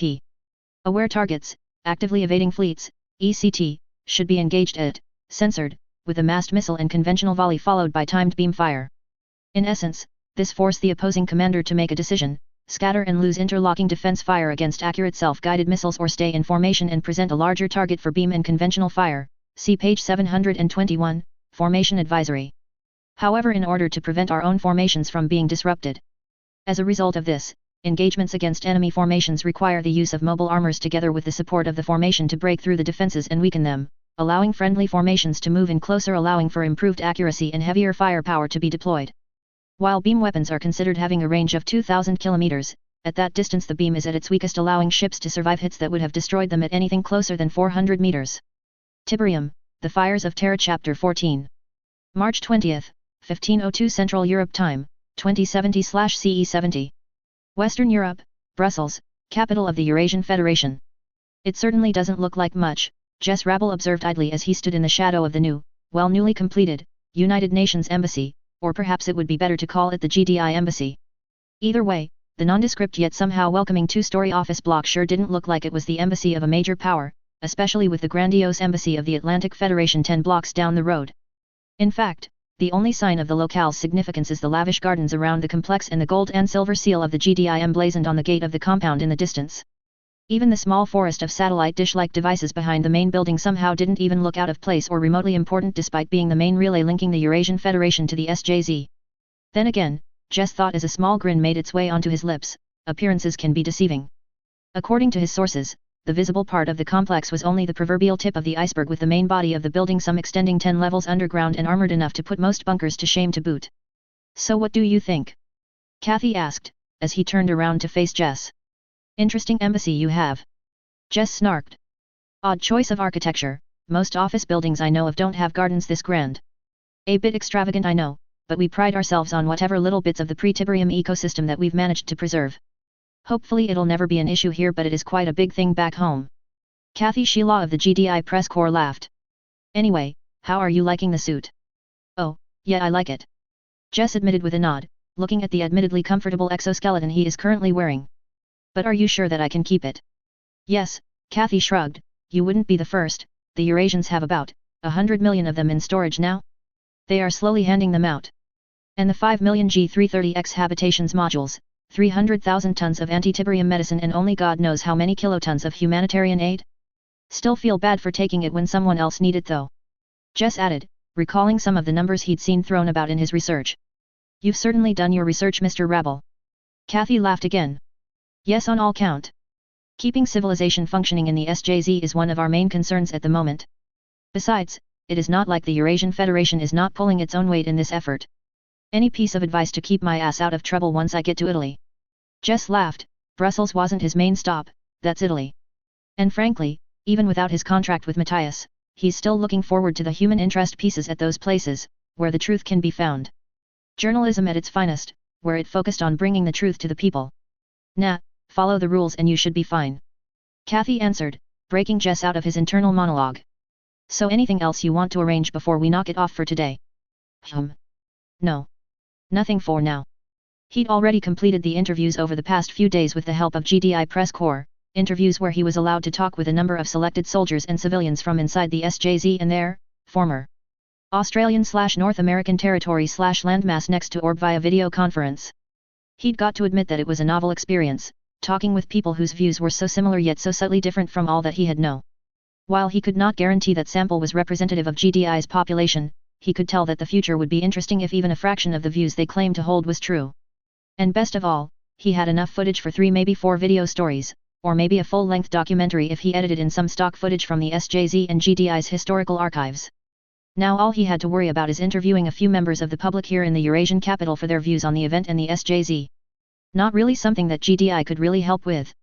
Although, just as a matter of curiosity, are buildings like this embassy really common on your world? I've been hearing how you people had been setting some new world records for fastest construction for this category building. Caught us there. The GDI press corps attaché smiled. Our embassy here is a standard A11 administrative hub. We got most of the components on hand from before the event, so all the military engineers did was ship the parts here and put them together. The swarthy man grinned. The longest bit was actually digging underground. Well, that and waiting for the deliveries. Still, 15 days for a bunker like this. That's fast even by modern standards. Could have been faster if they had let us do an orbital drop on the site. The press corps representative shrugged. Instead we ended up having to ship everything via the international airport, then transport it here by trucks. I guess that's why the owners of the Brussels International Airport decided to name its new wing after McNeil. Jess tilted his head in enlightenment. That explains a lot actually. Well, we did basically built that new pad for them. Kathy laughed. He'd actually been there covering the meeting. Those buggers were practically falling over themselves once we had made our offer, especially once the Equal Business Endeavor Alliance representative mentioned something about exclusive port of entry for West Europe or something. The two men shared a laugh at that. To be fair, that did cause some problems with the politicos since the airport now apparently qualifies as a spaceport, but not our problem. The press corps representative shook his head as they continued down the path towards the compound's gate. Anyway, I understand you are relatively new to the journalism business. Yeah, only started half a year ago. Been my dream job since high school and got involved a little bit more in college before I dropped out. Ran out of money. Jess explained sheepishly with just a hint of regret. No helping that, so I'm working as a freelancer now. Shame, you've got some potential from what I've seen of your articles, a bit too involved in your stories from what I can see, but still good work. The older man shakes his head. Maybe consider working with us? The press corps is always looking for good reporters, especially now after the Tegmark event. And we do offer programs to get any new blood up to speed if you are interested. Maybe when I'm in my 30s, Jess answered, shaking his head ruefully. No offense or anything, but in my experience, being tied to an organization means that you'll have to report to some sort bias. I'd like to avoid that for as long as I can. A noble sentiment and a good one to have in the business. Kathy shrugged nonchalantly. Why specifically in your 30s? Well, I can't be a freelance journalist forever, eventually I will have to get a financially reliable job. It sucks when you have to pay for everything out of your own pocket. The GDI press attaché simply tilted his head in thought before guffawing in response. True that, still I'd suggest you start early though, before you get too jaded with the way the world really is or something. About that. Jess slowed his pace, thinking back to this morning's interview with the civilians in the SJZ who for one reason or another refused to leave. These people were resettled into what was quickly becoming known as Parit City to its inhabitants. Parit City. It was an emergency measure at first, Kathy replied, explaining. That turned permanent and grow into what it is today. Current numbers I believe for the population of the city is 2.5 million and growing. It's a place for people to get away from the worst of the SJZ and to allow them a chance to meet with families and friends without putting their lives at risk. He paused as the pair finally reached the gate. Well, it certainly has been an interesting experience working with you. Thank you. Jess shook the offered hand. Here's to more fruitful cooperation in the future. Maybe you'll be able to cover the May conference. Hopefully, Just one more thing though. Jess laughed awkwardly, gesturing at the LCS he is wearing. How do I get this thing off? 00. March 20th, midnight, orb time, 2070/CE70. Earth orbit, Orb Union Space Station, AIM no Minashira. Rondo Minasahaka wished she could lean back in her seat, just as she could on Earth. Unfortunately, even that little bit of stress relief was denied to her by the zero gravity in her section of the station. While she wasn't the head of the Sahaka family, she was still a member of it and her brother twin. They both shared the same desire, including their disagreement with the Lion of Orb about the nation's course. How could she not with all the incriminating reports and evidence that cross her brother table? And still that naive idealist still clung to his precious neutrality. Without even taking the steps to secure said neutrality if someone serious came knocking. She sighed. The worst part was, of course, she couldn't blame him. Not with the puppet masters of both sides still trying to strong-arm Orb into joining the war on their side. That was just how this chaotic world was. A sad fate for humanity, to be reduced to the playthings of the military-industrial complex and their mad dog. At least GDI seems to be trying to do something, she smiled thinly, and those self-proclaimed puppet masters couldn't do anything about it, not with the sheer strength, both physical and economical, that the otherworldly United Nations brought to the table. In any case, she understands her brother's views, with those, idiots in charge of the world would be better off under Orb's dominion, with the Sahakus at the helm of course, she wouldn't trust the other families to run a small restaurant without messing it up. The only nation she'd trust to run themselves competently right now is GDI, and even then she wasn't sure if they were the best choice for Earth due to their lack of ambition to simply seize the reins and lead humanity by force. She shrugged, pushing herself off her chair and out of the open doorway. In fact, GDI seems to be more content acting as the defender of humanity rather than its leader, a sentiment she could understand considering their history and the alien threat they had faced. But what happens if the biggest threat to the Earth sphere and the human race is humanity itself? Will they be willing to go the length to stop humanity from destroying itself? Would they be willing to apply a firmer hand? She'll see soon enough once the ZAFT fleet closes the distances to the L4 point and the battle her analysts are predicting start. Her analysts are also saying that GDI would likely not do anything with only a 9-ship squadron in the area, even if 4 of them are their ludicrously oversized capital ships. No matter how powerful those ships are, her analysts argued, it didn't change the fact that they were outnumbered anywhere between 3:1 to 4:1. She knew better. Either way, regardless of a battle breaking out or not, her brother is back in the homeland preparing to handle the fallout. Apparently even Uzumi, the Lion of Orb, could see where this is going, having called a meeting with representatives from all the families. Obstinately, the meeting was to discuss Orb's position in the upcoming conference, but from her brother's messages, the main topic of discussion seems to be about Orb's defenses and possible allies. A bit too little, too late, don't you think, Atha? She thought caustically, gritting her perfect teeth. Even the decision to turn Aim no Minashira into an arms factory should have been made months ago. At the current rate, they'll only be finishing their first batch of warships early next year, and that is assuming that the EA or ZAFT didn't interrupt the flow of resources to the station. Or take the station by forces of arms from her by destroying the squadron that she had stationed protecting it. Hopefully, it would not come to that. She made sure to build up the reserves last year, but even they will run out with time, and the best the squadron can do is delay the enemy. Their only saving grace, she thought, was the fact that there was no such thing as stealth in space. Still, she thought, taking a deep calming breath, what other options do they have? Orb didn't have the manpower or the military assets to go toe-to-toe against any of the other nations in the Earth sphere. The best they can currently hope for is to make the enemy bleed for their victory. What they really need is a game changer, something which can render their enemy's superior numbers meaningless. Hence her disagreement with Uzumi about his opposition to her brother deal with the Atlantic Federation. Is Uzumi foolish enough to believe that the superpowers wouldn't cling on to any of the many other excuses to seize Kagaya and Orb's other resources by force? Then again, they were taking a huge risk, leeching off the Atlantic Federation's G project like that. Perhaps a distraction is in order to draw the rats out? Yes, she thought, approvingly, but who to pick for the job? 00. March 21st, 10 o'clock Central Europe Time, 2070/CE70. Western Europe, High-Speed Rail 74, Florence. Stepping out of the rail carriage, Jess let out a sigh of relief as he stretches his legs, shaking away the stiffness that 10 hours in an economy class seat inflicted upon him. Maybe he should have taken Kathy up on his offer for a direct flight to North Italy, but he had wanted a chance to see the situation on the ground for himself and get some b-roll along the way. Hence him stretching in the mid-morning sunlight filtering through the glass roof of Firenze Santa Maria Novella. But even this far north, the effects of the Tegmark event can be seen, Jess noted, eyeing the increased security around the station. Whereas he could have just left the station after collecting his baggage in the previous sojourn in the region months before, there are now checkpoints and scanners, some of which bore the GDI insignia, everywhere. There are even police in full tactical kit patrolling the station, with some of them leading sniffer dogs and searching the train for any contraband, making sure that no one was sneaking on or off. Honestly, it looked like a scene from back home in the USSA, with the imminent threat of an Atlantic Federation invasion weighing in on every action. 00. Guten Morgen. Papers, please. Eyebrows twitching, Jess handed over his passport and media identification card to the pretty clerk sitting behind the blast-proof counter. He had revised his initial opinion of the security once he'd reached the new cordoned-off custom hall. It wasn't like a scene from back in the USSA, but rather something from how he'd imagined some Cold War-era dictatorship would look, with the armored immigration counters, heavily armed guards, snipers on the upper floors, and was that a dug-in-concrete fighting position. Purpose of visit, Mr. Rabble? Also, I'll need you to put your ring and index fingers on this scanner here. I am a journalist. Got everything cleared with the federal government, GDI, and all, Jess answered as he complied. And isn't this a bit excessive? You can blame the new president for this. He wants the national government to look like we are doing something. Besides, I got a job out of this, so I am not complaining. The blonde clerk smiled and shrugged before looking at her screen behind the counter. So, you are from the USSA? Been to Panama a couple of years ago, nice place. Pity on what the Yanks are planning though. We are used to getting rolled over by the Anglos, wouldn't be the first or the last time. Jess laughed.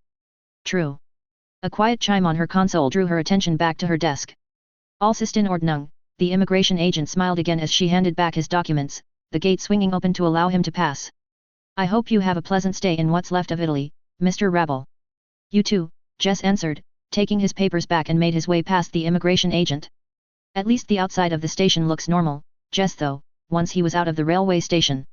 He wasn't really sure what he'd expected after the overt security in the station, but he had imagined something along the lines of troops and tanks on the streets, checkpoints, and random stop checks everywhere. Thankfully, reality was much calmer with the police and military presence being kept to reasonable levels. Jess Rabble. A voice called out from behind him, causing him to look around, almost decking a passing lady with his heavy, equipment-laden bag in the process. Muttering a quick apology, Jess turned around, locating a tanned weathered-looking man leaning against a lamppost just outside the station's exit. Jess, trying to remember the description of the contact Matthias set him up with. So did our resident history enthusiast send you? Matthias always said you are a smart lad, kid, the man gruffly, straightening himself. Call me Floria. Odd name. Jess offered. Name's Jess, but you already know that. Code name son, might as well have a little fun with it. Floria laughed before turning in the direction of the station's car park. Come on, let's get this show on the road. I guess. Jess hazarded an answer, so where we heading? Naples first and then North Sala Consolina exclusion zone in a week, Floria answered, as they reached the terminal of the automated car park. He'd already sent the fetch request via his phone, so they were just waiting for his clunker of a car to be spat out from the car park's vehicular elevator. No messing around? Jess asked. Sadly, we don't have time. Floria shrugged just as his car arrived. We've got a time limit before the road permits with GDI and the federal and national governments needs to be renewed. Wait. Permits? The Italian government is restricting road travel even outside of the SJZ. Jess asked, looking puzzled. When did this happen? All forms of travel actually. Floria shrugged.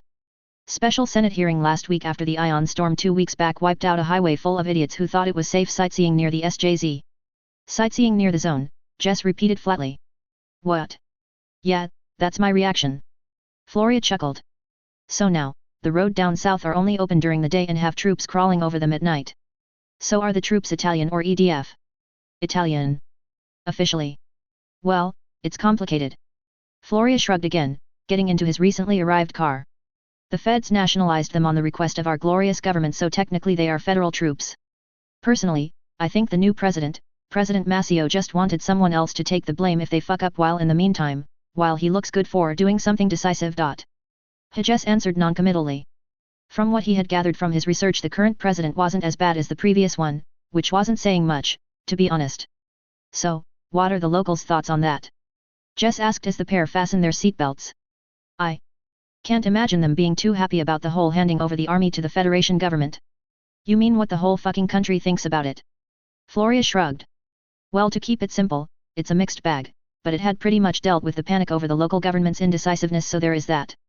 I sense a but coming. Jess prompted. But everyone understands why GDI is doing what they are doing, the problem is the impact their actions have.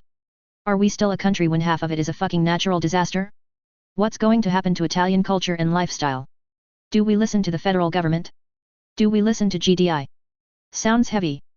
Jess quipped. Yeah, basically everyone not worried about their immediate survival is worrying about what the future holds.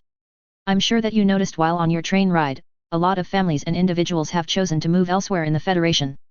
And with the population and brain drain happening, the economy is falling apart. None of the big business wants to operate anywhere near the SJZ or in the outer zone unless they are in a GDI or a federal base, and the smaller business owners are too busy surviving to do much business. So what's the solution? Jess asked, pulling out his notepad and pen. That's the problem, no one knows. The federal government is setting up an emergency fund and encouraging people to move out, but that is a stopgap solution at best. That's... Jess mumbled. Not encouraging for the county. Floria laughed. Doesn't surprise me. We aren't going to be recovering back to pre-Tiberium levels anytime soon. Why do you think people are worried about Italy's survival as a culture? What about them? Jess asked, nodding in the direction of the bustling sidewalk. Not everyone wants to or can leave. Floria shrugged. Take me for example, my family has been living in this city for the past 10 generations, I ain't moving unless things get really bad. As for other, well, you saw how crowded and expensive transport into and out of Italy are these days. Yeah, I saw on the train, Jess answered, grabbing a digital camera from his bag before tossing it onto the back seats. Still, what about that emergency fund you mentioned earlier? The Feds set that up to encourage people to move into space and to boost the space industry at the moon and the L4 point, but you know, the whole war thing, Floria said, turning into a side street to avoid the stream of northward-bound traffic. Yeah, I guess that would put a dampener on the whole thing. And that's even without the thing going hot. Jess snorted. Well, that's why most of the 8 million is going to the other Eurasian states instead. Last I heard, the Russian Federation and some of the Eastern European nations are willing to take more in. 8 million. Jess spat out incredulously. Panic, as your reaction proves. Floria shook his head. Anyway, that's why the big three of the F are preferring the space option. So Germany, France, and Russia? Jess asked, going off his high school history lessons. And among others, Floria said, as they pulled into a parking lot outside an old broken-looking building. Well, mostly broken. Are we here? Jess asked dubiously. Yes, Floria said, turning off the engines, but we aren't staying long, we'll only be dropping off your things before moving on to business, so bring your equipment with you. 00. March 23, 1012 UST, 2070/CE70.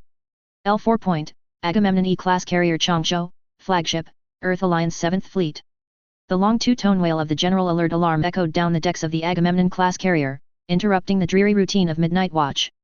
Peeking up from under the covers of his bunk, Pilot Officer Jeremy Lucas let out a tired groan, hoping that it is just some damage control drill or something and the pilots can go back to SLE. This is not a drill. This is not a drill. General quarters, general quarters. All hands, man action stations. The flow of traffic is up and forward on the starboard side, down and aft on the port. Set Alert 2 status throughout the ship. This is not a drill. Repeat. This is not a drill. General quarters, general quarters. Instantly awake, Jeremy pushed off his bed and made for his locker, biting back a quick curse as he donned his vacuum-rated flight suit. He was just about done when his bunkmate/wingman came rushing in through the door, spinning in the zero-gravity environment. Christ on a pogo stick racer, Brian panted, gathering himself. You know what all this is about? Less talking and more moving, Jeremy grunted out, pausing only to grab a photo of his girlfriend. We don't want the old man pissed at us again.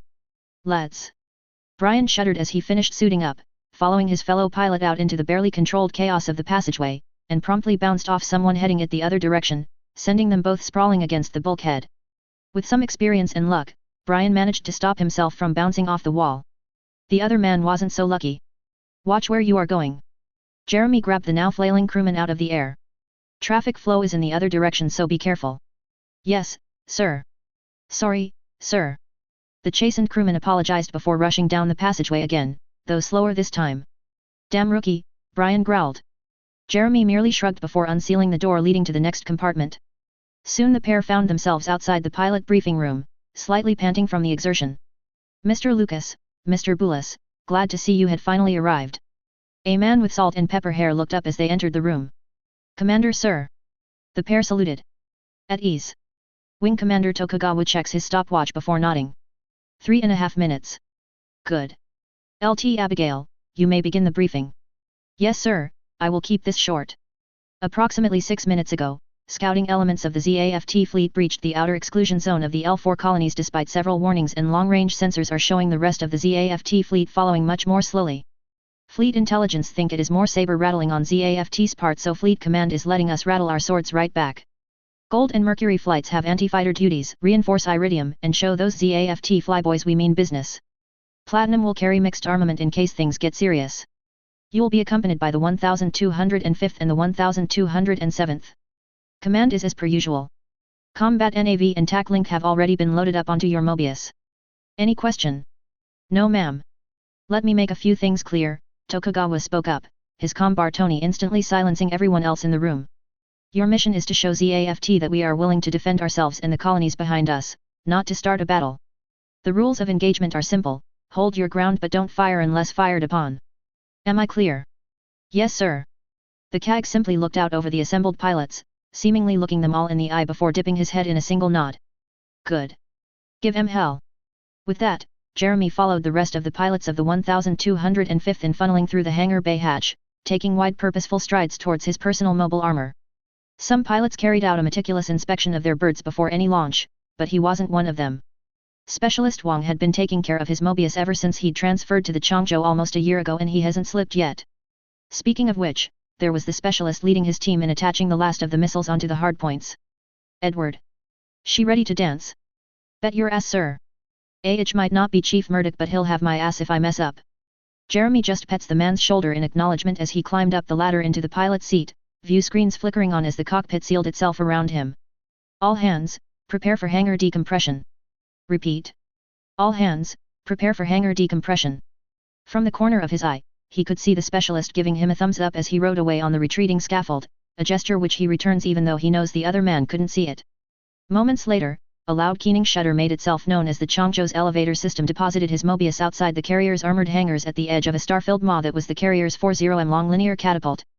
Sighting, he reached into his pocket and placed on his control board a picture of Maru, his girlfriend, taken outside the school where they'd first met, a ritual for good luck he'd say if anyone was there to ask, and a reminder of a promise to her that he'd always make it back. Platinum 3. Racer, launching. 00. Tokugawa's reporting that Morgana's squadron is away. Captain Sakai. Good, keep me informed. Helm, bring the ship into formation with our escorts. Comms, get me the captain of the Jimasek, I want to know what the hold-up is. In the center of the Changzhou's Combat Information Center, CIC, Omni Admiral Rai 2, formerly of the Republic of East Asia Orbital Defense Force, glares out over her minions, her dark eyes glinting impassively, as befitting of her status. Or at least that what Lieutenant Andrew Koh thinks she is doing anyway. To the young Atlantic Federation liaison/communication officer, the good admiral, like most of the, formerly, East Asian fleet, remains a mystery locked up in an enigma. Something which is not helped by his less than basic proficiency in the East Asian languages. Goddamn Euros, he muttered under his breath. Originally he was due to be assigned to the Eurasian 9th Fleet. An assignment which only made sense, since he was a professional interpreter for Spanish, German, and Russian in his civilian life. But now, with the Eurasians having pulled the plug on the majority of their military support for the Earth Alliance, well, here he was stuck in a fleet where the common language was one he didn't really understand and commonly regarded as one of the hardest to pick up. A beep on his console interrupted his thoughts, its contents making him blink in curiosity. Usually, all he receives are the daily dispatch from the Alliance Ptolemaeus base, which housed the Earth Alliance Space Command, EASC, and the routine inter-fleet status reports, since INTR fleet communication is handled by another officer. For a dispatch directly from JOSHA at this time. Admiral, we've got a secure message from Alliance JOSHA Command. Priority 2. Pass it to me. Admiral 2 nodded. Moments passed as she read the document on her personal view screen, elegant face scrunching up in a frown. So it comes to this. She gives a tired sigh. LTKOH, send an acknowledgement to Alliance HQ and query the third on their status. Songhua, what is the status of my fleet? Battle Groups 1, 2, and 5 are reporting ready while 3 and 4 are burning towards their RRF stations, ETA 12 minutes. Combat Patrol is heading out to wave at the approaching ZAFT raid, time till intercept 15 minutes. Rest of the Mobius is 5 minutes behind them. The 3rd Fleet signal that they are ready to protect the colony and intercept any stray weapons fire. Good. The Admiral rested her eyes for a moment. Comms, signal all ships in the formation to enact contingency Hiroshima. Ma'am. Captain Sakai asked in the stunned silence that follows. The Admiral shakes her head. Intelligence from HQ, apparently rogue elements in the ZAFT fleet have loaded nuclear weapons on their ships in violation of the Outer Space Treaty. We don't know how true that is, but we've better be safe than sorry. Got it. The captain nodded grimly.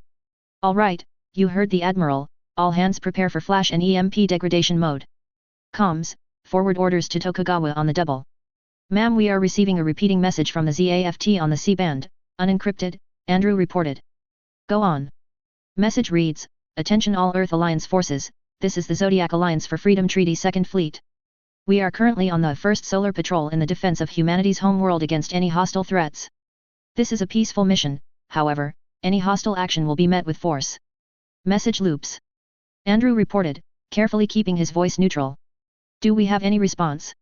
So the same bullshit they fed the Atlantic Federation forces stationed on the moon. Admiral Rai laughed. Two can play this game, send this back Andrew, she smiled venomously, ZAFT fleet, you are entering a demilitarized zone. Reduce speed and cease all further movement towards the L4 colonies at once. If you require resupply, we can arrange for unarmed shuttles to dock with the colonies. However, any ZAFT warships attempting to penetrate further towards the L4 point will be met with lethal force. Done, Madam, Andrew said when he finished. Now we'll see if they will listen or not, Rai said. Minor course change on the ZAFT contacts. On screen, Rai ordered. On the main screen, Andrew could see the red symbols representing the ZAFT fleet shifting. Whereas the angry red line of their old predicted course would have brought them well inside the L4 exclusion zone, their new green soulwards course would just skim the edge of the defense zone. Cutting it close, aren't they? Admiral Rice snorted in an unladylike manner. 20 kilometers, madam. Living life on the edge. Any change on the GDI squadron following them? Andrew's eyes snapped up at that, jumping to the cluster of yellow neutral symbols roughly 200 kilometers behind and earthwards of the ZAFT fleet. Unlike ZAFT, who dispatched an entire half of its 66-ship second fleet, or the Alliance, which had committed 2 whole fleets to the L4 colonies, GDI's involvement in this debacle remains relatively modest at just 9 ships, even if 4 of them are their kilometer-long supercapitals, 2 carriers and 2 battleships according to intel, and the rest of the cruisers being battleship-sized by both Earth and ZAFT standards. No ma'am, GDI-01 has made no deviation from filed flight course as of yet. We are still getting elevated thermal readings though. Admiral. The ZAFT fleet has cut their engines and is cruising on the expected course. The closest point of approach to exclusion zone is 19.5 kilometers. Just within extreme beam range of the colonies. The Admiral smiled thinly. It wasn't exactly secret knowledge that the colonies weren't built to withstand fleet actions. Bastards are playing with lives just to send us a statement. I should be flattered. She sighs. No use dwelling on that. Songhua, order our mobile armors squadrons to shadow the ZAFT forces from 19.5 kilometers inside the exclusion zone, then signal all ships in BG1, 2 and 5 to form a tri-wall concentrated around the carriers, triple normal distribution, maintain case Hiroshima. 00. Changzhou Command, this is Iridium Lead, we are on station and have an eye on ZAFT's flyboys. How do you read over? Iridium Lead, Changzhou Command. We hear you loud and clear. Telemetry link is green and stable, wave at some of those ZAFT grunts for me. Remember to maintain triple normal dispersion. The rest of Merlin and Morgana squadrons will be with you in 5 mics. Roger, Changzhou Command. Wait, did you see that? The ZAFT flight just lit their thrusters. We confirm that Sierra 1 through 8 are burning towards the defense area. Latest estimates show that they would be less than a kilometer from the defensive zone at closest approach. Hold 1. Iridium Lead, Commander, want you to take a few element and play chicken with the Kurds. Say again, Changzhou Command. Iridium Lead, Command wants you to take a few element and play chicken with the ZAFT forces. Mirror their moves but avoid provoking them more than they'd provoke us. Remember, weapons safe. You are serious? Affirmative, Iridium Lead. Roger, Changzhou Command. Iridium Lead to all Iridium elements, odd elements from on me, even elements remain on station. Iridium leads to Changzhou, we have visual contact with the bandits, range 15 clicks and drop and break. Break.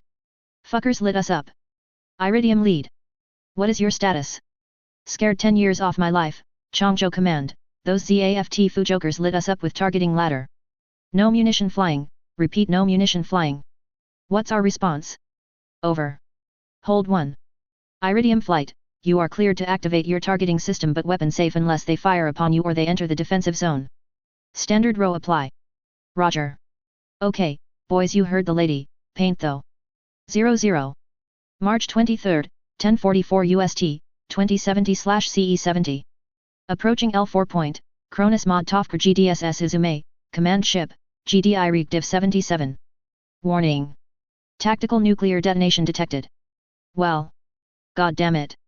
Captain, 2nd rank, Alyssa Mikhail glared at the tactical plot in the aftermath of Eva's dissonantly calm announcement, and the piece was so nice too. No rest for the weary EXO, no rest for the weary. She heard from behind her. Spinning around, she rose and almost saluted as an immaculately dressed officer walked through the bridge's main hatch. How he pulls that look off when he's clad in an armored biosuite minus the helmet, she has no idea. Captain, sir. At ease, Mikhail. No need for the formality. Captain, 1st rank, William von Zolandberg nodded back, taking his place on the command seat at the heart of the Izume's bridge. Watch officer, give me a brief rundown on the situation. Sir. The junior officer acknowledged, bringing up the tactical plot. As you can see, a small 15KT nuclear device wiped out most of the forward combat patrol of both ZAFT and the Earth Alliance. The blast was centered on the Earth Alliance patrol, but our sensors detected no traces of any munition being fired. She took a deep breath and gestured at the holographic plot again. Currently both sides are preparing to trade long-ranged energy fire with each other, and judging from what comms traffic we've intercepted, they are both blaming the other for the attack. Tactical is reporting that both sides are scrambling more strike crafts into the battle. Has the Londons been compromised? Von Zolanberg asked after a few minutes of contemplation, referring to the stealth cruisers he had detached hours ago to perform close reconnaissance of the Earth Alliance forces. Negative, Mikhail answered this time, shrugging. Do you want them recalled? Von Zolanberg frowned for a moment before shrugging. No. Command needs data on how the locals fight. Order them to make best possible speed into the shadows of those colonies instead. Eva, I am assuming Philadelphia has been informed. Affirmative, Captain von Zolanberg. The AI dutifully reported. Normal rows still apply. No further instruction from Philadelphia Command. So we are on our own at. Von Zolanberg pinched the bridge of his nose. Mikhail, get in contact. Captains. Lead elements of the ZAFT and Earth Alliance formations have engaged about 800 kilometers ahead and below of us. Current projections put that Furball right on an intercept course with us. What, that fast? Von Zolanberg turned around calmly, hiding the sinking feeling in his stomach. All of GDI's best predictions had placed the local fleets about half an hour outside of each other's weapon range. If the local fleets were already going into battle, Intel had probably messed up big time and his ship could be in danger now. Or it could be masses of strike craft engaging each other without capital support. He tilts his head slightly, staring at the tactical plot, trying to figure out just what they were trying to achieve.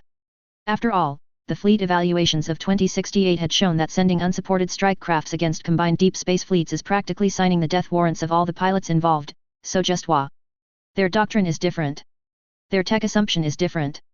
He reminded himself again for the 5th time in the day, rubbing his forehead. What applies for us might not apply to them and vice versa. Remember that.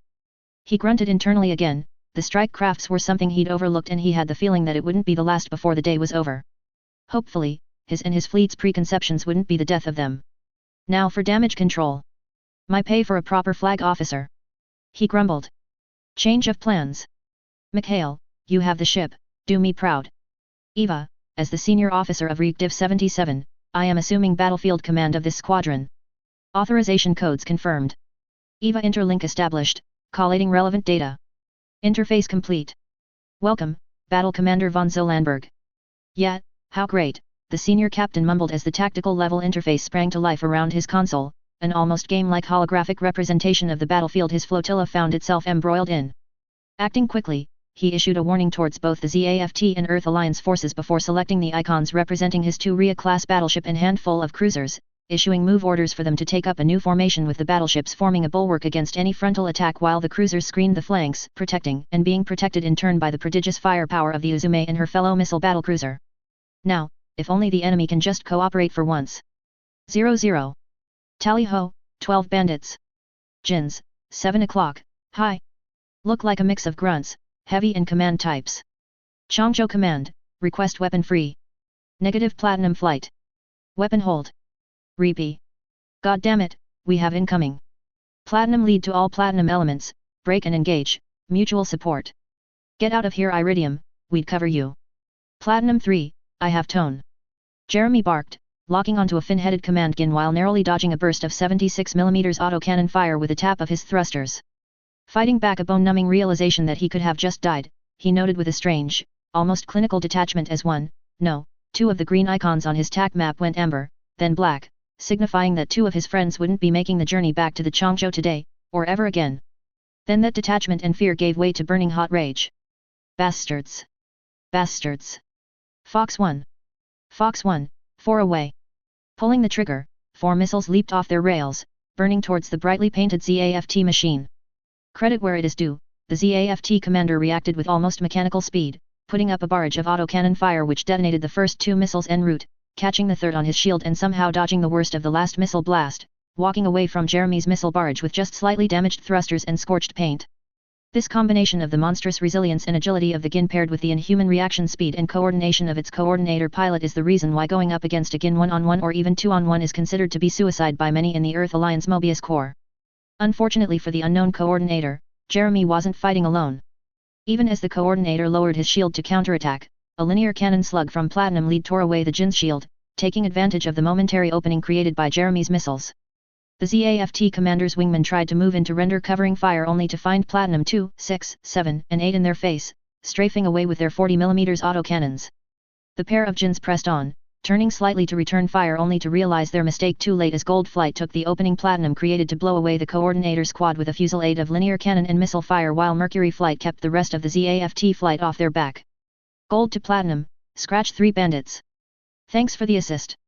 The term was network-centric warfare, a term first coined almost a century ago and refined by the various nations of Earth until it was an art form. Simply put, everything that Jeremy, Platinum 3, knows, does and intends to do, the rest of his flight knows, and everything Platinum Flight knows, the rest of the squadron knows, and so on and so forth until even Admiral Rai 2 back on the flagship could check on what a lowly Mobius like Platinum 3 is doing in real time, should she decide to do so for some reason. With sufficient training, this allows for a level of cooperative action between the Mobius that ZAFT couldn't hope to match, especially with Earth Alliance forces jamming all data link that ZAFT tries to set up barring primitive voice links with almost contemptuous ease. This, combined with sheer numbers, was the premier advantage Earth Alliance Mobius had over the Jins in general, other than a higher straight line speed, and Morgana's squadron was milking it for all it is worth, drowning a dozen Jins in as many minutes with only 4 losses among their number. Jeremy had found it rather cliché when the combat instructors back at the academy went on and on about how teamwork is the ultimate counter against personal ability, but then again, he thought as he patiently lined up his linear cannon on a Gin that was too busy dodging missile and cannon fire from Mercury Flight to notice his Mobius half a battlefield away, it works so he isn't complaining. Changzhou command to Morgana squadron. We are reading more incoming bandits, squadron strength. Bearing 445.665, high. Get ready. Merlin and Mordred squadrons are en route to reinforce. True to her words, a score and half of red icons appeared on his tactical repeater, the big sensor arrays on the carriers and battleships having resolved the incoming ZAFT bandits long before the sets on the Mobius or their opposite number could have even detected each other. Now it is just a matter of preparing a proper welcome for the coordinators while they are coming in practically blind. Alright, boys, Crow Platinum in lead, Macross, let's show Mr. Coordinator Ubermensch just how superior he really is. 0-0. Look like those Earth Alliance fighters are winning this little skirmish. Von Zolandberg mused out loud. Affirmative, Battle Commander. Eva reported a screen pop into existence, showing the various statistics and predictions of the battle the AI was running. At current numbers and rate of exchange, Earth Alliance mobile forces will force ZAFT to retreat before the respective fleets enter their projected engagement envelope. No surprise there, sir. Mac Hale piped up from where she and the tactical team was configuring the Uzume's Alpha Strike package. It looked like those Earthers have full battlefield information superiority. If anything, I am surprised those colonists lasted this long. Those Jins are nasty, high-performance pieces of work, sirs. One of the tactical officers spoke up. I would love to get my hand on one and see how they squeezed out that much performance from such a small frame. Yeah, well, unfortunately, it doesn't have enough performance to survive dealing with 8-to-1 odds by what might as well be hive-minded space fighters, especially not when the other guy is also reading your mail. Mac Hale snarked, setting off a small wave of snickers in the CIC.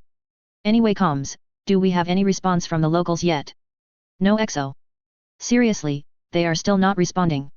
Well, if you call official variants of blame the other guy and we'd stop when the other side stop shooting responding. The communication officer growled out, frustration clear in her voice. Figures. Von Zolandberg shrugged, reviewing the readiness of his command on the EVA tactical command interface again. Just keep repeating that we'll be imposing a 95-kilometer shoot-down zone around us. Aye, sir. ZAFT fleet course change detected. Projected threat rating, high. EVA suddenly injected, highlighting the ZAFT fleet on the tactical display with superimposed arrows to show their projected course. Von Zolandberg watched the predicted route of the ZAFT fleet drifted apart, with most of its 33 ships moving in to support their strike crafts, leaving a 6-ship element to move upwards A and D. Well. Those fuckers. He stated calmly. That second ZAFT element was moving to use them as a shield against the Earth forces. 0-0. What are they doing? Admiral. Oh, nothing. Admiral Rai waved away her aide, just that ZAFT is planning something. And the worst part is, she doesn't know what her opposite number is planning. Their movements made no sense at all, with one group moving up to support their fighters while another group was moving to hide behind GDI. It all doesn't add up. All moving their ships up to support their Jins is going to do is to give her Mobius a better chance of guiding her ship-based weapon in. She knows that ZAFT knows that, and she wouldn't be surprised if GDI also knows that if their in-ops is as good as intelligence think it is.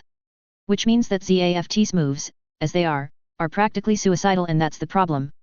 Whatever other faults ZAFT's higher command may have, no one had ever accused them of being stupid. Arrogant hotheads overly sure of their superiority? Yes. Morons? No.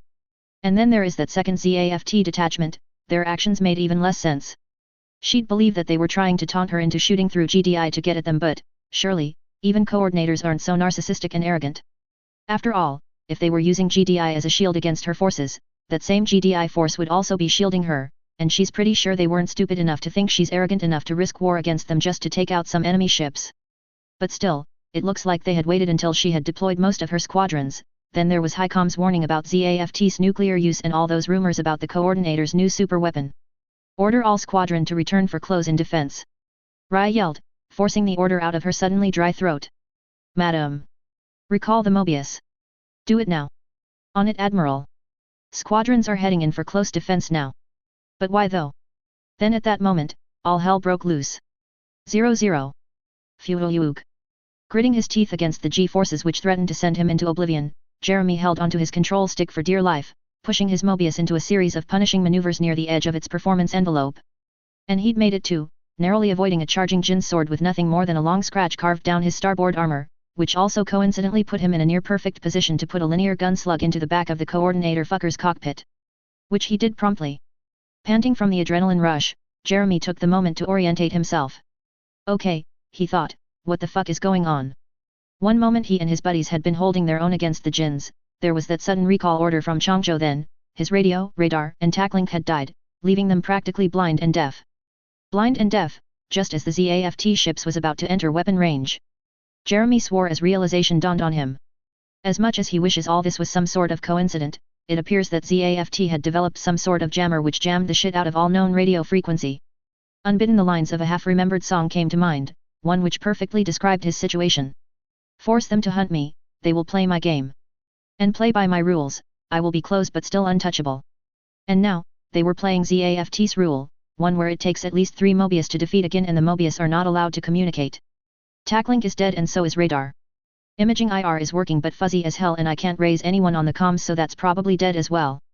Well, that or everyone else is dead, he amended with a gulp, seeing what looked like a command gun melee a pair of Mobius to death in the distance. It was hard to tell when the radar-based IFF beacons are also not working. It suddenly occurred to him that he'll need to get out of here if he wanted to see Muru ever again. Then the proximity alert sounded. Glancing upwards, Jeremy managed to catch sight of a gun burning full throttle towards him, sword already upraised. Oh fuck, not again. 0-0.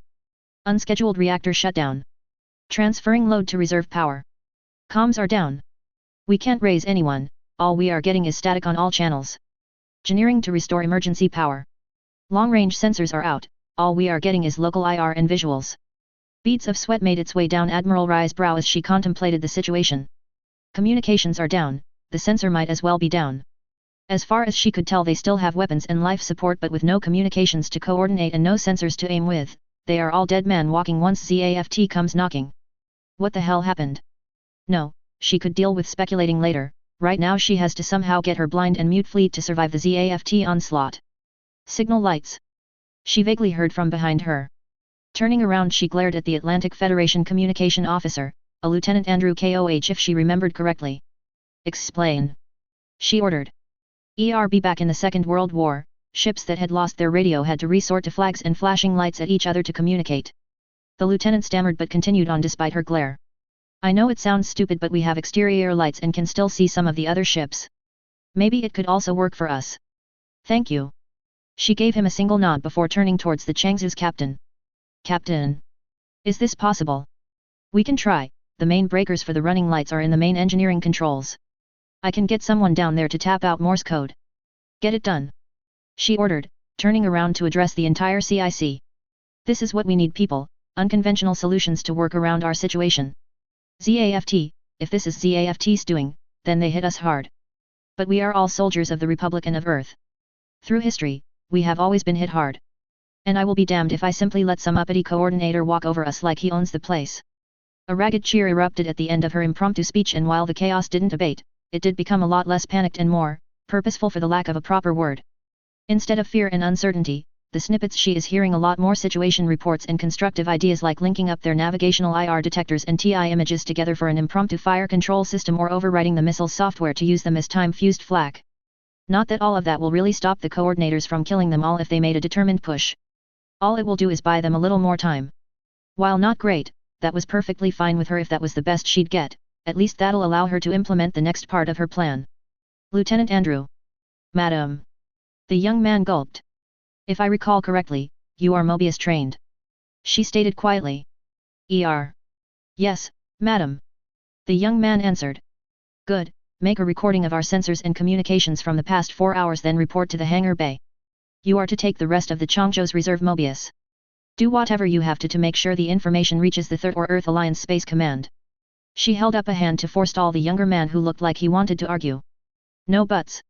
The rest of Earth has to be warned about what happened here, and ZAFT new toy, I have no doubt that they are responsible. I'll inform the CAG. Good luck. Admiral. We've established contact with our cruiser group and battle group 2. Orders.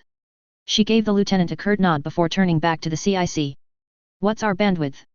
I can imagine that flashing lights on and off to send a message can't be that fast. A few words per minute, madam. The communication officer looked like she swallowed a lemon.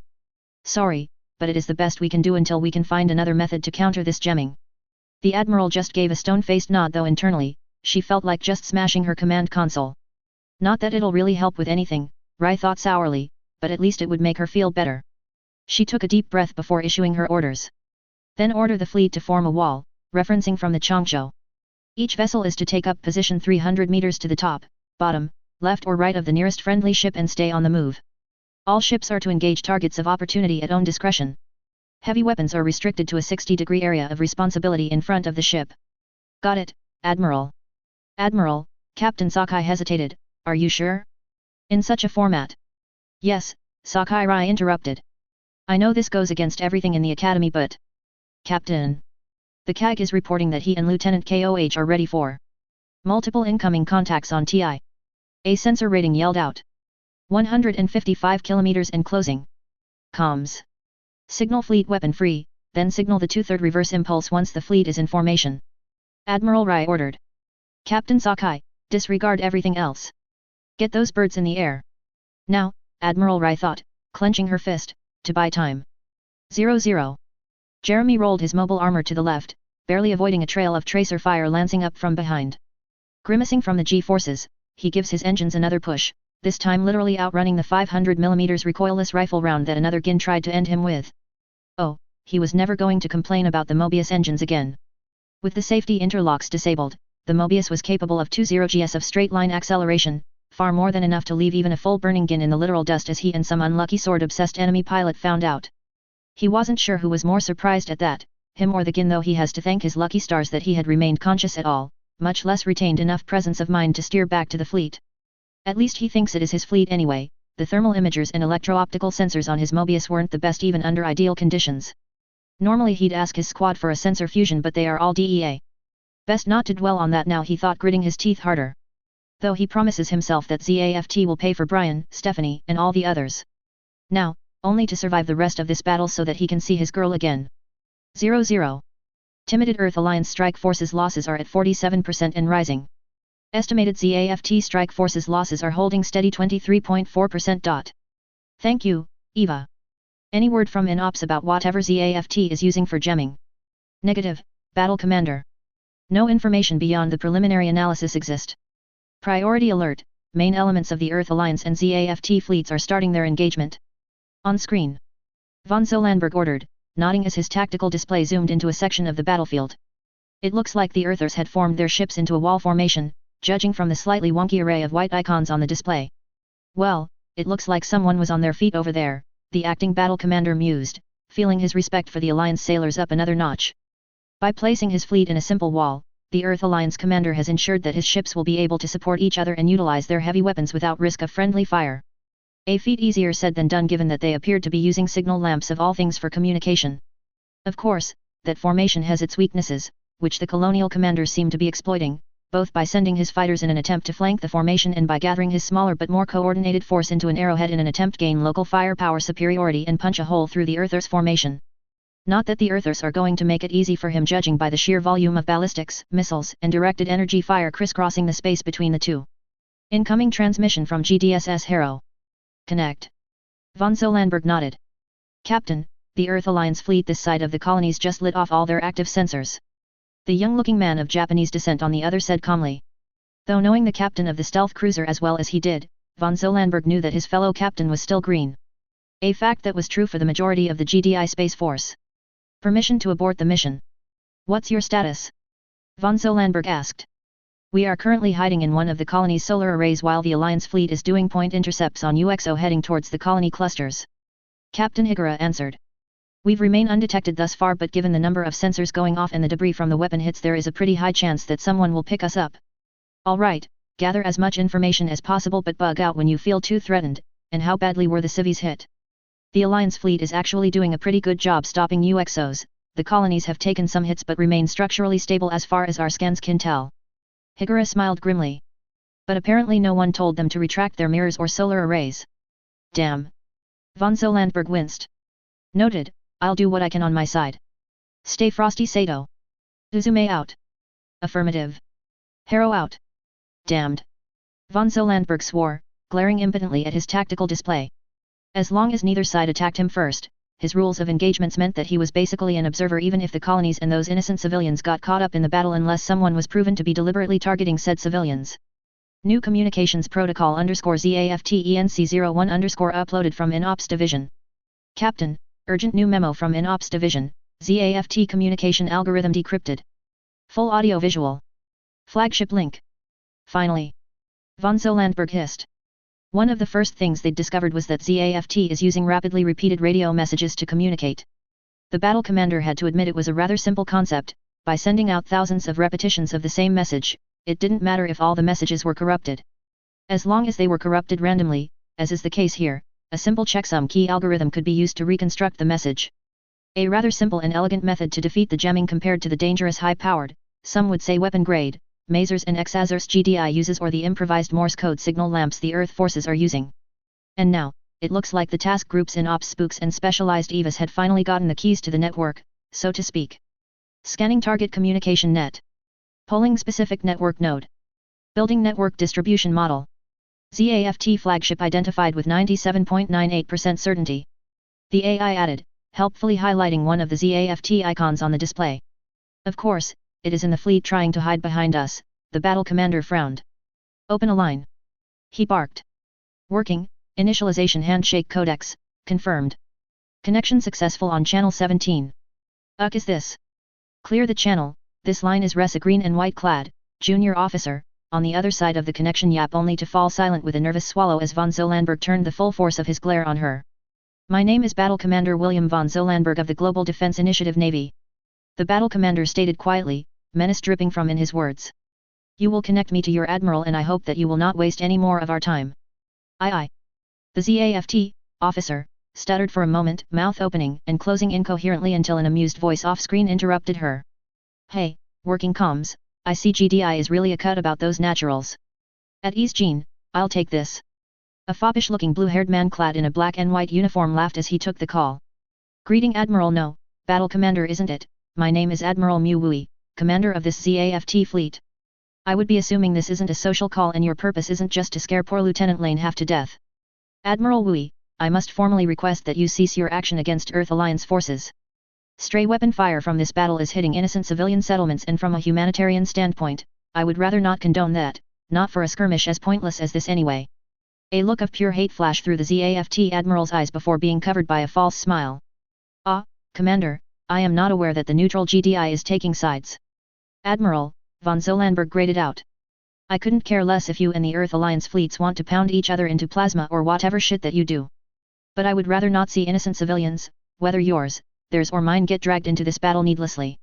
Those are people who have done nothing to deserve getting dragged into a war without good reason. You really believe that, don't you?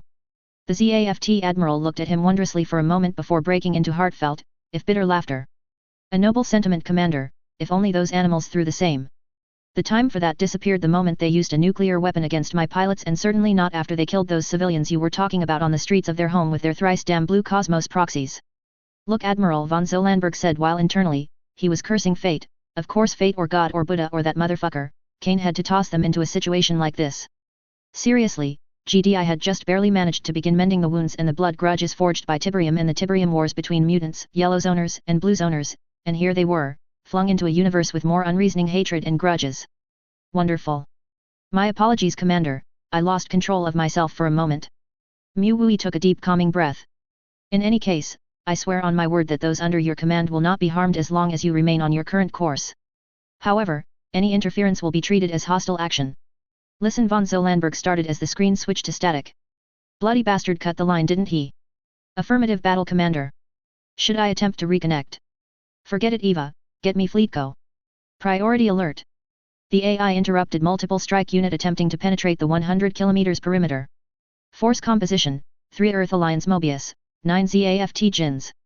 Paint them with ladder, then get the Anubis to blow them out of space if they get past the 75 km mark. Von Zolandberg snapped, then paused for a moment as a plan took shape in his mind. Never mind, Eva, cancel that last order, get me Fletcom. Mikhail. Warm up the Uzume's tractor beams, I want. 00. Same time. GDS Philadelphia 2, Earth geostationary orbit. Well, Eva, run those projections again. Affirmative, Director McNeil. With current trends, destruction of any of the L4 colonies and/or total destruction of any Earth Alliance fleet will be used as an excuse for war by Earth against the plant colonies. However, due to displayed superiority of ZAFT hardware combined with trending politics within both plant and Earth sphere power blocks, such a war will rapidly escalate to the indiscriminate targeting of both sides' civilian and industrial targets.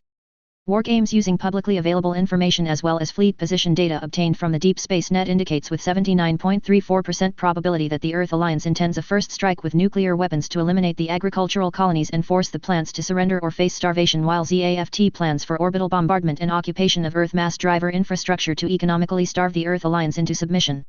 If it ended there, McNeil said, shaking her head, it wouldn't be that bad. Unfortunately, intelligence obtained by INOPS indicates that both sides are working on additional contingencies. The AI continued. While work is ongoing to uncover more information, INOPS simulations and military war games indicate that Earth forces plans for total deployment of nuclear arms among all its forces, including for strategic attacks of plant civilian targets, while ZAFT plan for mass deployments of nuclear jammer technologies against Earth's power and transport infrastructure. The estimated fatalities of either of those plans succeeding is in the hundreds of millions. At such levels of casualties, there is a 78.99% probability of such a war shifting from one of conquest to one of genocide based on the psychological and recent propaganda profile of Earth and plant leadership and the civilian population. At this point, use of Grade 4 WMDs such as bioweapons and orbited asteroids/colonies could not be discounted. Furthermore, in this scenario, total war is inevitable, with both sides either pressuring any neutral parties to join their camp and/or attacking and destroying said neutral parties to deny them to the other side. The probability of GDI involvement approaches 90% at this point. Probable result, technical GDI victory. The probability of total Earth sphere human extinction, 54.732%. Probable industrial losses, 72% probability of successful human resistance against a Skrin Type 2 force incursion, approaching 0. Gods. One of the figures sitting around the darkened round table muttered. That's even worse than if we pick a side right off the bat. God has nothing to do with this, Fowler growled, the director of G-Labs massaging his head.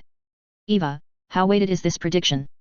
This projection is approximately median between the best and worst case scenario using all available data, director. So damned if we do and damned if we don't. Eva, what if we engaged and destroy and disable both sides in this skirmish? Without a clear casus belli, GDI lose huge amounts of trust among all involved parties. Models indicate with 78.23% certainty that such an act will cause a general failure of the peace process and may or may not cause one or both sides to declare war against GDI. In the event of early total war, a GDI first strike using Project Endurance's stock of WMDs is predicted to have a 78.77% likelihood of decapitating both antagonist states before they start mass deployment of their own WMDs, preserving much of the industrial potential of non-aligned nations. However, it is also highly likely that this will lead to loss of containment on Tiberium and the formation of a GDI antagonistic power block in under a decade, causing a Cold War which may lead to a long-term threat to human survival. Probable result, GDI victory.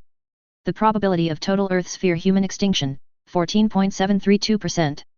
Probable industrial losses, 42% probability of successful human resistance against a Skrin Type 2 force incursion, 13.77%. Look like that's our best bet, hey? Tell fair side. Madam, INOPS recommends that we pursue this course. Fleet concur. The fleet admiral at the table nodded. Wait, we'll vote later. McNeil interrupted, and Eva, what if we manufacture a suitable casus belli? Degree of uncertainty is too high to calculate, Commander. Estimates generated from the prior projections indicate the higher quartile worst case is equivalent to the median of the previous case described. And if we intervene to stop both sides from annihilating each other covertly? McNeil prompted. Assuming a stalemate resulting in moderate material losses on both sides, most probable result is a period of heightened tensions but not outright conflict between Earth and ZAFT as both sides lick their wounds, pending another skirmish later. Well then. McNeil smiled thinly. Looks like Captain von Zolandberg got his orders then. Any objections? There was none. 00. Same time. L4 battle zone. If Jeremy was, to be honest, he'd admit he has no fucking idea what is going on.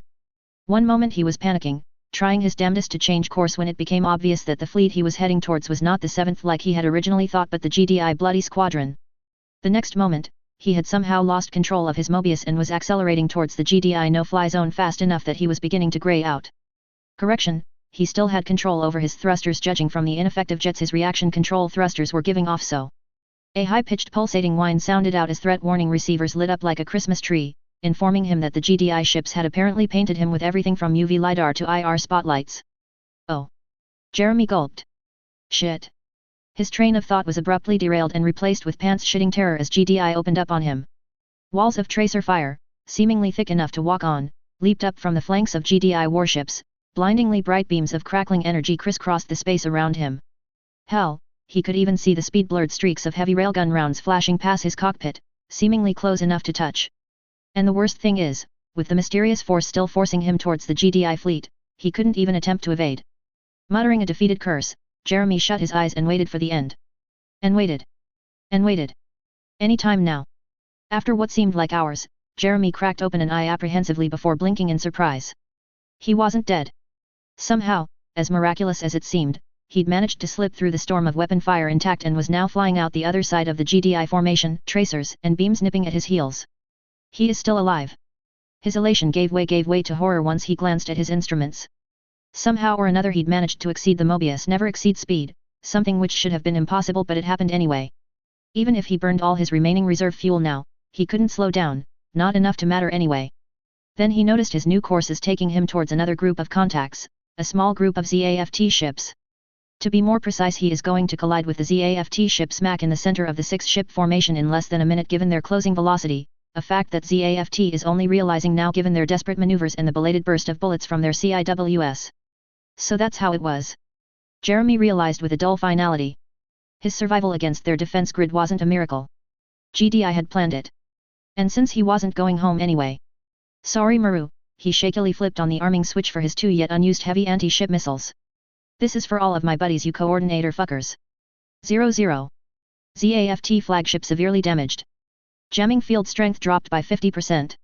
Targeted Earth Alliance strike craft avoided collision and is leaving the battle zone at high velocity. Eva reported.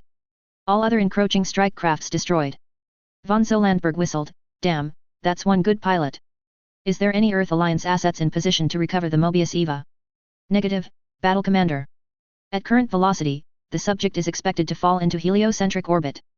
Then log down his flight path. InOps might want to recover that Mobius later to see how it ticks. Affirmative, data logged. The AI paused. Battleship Thor under attack. No significant damage. Only a single ship firing? Strange, the battle commander shrugged, glancing at the tactical display. Order Captain Sonia to return fire, Eva. Warning shots from secondary weapons only. Send an open transmission for all parties to stand down. Affirmative. Message sent. Thor acknowledges. Firing now. 00. Rai-2 clenched her fist as an icon on the tactical repeater went black, signifying the death of yet another of her ship, a Drake if the Changzhou CIC crew was correct. With a heavy heart she watches, mostly helpless as a quartet of her remaining Mobius fought and died to prevent a pair of Jins from exploiting the sudden hole in the flak screen before a Nelson avenged their deaths with a well-aimed spread of time-fused heavy torpedoes. To say the battle wasn't going well would be an understatement, she was already down 2 battle groups worth of escorts and as far as she could tell, most of her Mobius were drowned. In exchange? 2, maybe 3 of ZAFT destroyers had fallen out of formation and her crew had reported that maybe half the Jins had been shot down, and that's including the engagement before this clusterfuck. Not a favorable rate of exchange by any measure. Then without warning, most of the static on the radar screen cleared. Admiral. Communications is back online. We got partial networking. Sensors reports that X-band radar is back online. Setting fire control to special auto now. What? Admiral Rai stammered in surprise before mentally shaking herself. If Guan Yin decided to give her a miracle, who was she to question it? Never mind that, comms, get on TechNet, send our battle record to EASC. Tactical, get FleetNet back up. I want to see what we have to work with. Admiral. Captain. I think I know what happened. The senior sensor officer yelled out. Speak, Captain Sakai ordered. That ZAFT detachment behind the GDI forces. One of their ships is practically destroyed. Judging from the officer begins only to grow more subdued. Judging from the weapon fire and transponders, one of our mobile armors is responsible. Platinum 3, sir. The man glanced up at the senior commanders, a somber air around him. With his speed, it looks like he burnt all his fuel on a suicide run through the GDI fleet. Rai's fist clenched so tightly as to draw blood.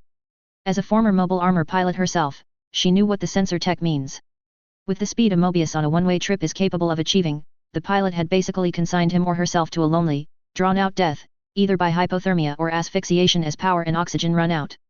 And to do so in the face of the overwhelming AA fire that the GDI fleet is even now throwing out so that her fleet can have a chance to live another day?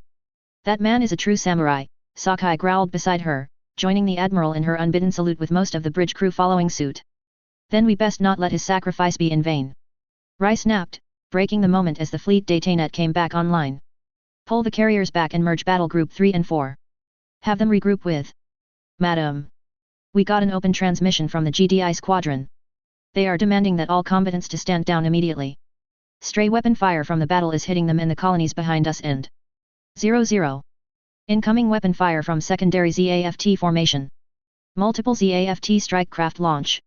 Incoming strike craft infiltration attack likely. Well then. All units wepo. Priority alert, ZAFT secondary formation has ceased fire. Incoming transmission from ZAFT formation. Allow connection. Connect Eva, let's see what they have to say. Affirmative.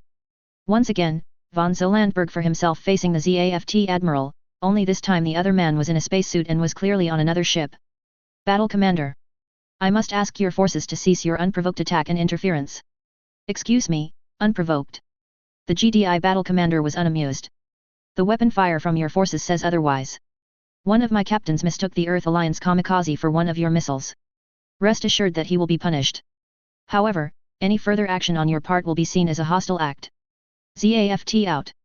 Polite fucker, aren't he? Von Zolandberg growled as the ZAFT admiral cut the line once again. No Eva, don't answer that. What is our status?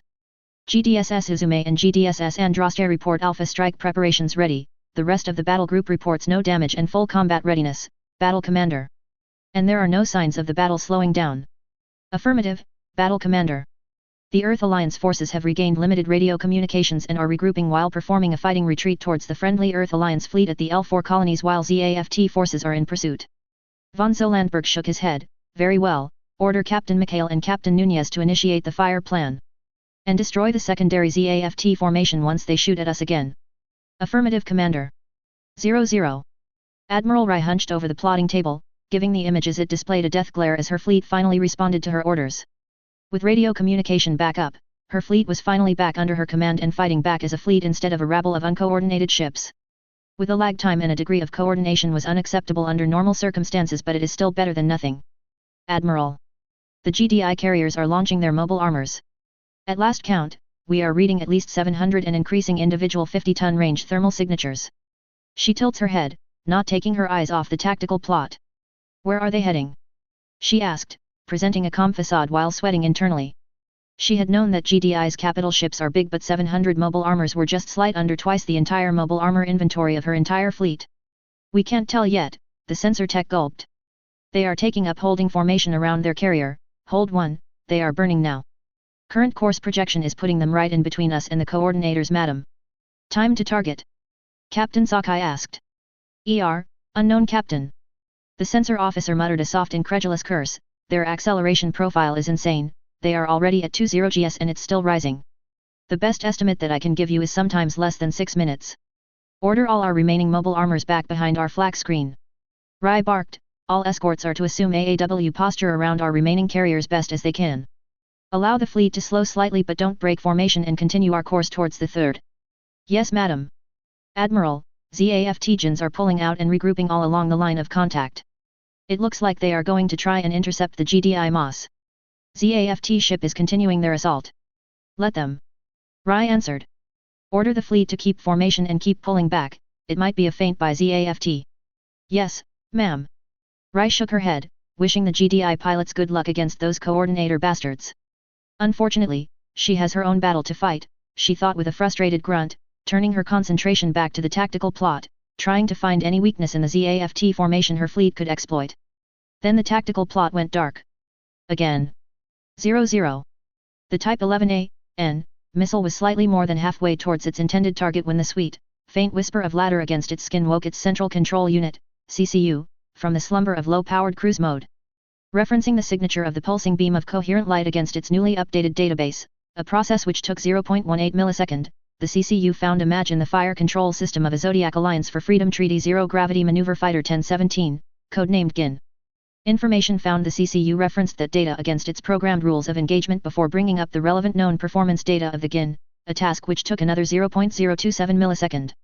Processing done, the CCU activated the missile's full sensor suite, comparing the returns from its optical, thermal, ladder, MAD and radar suite before discarding the radar returns as corrupted by enemy jamming, logging the velocity and location the GIN and 62 other probable GINs. It then forwards the data the other 23 other missiles of its strike package, 4 randomly selected missiles from 2 other strike packages and its parent EVA unit back aboard the GDSS Izume via a series of tight beam maser bursts. The CCU then waited for 0.151 milliseconds as its strike package answered its transmission with their own reciprocal maser pulses before the entire 24 strike package simultaneously shut down their right fusion engine pods while pushing the left towards emergency military thrust, spinning towards the GINs at a rate that would have crushed most organics into a fine paste.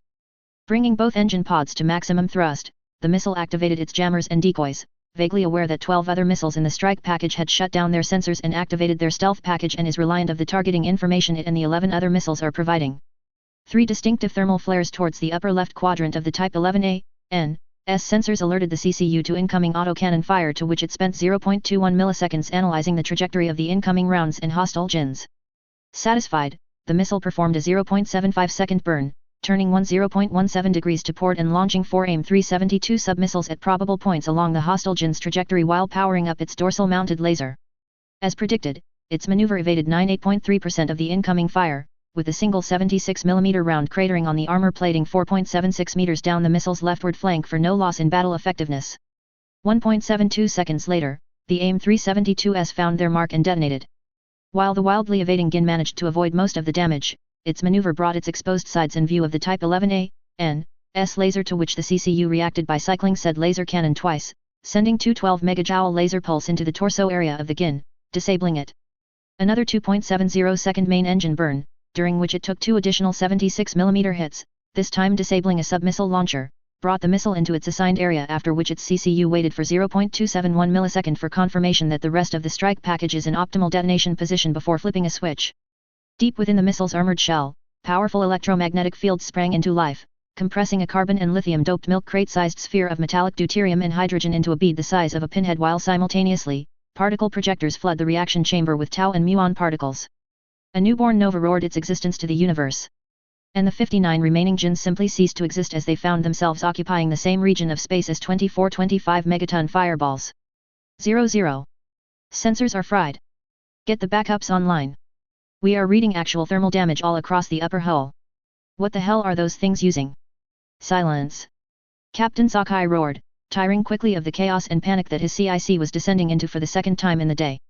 Sensors. Report. All of our sensors are flash-blinded, backups will be online momentary. The sensor officer gulped. The last we got out of them was 24 of GDI's mobile armor simultaneously detonating. Yield is at least 10, more likely 20 megatons.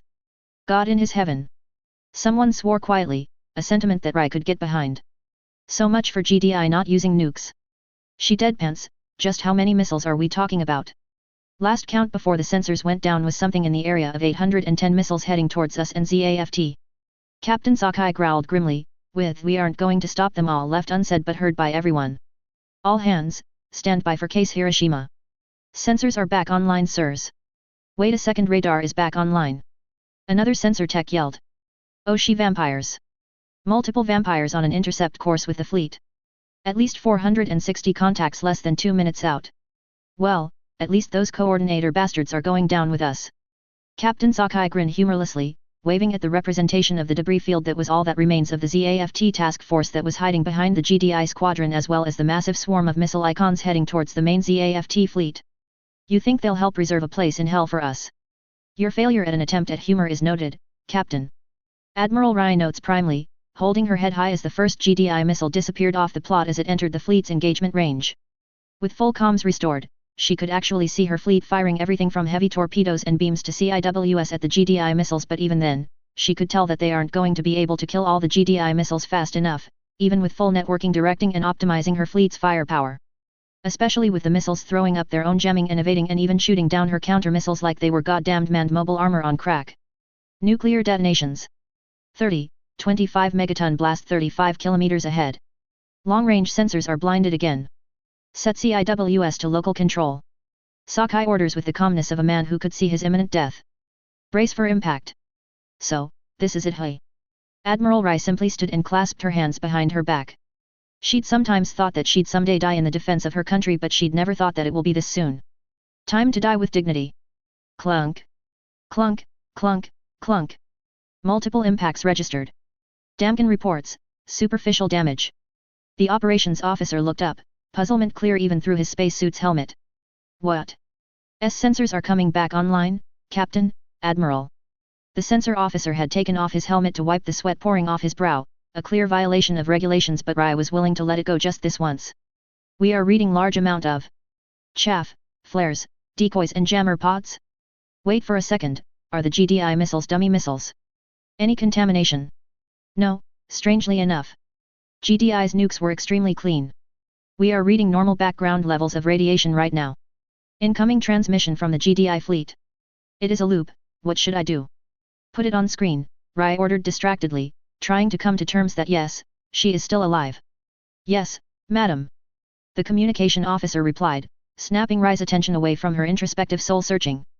On main speakers now. Initiative Navy. That was your final warning. Cease fire and disengage, or the next salvo will not be so forgiving. Repeat, attention all Earth Alliance and ZAFT forces, this is Battle Commander W.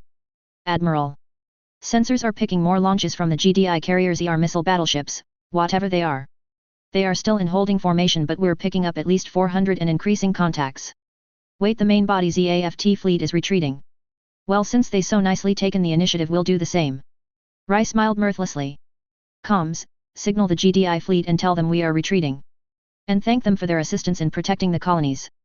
00. Both Earth Alliance and ZAFT forces are retreating, Commander. Danky got, Buddha und Ella. Thank you, Eva. The GDI battle commander let out a muted sigh of relief. Mikhail, how is the Uzume holding up? Thanking God they bought our bluff, Captain. The Uzume's acting captain replied. We are nearly out of missiles and feedstock for the fabricators are at critical levels. We're trying to recall the missiles now. Good. Von Zolandberg gave the tactical plot one last glance. With the Earth and ZAFT fleet putting distance between each other on opposite course, it seems that the battle is over. Which means, Eva, I Battle Commander William von Zolandberg hereby relinquish battlefield control with the end of this engagement. Affirmative, Captain von Zolandberg. Log transmitted to Philadelphia actual. Battlefield control shutting down. 00. 18 hours after the Battle of L4. Cock-lunk. The 9mm bullet ejected from the pistol, unspent, and floated slowly in the 0G environment of the powerless Mobius cockpit. Jeremy Lucas gazed weakly at it before pulling the slide of his service pistol once more. Cock-lunk. And now he was down to the last bullet in this magazine, the pilot thought as he contemplated the weapon through the frost forming on his helmet faceplate. He just couldn't do it, just as he couldn't bring himself to crash his Mobius on the ZAFT destroyer and save himself the 18 hours of utter loneliness as he drifted out of the Earth's sphere and 3 hours of torture when the last of his fuel and power finally gave out. Now it is a matter of seeing what would kill him first, the freezing cold or be running out of oxygen. Or perhaps he would bake to death. He amended the slow residual spin of the Mobius brought the cockpit into direct sunlight, the harsh glare instantly melting the frost before the window polarization kicked in. Either way, it's an awful way to go. Sorry Maru, look like I wouldn't be making it back after all, Jeremy whispered, putting down the picture of his girlfriend before holding his service sidearm to his head. At least it'll be painless. Then the sunlight streaming through the narrow slit that was the cockpit window abruptly cut off. What? The pilot thought, putting aside the pistol before leaning forward to look out the window. Okay, great, now I am hallucinating. For it couldn't be anything else, not when space sunwards of his Mobius looked like it was distorting, like looking through a shaking and boiling pool of water. Then in an eye blink, with a suddenness reminiscent of a soap bubble popping, a ship suddenly appeared out of the ether. It was a massive thing, at least as long as an Agamemnon, some 300 meters in length. And it was like no spaceship Jeremy had ever seen, not with its bony, almost organic-looking silhouette and clad in an almost chitinous midnight black. Suddenly his Mobius shuddered and started moving, something that should have been impossible with nothing touching the fuelless Mobius. Unbidden, half-remembered briefings and documentaries of the alien race GDI claims to have encountered came to mind, the Skrin, whatever the name was. Jeremy gulped, silently grabbing his pistol, switching his almost expended magazine with a fresh one. It looks like his day was about to get that much suckier. Although, Jeremy thought, catching note of something as the ship rolled, presenting a large brightly lit docking bay, why the hell would aliens name their ship in English, after the city of London of all things? 00. Codex. GDI Navy Archive, London-class stealth cruiser. Named after the disastrous Battle of London in the Third Tiberium War, the London-class is a stealth deep penetration reconnaissance/intelligence gathering vessel capable of operating both in atmosphere and on extended patrols in the outer solar system, though the latter require a bolt-on long-duration mission LDM module. Planning and construction. Originally ordered in the late 2040s, as the Project 1.44 deep space reconnaissance vessel, upon the insistence of INOPS, the lead ship of the class was finally delivered under extreme secrecy in 2063 after a dozen major redesign and several delays early in the design and construction phase, which caused the newly reorganized GDI Navy to all but pull out of the project in 2057. However, this proved to be something of a boon to INOPS, allowing them to take control of the allocated funding and develop the class more in tune with their own needs. As such, most of the research, design, and development for the ship was done in various INOPS labs and operations one around the world instead of Navy labs, with the first 4 ships being built in a mothballed ex-Wet Navy shipyard in Australia, which INOPS agents secretly reactivated and upgraded. These factors led to a rather amusing scene in 2063 within the GDI Admiralty Board, who had since written off the project as a failure, when INOPS approached them for cruise to a flotilla of cruisers which they had no records of ever existing but was developed and built using their money.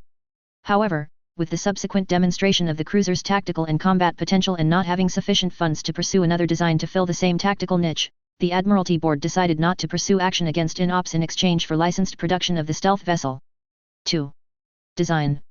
Unlike the vast majority of GDI's space vessels, the London class is designed for low observability and stealth above all else, utilizing evolutionary algorithm-designed hull geometry shaping combined with a metamaterial composite coating to minimize radar and infrared returns, giving it a rather distinctive silhouette when compared to other GDI vessels. In fact, most GDI naval personnel, upon seeing a London class in dock for the first time, immediately assumed it to be a captured Nod spacecraft.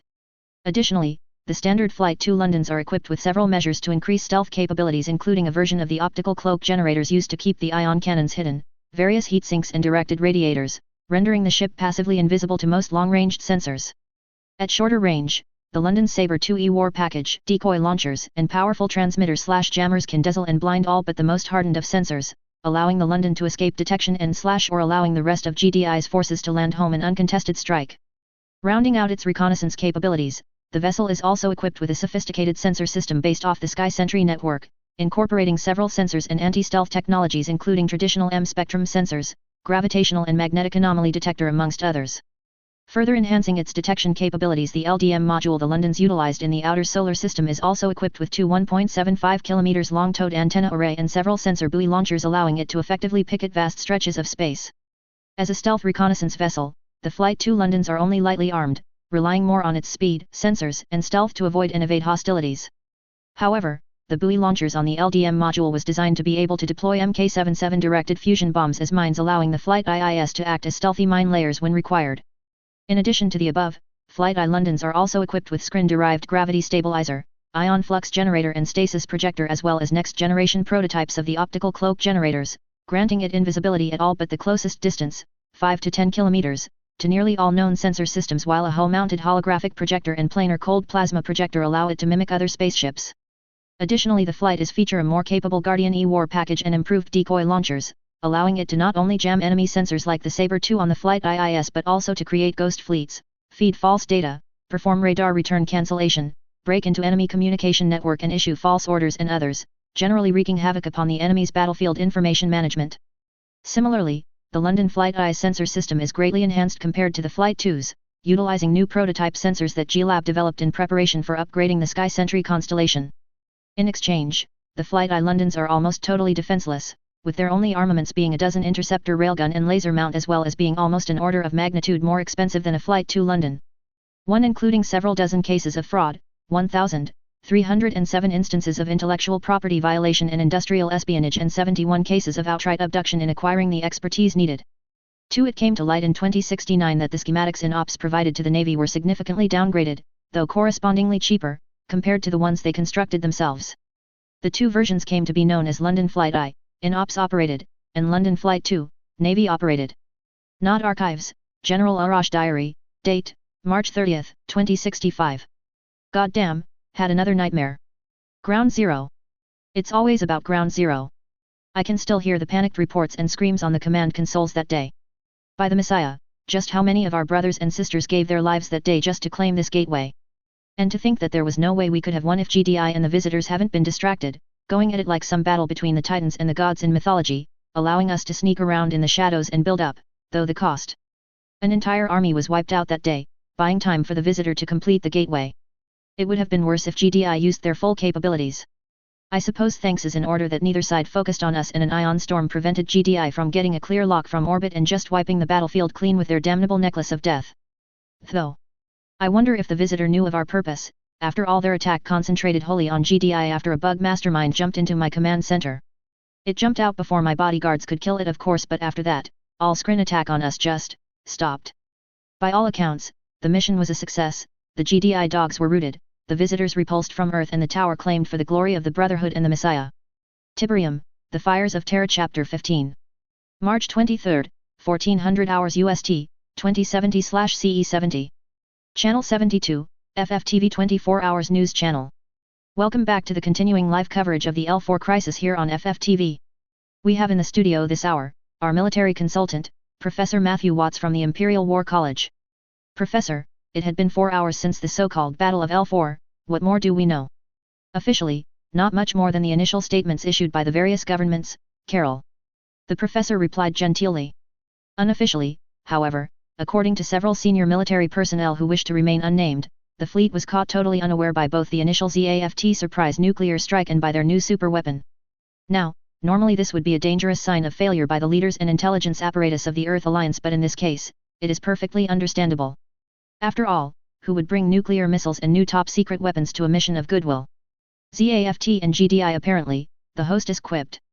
Precisely, the elder man replied, as if acknowledging a point by a particularly bright student. The actions of this ZAFT fleet are unmistakably that of someone looking for a fight, from their flight path which bring them in range of what few colony clusters and bases we have in space after Plant's rebellion, to their blatantly provocative dismissal for the protective zone surrounding the Nova colonies which I must remind you, are the least defended and most vulnerable to weapon fire. That said, Watts continued, GDI's actions also raise some red flags. True, their intervention prevented further damage to the colonies and our fleets, but why the overkill? Nuclear weapons are, by their nature, a huge investment of capital and technical skill. Why spend billions of dollars worth of weapons of mass destruction, especially so close to a colony? Of course, this being GDI, there might be mitigating circumstances we might not be aware of. Watts added, which is why it is imperative that they disclose all relevant information at once. What might such mitigating circumstances be, Professor? We don't know. Watts shook his head. What we do know is that they initially showed incredible restraint while being caught in the crossfire between ZAFT and our forces. However, something happened which caused them to escalate massively with the deployment of multiple, very powerful nuclear devices. Such an act would indicate that GDI has a no first use policy, which is hardening, but the casual use of such quantities of WMDs after the first use is simply destabilizing. I and many of my colleagues believe that the leaders of the Earth Alliance, no, of all Earth nations, must fulfill their duties and bring GDI into an arms control treaty by any means necessary, if only to ensure that WMD usage remains a specter of the Reconstruction War. What about the allegations by ZAFT that the initial nuclear strike originated from the Earth Alliance? The anchorwoman asked. I am afraid that my thoughts on the matter cannot be said on public television due to vulgarity regulations, Carol. The professor laughed. In any case, I should be asking ZAFT's propagandists, do you really think that the public of Earth is stupid enough to believe the Republic of East Asia, the only power that had been attacked by nuclear weapons, would be willing to use nuclear weapons that close to her colonies, on her own pilots, to start a fight? When you put it like that, it sounds like another Copernicus. The hostess smiled. Thank you for your time, Professor. My pleasure, Carol. That was Professor Matthew Watts of the Imperial War College. Just a reminder to those who are just tuning in, you are watching the continuing live coverage of the L4 crisis here on FFTV. A recap of the events thus far. At 11:10 UST, ZAFT's Second Fleet launched an unprovoked attack on the Earth Alliance forces defending the L4 Nova colonies. While the situation is still unclear, a statement from Earth Alliance HQ indicated that the REA Majority 7th Fleet suffered heavy losses as the result of ZAFT's deployment of a nuclear device and several new weapons. In the battle that ensued, GDI forces in the area managed to force both sides to retreat by unrestricted use of weapons of mass destruction.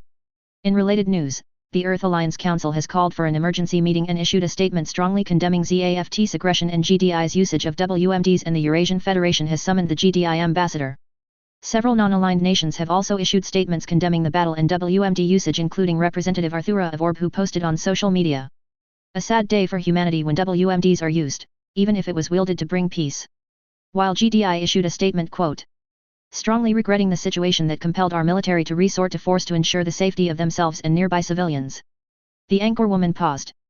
Now we will be joining our correspondent Vanessa Spilram live from outside the GDI embassy at Brussels Embassy Row. Vanessa, how are things over in Eurasia? It is pretty hectic over here, Carol. As you can see behind me, Eurasian police and GDI embassy security are on high alert as demonstrators continue to arrive into the area. We're already hearing reports of clashes between pro and anti-war demonstrators further down the street near the Atlantic Federation Embassy, though thankfully the nuclear disarmament advocates picketing the GDI embassy are a lot more cordial. Very interesting, Vanessa. Is this going to affect the GDI's ambassador's scheduled press conference? I don't think so, Carol, while the press conference is going to be held on the front lawn of 00. March 23, 1630 Central Europe Time, 2070/CE70. Western Europe, Brussels, GDI Embassy. Standing at the front door of the GDI Embassy and facing down a crowd of reporters and their flashing camera pointed at his face, Millen Wright, Ambassador Wright, to most mentally cursed himself for accepting this job. But most of all he cursed McNeil for offering him this job, and for adding to his workload. He cursed her most grievously. NSE Initiative hopes that this incident will not hamper the work we and our partners have achieved in reaching out for a diplomatic solution. He finished, mentally patting himself on the back for having the foresight to have his staff prepare this speech as one of several possible contingencies days in advance. A good idea, because he wouldn't have had the time after the battle. He'd spend the last 3 hours getting yelled at by the Eurasian cabinet. Damn it, McNeil. Any question? The crowd of reporters almost surged up, thrusting their microphone towards his face while an incomprehensible tide of questions spilled forth. One at a time. Please. Wright said firmly. You, the one in the orange shirt. Ambassador. Why did the United Nations use WMDs in the Battle of Nova? The reporter yelled. Wright ruthlessly strangled his urge to kneel his forehead. This again. What is it about this world and their almost supernatural reverence and fear of super weapons? From the way they were acting, it was like GDI glassed a city or something.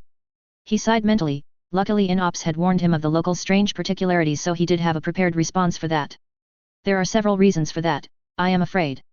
First, while GDI and by extension the United Nations before us has long acknowledged that nuclear weapons and other such weapons as WMDs, we also have a doctrine of neutralizing such weapons first, or to ensure that whoever uses such weapons don't live to fire another salvo by any means. Why? Why the overkill? If you want nuclear disarmament, wouldn't it be better to disarm such weapons by diplomacy? The reporter cut in. Because ever since World War II, no nation in our reality has been afraid to use WMDs. There was the odd exception, but in all cases, a WMD being used is an indicator that more will follow if we do not end the conflict immediately. In cases where GDI or the UN failed to do so, ended up nations being almost wiped out via mass deployment biological, chemical, and nuclear weapons. What? Next question. Right side, not willing to entertain that line of questioning any further. Ambassador, you said there are several reasons why you used nuclear weapons. A blonde reporter asked, can you give us any more reasons? Certainly. As my government has been telling your leaders, GDI's space forces were never meant to fight against another civilized human power. How could they be when, as far as we knew, GDI was the only spacefaring human civilization in existence when our warships were designed and built? Wright asked rhetorically, pausing for a moment to let that sink in. No, of course not. In a perfect universe, such a fleet would be unneeded, but unfortunately, our encounter with the screen would tell us that the universe, at least the universe we come from, is far from perfect. If you are fighting a technologically superior force intent on your extinction, would you not arm your troops with the best weapons your scientists can provide? The blonde reporter nodded in understanding, even as someone yelled that this is not GDI's universe. Yes, things and circumstances change. Wright agreed, nodding at the yeller, Unfortunately, the majority of our manufacturing infrastructure was located in our universe's orbit in L4 and L5 point. Even discounting that, the majority of our remaining resources is being directed at containing Tiberium in Italy. Should I inform my government that the Eurasian public request that we halt our aid so that we can concentrate refitting our missiles? He asked, delivering the last line with a laugh and smile to let the assembled reporters know that it was a joke. The best lies were half-truths, he knew. Even as the gathered reporters along laughed somewhat awkwardly, it probably sounds plausible enough to people who don't have MCV technology. Wait. The blonde reporter from earlier froze, suddenly looking very pale. Does that mean all the missiles in your fleet are nuclear? Classified. Wright answered with an amused glint in his eyes. Next question. The press release by your government about the battle mentioned that your forces got involved due to the damage caused by the battle. What kind of damage was done to the colonies at the L4 point? A young lady asked, ready to take notes. Just a small correction. GDI forces only got involved in the battle in self-defense after both Earth Alliance and ZAFT forces breached our no-fly zone, and in the case of the latter, fired upon our ships, Wright said. That said, the safety of the innocent civilians in the colonies is still a major if ultimately secondary factor. As for how extensive damages to the colonies are, I am afraid you'll have to ask representatives of the Earth Alliance, or as I understand it, the Republic of East Asia government. GDI does not have access to that information, nor would it be in our obligation to share it even if we have it. I see. The vaguely Japanese reporter replied, jolting down a few notes. I am sorry, Ambassador, can you clarify what do you meant by the safety of the innocent civilians in the colonies is still a major factor? Will GDI take action if the war threatens massive loss of natural lives? I mean exactly what I said, Miss, Wright explained patiently. GDI is currently neutral in this conflict and hopefully will never find a reason not to remain so. However, in accordance with the mandate and mission we inherited from the United Nations, should we get involved in the war, we will be seeking to minimize the loss of civilians, of human lives and infrastructure to as large an extent as we can. My final question, Ambassador. The reporter pressed on without hesitance. That means that as far as GDI is concerned, the colonies at the L3, 4, 5 points, and the moon are off limits to the fighting. No. Wright shrugged. We understand that in a war, as distasteful as it is, some level of civilian casualties cannot be prevented when targeting the opponent's key government and military infrastructure. However, as an addendum to that, I would like to state that GDI will look very bluntly upon any needless terror attack on civilians or attempted genocide. Next question.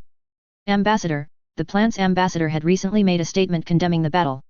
She said that her government will be investigating the matter and to determine the cause of the nuclear explosion that both the Earth Alliances and ZAFT denied responsibility for. What is your government's response to her statement and refusal of both the Earth Alliances and ZAFT to take responsibility for the nuclear explosion? Who's to blame for the nuclear explosion that started the battle will be determined in time. As for plant's statement, I have yet to be informed of its content, but if she is serious about looking into the matter and ensuring that justice is serviced, then I am sure my government will be more than satisfied as long as the proper procedures are followed. Wright smiled dryly. Which is to say a fair and impartial investigation. Unfortunately, with the political climate of today, I doubt that any unilateral investigation by any of the two blocs can be trusted. All right, I am sorry, but I'll have to make this the final question, Wright announced as his EVA interface pinged that he'd only about a minute left. Ambassador, there have been reports of ZAFT deploying a new superweapon at the Battle of Nova. Does your government have any information on the matter? ZAFT deployed a superweapon? That's news to me. 00. March 23, 1500 hours UST, 2070/CE70. L5, Plant Colony, April IS-01. Patrick Zala glared glumly at his prepared presentation as the rest of the plant council strode in and took their seats in silence, no one daring to disturb the man who'd called this emergency meeting, not with the stormy expression gracing his face. Why the long face, Zala? Siegel asked as he took his seat at the metaphorical head of the room's round table. No one but his old friend apparently, Zala thought with a small mental smile. Never change, Siegel, never change. Just a plan that went too well, unfortunately. Zala answered cryptically. Are we ready to start, Mr. Chairman? Everybody is here, I see no reason to delay, Siegel said before clearing his throat. For the record, I, Siegel Klein, current chairman of the Plant Council, hereby declare this emergency session as called by the representative of December City open. Zala, I believe you have concerns that you wish to bring to this council's attention. Yes. Patrick ground out. I am going to assume you have all been briefed on the engagement between our Second Fleet and the Earth Alliance forces at L4. While we'll be dealing with the fallout of the battle later in this session, first we are going to decide how we are going to factor the UNGDI into our plans now that they'd shown their hand.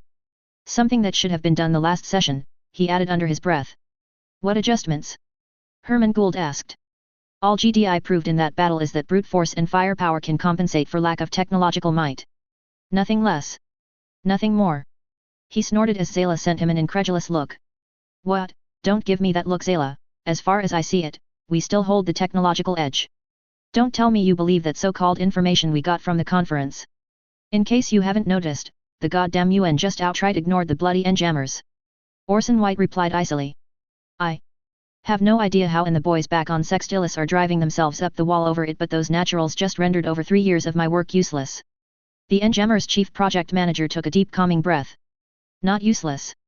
Zayla objected calmingly. If nothing else, we can still mass deploy them here at the plants and with our force to prevent the Earth Alliance from using fission-style nuclear weapons against us. Their secondary effects on radar and radio waves also practically ensure that our forces will have a tactical advantage over Earth's, at least for now. Murmurs of agreement and nods pass around a table at that. Don't be too surprised if that doesn't last though. We have always known that enjammer technology wouldn't work against pure fusion systems. Zayla added a moment later. It really was something that he should have foreseen himself, he thought, slightly clenching his fist in anger, especially since he had the report stating that GDI most probably was using fusion on their ships right there on his goddamned desk. And now that GDI had shown the ability to somehow defeat the radio jamming aspect of the jammers, we can't rule out the rest of the naturals achieving that independently. Luckily for us, GDI doesn't seem intent on sharing that piece of technology nor their fusion systems. Zayla shook his head. Unfortunately, we can't count on Earth not developing their own in time. After all, we are only 6 to 24 months away from completing our own fusion systems, and we have almost no intelligence on how far along the Earth Alliance's fusion power projects are. As much as he hated to admit that, the Council needed to hear that. Just because Earth was populated by naturals doesn't mean they can be underestimated. GDI had shown him that much. Which was what his wife had been trying to pound into his head for the past month, Zayla realized. Then what the hell should we do? Eileen Canaver said, looking at him. This wasn't planned for. Not so fast anyway. We do what we have always done. Siegel intoned from the head of the table, drawing all eyes to him. We adapt, overcome, and grab victory when offered. Qasim, Leitner, White, Canaver, Zayla, I know you haven't got the time to hash this out with your committees yet, but what would your preliminary recommendations be? Legislative is neutral on this. This is not our department's area of expertise. Qasim answered. Personally, I would recommend that we keep peace with GDI and use them as a bridge towards the Eurasian Federation, the non-Earth Alliance. Piff, the Earth actually listening to us. Those naturals wouldn't listen to us to save their own lives. Leitner cut in. But for the record, judicial is also neutral, as it too isn't our department's area of expertise. Siegel sighed. Orson. Administrative recommends that we continue with Ouroboros to try to pressure the naturals into peace. Eileen. Patrick. Diplomatic still recommends that we seek a negotiated peace with the Earth Alliance. Eileen sighed. However, if we are forced to fight, I would request that we limit Operation Ouroboros to only the major industrial cities, known nuclear launch sites, and nuclear manufacturing sites of the member states of the Earth Alliance, and that our forces follow the Geneva Convention to the letter. National Defense concur with diplomatic, Zayla said, smirking slightly at the shocked look his fellow counselors sent him. Zayla. What are you planning? Azalea Jowl gritted out from the other end of the table, her tone brooking no opposition. Hear me out on this. Zayla smiled. It was that kind of smile that does not bode well for someone. We know from their actions that GDI seems very reluctant to fight, yet they will fight and fight with everything they've got once certain limits are crossed. I am pretty sure that mass deployment of the enjammers to starve all the naturals on Earth will cross that line. Then we fight them too. Herman roared, we can use that launcher you have been working on. Project Genesis. Zayla's eyes narrowed. No, a better question to ask is if we can outwait the Earth Alliance Council before they do something foolish. And let the naturals turn GDI into an enemy on their own. Azalea smiled. I like the way you think, Zayla. But there's another reason why you don't want to fight GDI. Because, I don't think ZAFT, as we are now, can win. He said with a grimace, as much as it physically pained him, the council had to hear this. I don't know if you have heard of this, but there is a truism in the military, your doctrine is built on enemy action. That you build your military to fight the enemies you have faced or are likely to face. Herman nodded. That's what you did when you built ZAFT. You tailored it to fight Earth, and it shows in the weapon systems ZAFT has deployed over the years. I understand where you are going, Zayla, but... No. You don't. Zayla replied, shutting the other man up. Not completely, at least. As much as that truism applies to us, it also applies to GDI. Tell me, Gould, what type of opponent would you be facing if you feel the need to resort fielding swarms of nuclear missiles that are each almost as capable as a mobile armor? You can't be serious. Herman shook his head. GDI's performance in the battle was such an obvious act that I can tell, and I am not even in the military. Azalea, you probably got the same analysis from Martius arsenals that I did. Zayla nodded before letting out a chuckle. Hell, you probably got it before I did. You tell him. The silver-haired councilwoman shot him a glare as the eyes of the rest of the council turned to her. According to analysts from Martius arsenals, she began, referring to Plant State Arms Manufacturer, the UN forces. URG, long story short, GDI's performance at the battle at L4 is probably indicative of their true performance. If anything, the analysts think they were holding back. Interesting, Zayla though, so that's what Jowl looks like when she suck a lemon. However, the situation isn't as hopeless as Zayla made it out to be. Azalea snaps, the report states that sufficiently layered network defense grids, which is what the Earth Alliance uses and what the N-jammers were made to counter along with nuclear weapons. Orson White groaned. If we follow your report's recommendations to fight GDI, we'll be playing the Earth Alliance's game. One where they have all the experienced players. Which is why I would like to avoid provoking GDI into entering the war if possible, Zayla said with a smirk. Looking around the table, his smirk grew, slightly of course. For once the moderates were not fighting his faction every step of the way, and the radicals in his faction couldn't find a way to escalate without looking like suicidal morons. Still, Herman had a point, Genesis could be used as a superweapon against Earth. He dismisses that thought almost immediately, it is not like they will ever need to use it as such unless aliens invade or something. What he wanted was a better future for humanity, whether the naturals like it or not genocide. Arg, fine. Herman groused. What can the military do to win this war, without bringing in GDI? We need to strike fast and take out the Earth Alliance's space command at the moon and weaken their space forces to the point where we can deploy forces directly into the EA-controlled mass drivers and force them to come to the table, Zayla said, ignoring the glares sent his way by the more moderate elements around the table. Of course, we need to follow the rules of war and avoid hitting civilian or dual-use targets unless we have to. Diplomatically, we need to present the naturals with a way out, some minor concessions should they accept our offer of a ceasefire after we take out a few of their fleets. We can't afford for this war to drag out for longer than we have to, not when every moment is time for the naturals to close the technological gap. Now he was getting glares from the radicals in his faction, not that they have any valid counterpoints. Is this your recommendation, Patrick? Zayla looked his old friend in the eye. Yes, Mr. Chairperson, they started this war and we will end it. Then we have a majority vote. Any objections? No? If so, I'll expect the draft to be on my desk by tomorrow. Good, Herman Gould said, an idea for the future forming in his mind soon enough, we'll crush them. 00. Grazing over the picturesque cityscape of San Francisco atop her penthouse, the lady brushed aside a lock of her raven hair as she sips her cup of coffee. She needed this, a moment of calm to reflect on yet another of her plans that went awry due to that bastard spawn of another universe's United Nations. Or perhaps not so awry, she supposed after a moment's consideration. So what if the distraction was more spectacular than she planned? None of the variables had really changed all that much. She smiled, coldly. After all, the world only believes what the media tells them to believe, and she tells the media what to believe. It's quite simple really. With that, her mind was made up. There was an old saying in one of the archives, he who controls the past, commands the future.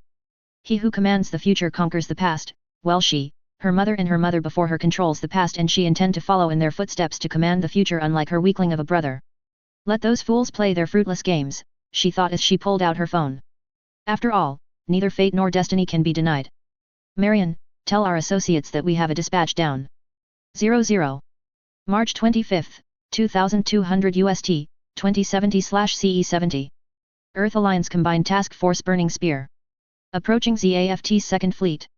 Range, 3001 kilometers and closing. Lieutenant, J.G. Mulaflaga smiled as he checked the placement of his flight of mobile armors on his HUD. A moment later, he replaces it with the image of their prey, the detachment of ZAFT's Second Fleet from the Battle of Nova, an odd choice of a name considering the battle happened nowhere near the resource asteroid. Still, that doesn't matter, Mu thought, all that mattered now was that the ZAFT fleet, normally untouchable due to the higher delta V of the coordinator's ships, was slowed enough by battle damage that the Earth Alliance Command felt confident enough to divert enough assets from the moon to bring the hammer down on the coordinators. And bring the hammer they did, he whistled softly, looking at the green icons arrayed on his TAC map, including his own Mobius Zero flight. There were 6 reinforced squadrons of mobile armors and 2 entire battleship squadrons assigned to this assault alone, and that's not counting the other 5 Mobius and Drake squadrons from the task force who had been running harassment raids against the enemy since yesterday, or the 3rd Fleet which had been dogging the Kurds since Nova. Range is 2.5 km. All units, begin final assault preparation. Signal from the 3rd is that they are go. Good luck and good hunting. Churchill out. Alright people, you heard the controller, Mew said after toggling his radio to his flight frequency. 3/4 impulse, close formation. Keep an eye on the TAC link but don't rely on it. Remember ZAFT got some sort of new fancy spacey jammer. Normally I'd say that the first pilot to make ace get a drink on me, but obviously that just means that I would be buying myself a beer later. A chorus of affirmation and jokingly disparaging remarks came back over the airwaves. Alright, alright. Mew laughed. Just remember, do not deviate from course. Command says that ZAFT still has their jammer up, which means their radar is down too. As long as we stay between them and the battleships, they shouldn't notice the Nelsons. Not until it is too late anyway. Now get ready to burn in T10. 9-8. A burst of acceleration pushed Mew into his pilot seat as his Mobius 0, along with over 200 other mobile armors and a handful of Drake-class escort ships lit off their engines, accelerating the attack group towards their ZAFT counterparts. Mew gritted his teeth against the G-forces as he took another glance at the TAC link's distance to target again. 2,450. 2,350. 1950. Incoming ordnance. Ashman linear round. Defensive pattern Echo 9. Roger. Mew grunted as he deployed his Mobius gun barrel pods. All around he could see flashes of light as the Earth mobile armors and darks jinked around and fired their autocannons and CIWS in an attempt to divert or destroy the incoming linear rounds and missiles. 1,800. The Z-175, Bernard and Sabre 2 had been hit, open a path for them to fall back. The Paris has taken a hit to her hangar until that is repaired, all Mobius assigned to the Paris is to rearm at Vesta and Juno. All other units, continue with the operation. 1,500. In range. Marigold. Rifle. Repeat, Marigold. Rifle. Mew watched as over 3 dozen icons on his HUD sped up, each releasing a quadlet of angry red icons, adding their salvo to the Drake's torpedo barrage before decelerating and turning back towards the battleships lurking in the thermal shadow of the attack force. Like the hundreds of missile and torpedoes the distraction force had launched in the hours prior, these heavy missiles and torpedoes had been hastily modified with IR seekers and reprogrammed to coast along on a ballistic path until they detected enemies. Something which had already cost the ZAFT fleet 2 of their Laurasia and half a dozen GINs and forced them to commit the rest of their GINs on a cap patrol, sapping their fuel and pilot endurance. 1,400. In the distance, Mew could see distant flashes of light as the missiles either found their targets or was destroyed by the ZAFT patrols. Either way, that should keep the coordinators' mobile suits busy even as the rest of ZAFT's ship began taking pot shots at the approaching Earth forces from behind their damned jamming field. 1,200. 800. Mew gave a grimace as a lucky beam cannon shot tore through a Drake, secondary detonation splitting the ship in half. Fire from both the Earth and ZAFT forces were getting more deadly accurate now as the thermal and optical systems on both sides were finally close enough to resolve the enemy. On the slightly bright side, the two fleets was close enough that even the Magrade linear gun on the Mobius was close enough to do damage, he thought with a sardonic grin as he squeezed the trigger on his controls, letting the bark of his linear gun join the Earth Alliance salvo. 766. Mew bit back a curse as the tech link, radar, and radio died. He, along with all the other pilots and captains, had been briefed on ZAFT's new wonder weapon, but that doesn't make seeing it in action any less frustrating.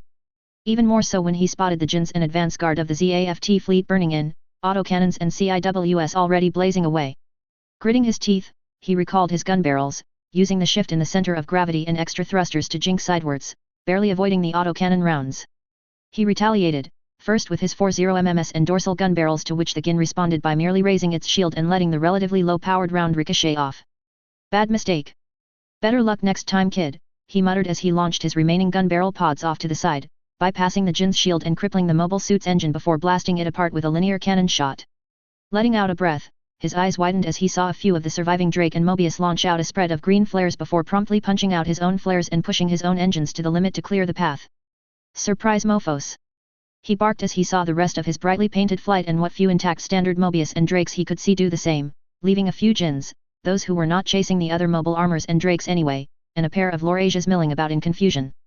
A confusion which was swiftly replaced by panicked maneuvering as the ZAFT vanguard found themselves less than 100 kilometers and quickly closing with the battleship divisions hiding behind the Earth Alliance attack force, practically spitting distance in space combat. Their maneuvers proved to be far too late as over 100 heavy beam cannon shots, the broadside of 16 Nelson-class battleships, lanced through the region of space they occupied. Granted, Mew had no time to appreciate the scene, as he and his wingman was too busy trying to survive the melee the mobile armor battle had devolved into, blasting a command GIN in the back with his linear cannon while a fellow Zero pilot pinned the offending MS down with his gun barrels. Of course it wasn't all fun and game either, he thought with a grimace as he accidentally rammed his last remaining gun barrel pod into the bridge of one of the remaining Laurasias. He was down all his gun barrels and he was pretty sure he had seen more Mobius, Drakes, and even a Nelson going down than vice versa. Still they had the numbers advantage, they could win this. That's when the last remaining Laurasia, bletching atmosphere and flames let loose a spread of white flares and the jamming just stopped. MAND. All units cease fire. Repeat. All units cease fire. Radio is back. Lieutenant, you know what is going on? His wing, whoa, man asked. Hell if I know Winter, Mew reply, grimacing as he glanced over his tac link and notes that 2 of the 6 icons of his flight are grey out. Damn. Hold fire, for now, roll call. Roger. 02, Winter here, I'm almost Winchester. 04, 03 got shot down but his cockpit is still intact. 05, last I saw of 06, he got jumped by a Gin squad. He took them out with him. I'm sorry. Fuck, Mew swore before switching to the command channel. Commander, what's happening? Stand down pilot, most of ZAFT surrendering. The 3rd Fleet caught up with them. The grizzled voice of the commander came over the air. All that's left is 2 ships running flat out for the plants and I doubt we'll catch them. We've won. Well, I hope it is all worth it, Mew grumbled under his voice. 00. March 25, 6:42 GMT, 2070/CE70. Outer Zone, Italy, Florence. Even this far north and certifiably free of any Tiberium, Florence still hasn't escaped the fallout of the Tegmark event, Jess thought, the young journalist mentally comparing the scene now to his memories of his trip here a mere 9 months ago. There was less activity for one, with what doors and windows he could see firmly sealed, most with newly added thick reinforced metal plates though here and there, he could see some enterprising individuals or construction firms erecting what appears to be the beginnings of environmentally sealed geodesic domes over entire buildings or neighborhoods. Lot of construction going on, isn't there? Jess asked. Sad to say construction is just about the only thing going on. Floria grunts in reply as he steered the vehicle through another left turn off the mostly deserted highway heading south. You can tell that people aren't really willing to spend more time outside than they have to. But why? Jess asked again. Even that superstorm last week didn't reach this far north. For God's sake, GDI and the Eurasian government even issued a public statement that northern Italy is considered a safe zone after the storm. People are scared and I can't really blame them. His local contacts sighed. Maybe in a month or 2 thing may get back to something resembling normal, but with footage of all the shit coming out of the SJZ and Outer Zone on 24 hours news, I doubt it will be sooner rather than later. All this construction at one time can't be good though, Jess muttered out loud. Tell me about it. Floria grew. We are already getting power shortages from all those builders charging their machinery and the increased traffic as well as all those anti-Tiberium filters all those idiots turn on if there is as much as a rainstorm. That bad? Jess frowned, taking out his notepad to jot a few notes. I thought the Eurasian government hashed out a deal regarding infrastructure with GDI or something. Or something, Floria answered. That deal only applies to the relocation centers like the one we are visiting. Last I heard, negotiations are still ongoing between the Italians, the Feds, GDI and the power companies about buying extra power from those centers. Hey. Jess hummed. So what are the relocation camps like anyway? You'll see in a moment. Didn't see those the last time I was here, Jess said a few minutes later, catching sight of neat rows of what looked to be 10-story apartment blocks appearing in the distance as the car crested a ridgeline. Was the Florence Council conducting an expansion or something before the event? Floria gave a snort of amusement. Kid, those are GDI habitation blocks. This is the zone relocation camp you were looking for. You're kidding, Jess said flatly, looking at the large town they were driving towards. I know that GDI builds fast, but are you seriously trying to turn a small village or something into something that sized in a month and change? I wish I was kidding. This entire area was undeveloped hill lands before GDI rolled in. Floria replied, official word was that GDI used a crap ton of explosives to level the land, but considering Nova, I am more inclined to say now that GDI simply took their clean nukes and literally bombed the hills flat and built that camp on its rubble. Damn, Jess whistled. Then his eyes picked up something as they drove closer. Hey Floria, just how many people are in this camp? Because I am assuming all the building are filled and I am still seeing tents. He said, gesturing at the rows of temporary shelters and warehouse which actually look like a stereotypical refugee camp off the other side. Frankly, I don't know and I doubt the government really knows either, Floria grunted. No one who has a choice wants to stay in the outer zone, understandable since, you know, the whole death by alien crystal thing, so the Fed and GDI have been shipping them to relocation camps like these, but... Yeah, I know. Jess half laughed half sighed. Sure you do. Floria grinned half mockingly. Anyway, you might want to get your credentials out now. Why-oh, Jess replied, having spotted the checkpoint down the road. Though, perhaps calling it a checkpoint would a bit too grandiose given the checkpoint consists of a few barriers placed across the road, some half-hearted barbed wire fencing and a tent with perhaps a dozen armed troopers and policemen. Greeting officers. Floria said as he slowed the car to a stop before the barricade. Yeah, what a wonderful morning, the soldier which came up to their car replied rather sarcastically. I am guessing you guys are the press. ID please. Floria took Jess's offered ID card and passed it along with his own to the officer who scanned them on his wrist-mounted tablet. All right, you lot are cleared. The officer grunted, returning the cards. Have a nice day in Mutantsburg. Mutantsburg? Jess asked once they drove off.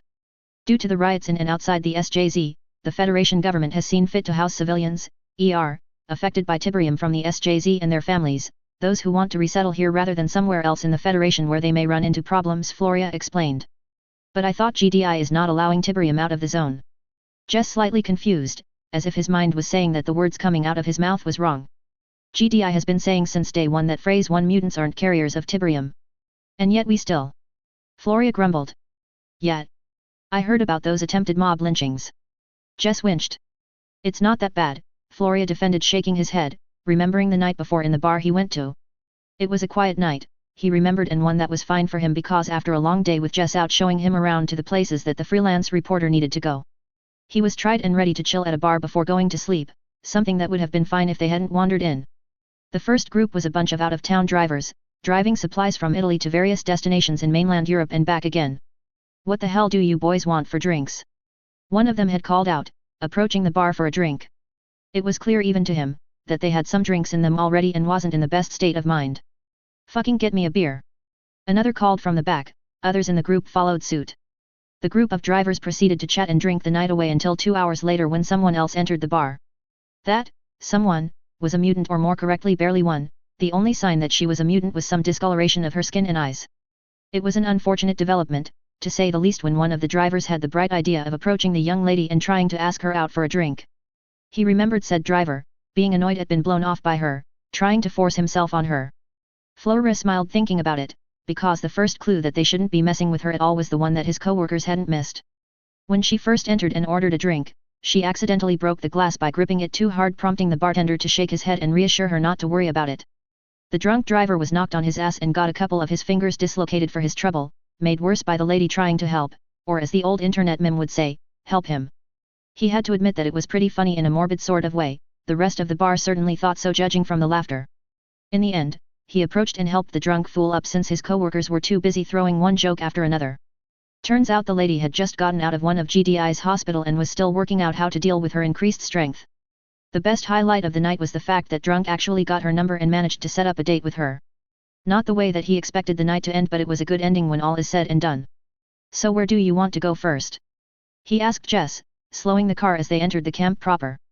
Hey. We can go the administrative center first if you want to talk to the soldiers. There's an actual functioning community center if you want to talk to the refugees, or we can just wander around the streets to see if you can find random people to interview. The community center, I guess, Jess said thoughtfully, checking his equipment as he did so. I want to get their view on the living conditions here. Speaking of Blue Cosmos, what about that group of people that I've been hearing about at the stations to the north? I wouldn't worry about them, they don't number a lot and they aren't local, according to my sources. They come from all over the Federation, with a few from the United Kingdom wasting their time to come all the way here to take part in anti-mutant protests, Floria explained. Okay, still it would be nice to get some footage. Do you think that we can head up there tomorrow? Jess asked. Sure, I'll look into it. I wouldn't focus too much on them. The government only tolerates them since it's their right to protest, even if it's a stupid reason for them to be doing so. Anyway, we're here. Floria said, sliding the car to a stop outside a bunker-looking building. From his seat, Jess could see the crowd of random people and some uniformed police and doctors entering and exiting the building. Great, let's go. 00. March 25th, 4:50 local time, 2070/CE70. Eurasian occupied, East Cairo, Eurasian Federation. Amazing. All of this was right under our feet all this while. In Ops Operative John Kittle looked up from the holographic table at his Eurasian counterpart's soft exclamation. Shaking his head a little, he answered Agent Hamza. We still don't really know why, but the geography of Cairo is strangely resistant to deep imaging and seismic scanning beyond a certain depth. He shrugged. We've only noticed back home because Nod built their bloody temple right over that warren. Still, it is amazing how much difference your little wonder devices made. The EVAs were designed to replace the general staffs of armies. He shrugged again. Setting up zones of responsibilities and keeping track of operations is literally what she was designed for. I mean your sensors. The Eurasian agent clarified, waving at the command staff around them. We haven't really touched your AI at all. You can probably see that we're still doing things manually. Is that so? Anyways, you are having one of your companies going down VA-37 later today, is that correct? Hamza frowned, glancing at the holo map. If he remembered correctly, VA-37 is the set of newly discovered tunnels which went deeper than any others. He and Agent Kita suspected that these tunnels likely lead to the tomb or at least another series of tunnels that did lead to the tomb. Sounds about right, 4th and 5th platoon from Baker Company if I am not wrong. Why? The Africans have discovered a set of tunnels which leads to some sort of ruins over on their side of the city. The in-ops agent answered. We're sending our cultural expert to examine it and I'd rather not have any friendly fire incidents with that guy. With the Africans' troops? Yet, I am not surprised with your concerns. Hamza snorted dismissively. Why they aren't letting ZAFT take the lead in this OP, I'll never know. It is not like they don't have the manpower. He continued, nodding towards the symbol representing the ZAFT GIN company deployed at the outskirt of African-held Cairo. I am sure they got their reasons. Operative Kita answered, stifling a grunt of laughter. Honestly, if he was to bet, he would be placing all his money on the Africans if there was a blue-on-blue incident considering just who the cultural expert is. After all, after facing off an entire screen battle group, he doubts there was anything noteworthy the Eurasian could throw at the man. Yet, mindless pride more. He was interrupted as an aide walked up to the pair and whispered something in his ear. My apologies, duty calls, Hamza said to the in-ops agent who just nods in understanding before turning back to the aide. So what do they want for it? If the answer is arms no. According to the intermediary, they want information on Blue Cosmos operations in the region and their backers. And why would they be asking for that information? Hamza asked skeptically. I believe the intermediary's exact words were "will be returning a favor." Hamza nodded slowly, thinking back to the report on Blue Cosmos financiers and how some of the names on the list were just too rich, too powerful, too influential, and too well connected for the federal government to touch, not without rock-solid ironclad evidence. Tell them I'll have to ask my superiors on this one, but if the results are what I think it will be, I wish them good luck and good hunting. The Eurasian agent snorted sourly, never thought I would say that about any terrorists, let alone the ACF and CFM. Strange bedfellows, sir, the aide agreed, strange bedfellows. 00. Same time. Tunnels under West Cairo, African community. Sergeant Fanti could feel a drop of sweat work its way down his face as he cautiously leads his squad down one of the countless tunnels that made up the underground labyrinth beneath the city. Even with the new night vision gear ZAFT provided enhancing his sight, the darkness, and worse, the oppressive silence was getting on his already shaky nerves and there seems to be no end in sight to these endless tunnels. Charles 4, this is Romeo. Radio check. Over. Letting out a breath of relief at the distraction, the sergeant signaled for his squad to stop before whispering into his mouthpiece. Romeo, Charlie 4 copy, reading you 3/5. How do you read me? Over. Charlie 4, I am reading you 4/5. Message from Company HQ. Acknowledge. Over. Wilco. Fanti replied send it. Over. Abel and Baker reports they are engaging hostiles about a kilometer ahead of your current position. Avoid contact if possible, the highest priority is the security of the package. How copy, over. Fanti turned his head slightly and glanced skeptically at said package, the GDI VIP's casual stance as he leaned against the wall contrasting with the nervous alertness of his soldiers. Not surprising, the sergeant thought, that man could probably kick his entire squad's ass naked if his performance at the hotel was anything to go by, never mind the seemingly powered armor and an automatic linear rifle he's currently decked out with. Charlie 4 cop hold 1. He slid his NVG up, blinking rapidly to let his eyes adjust to the eerie darkness. He closed his eyes, concentrating on the silence, ignoring his own breathing and heartbeat. Romeo, confirm intersection ahead of my squad roughly 100 meters down the tunnel. Over, Fanti said. Unable to confirm, according to our systems there is nothing there. The radio paused for a moment when it returned. Romeo spoke with a slight panic in his voice. According to the UN sensors there is an intersection ahead that separates into 2 tunnels. Orders are to clear and report if possible. Remember security of the package is the primary objective. Over. Roger, Charlie 4. Romeo out. Right, to protect the VIP who can probably kick their ass in 2 minutes flat if he felt like it. Fanti rolled his eyes. Sir? Colonel Fullerton. It's just Mr. Fullerton, don't let the armor fool you, I am still retired. The power-armored man replied. Intersection and presumably hostiles ahead? I'd suggest we press ahead. Yes sir, Fanti nodded, trying to tell whether the GDI cultural expert was just that good or if he was intercepting ZAFT supposedly secured radio comms. Well then, lead the way, Fullerton replied. Olabode, there is an intersection ahead. Your fire team has the lead. Arkem, your team is on close protection detail with the VIP, the rest of us will bring up the rear. Move it, people. 00. The loud report of explosions could be heard both over the radio link and echoing down the tunnel. Sarge, they've fortified the intersection with sandbags and floodlights and lined the approach with mines. Where fa fuck run? Where the fuck did they get a flamethrower? Fall back. We'll move ahead to support. Sergeant Fanti swore viciously, Sir Mr. Fullerton, I hope your plan works. And done.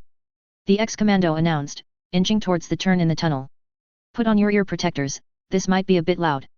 With that Fullerton waited for another 10 heartbeats, just enough time for the African scout to rush past. Then he tossed the grenade. Much like the grenadiers of the Second Tiberium War, Fullerton's armor was equipped with a motorized wrist launcher, allowing him to toss a disc-shaped grenade over a large distance without much effort. However, unlike the dumb M77 grenade used in the Second Tiberium War, the M82E was more of a suicide drone. Flying down the tunnel with its basic AI constantly refining its trajectory, the grenade bounced twice along the tunnel walls before detonating with the force equivalent to a half-dozen kilograms of TNT right over the estimated position of the trapped tunnels, breaking lights, setting off mines, ripping apart tripwires and blasted the unfortunate defenders off balance. Just as the dust started settling, Fullerton arrived. It was like a sledgehammer hitting a glass wall. The first to go was the flamethrower. A burst of sonics from the Commando's underbarrel sonic emitter reduced its 2 operators to a fine red mist without setting off the volatile weapon. Primary threat dealt with, Fullerton let loose with his rail carbine in murderously quick semi-automatic fire, the deafening report and half-meter-long muzzle blast of the weapon further disorientating the already panicking opposition. By the time the African squad arrived just seconds later, only a bloody charnel house remained of the 10 or so man squad originally guarding the chamber.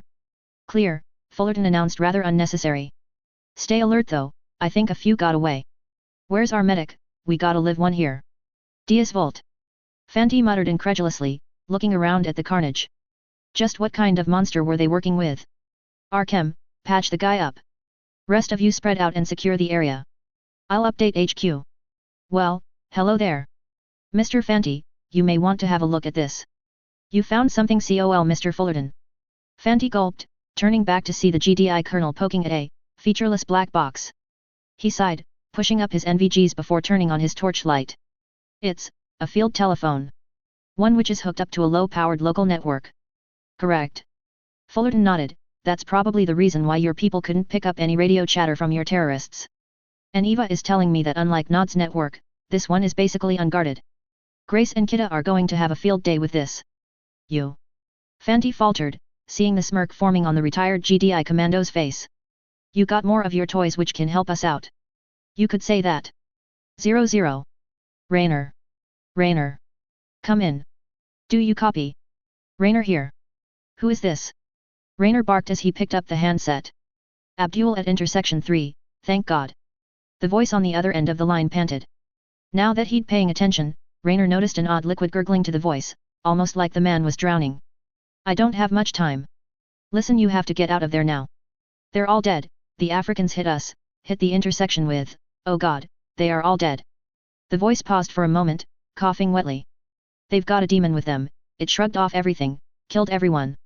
They knew about the traps, they knew exactly where we were, they knew our codes and there's blood everywhere. Oh God. Abdul. Get a hold of yourself. What happened?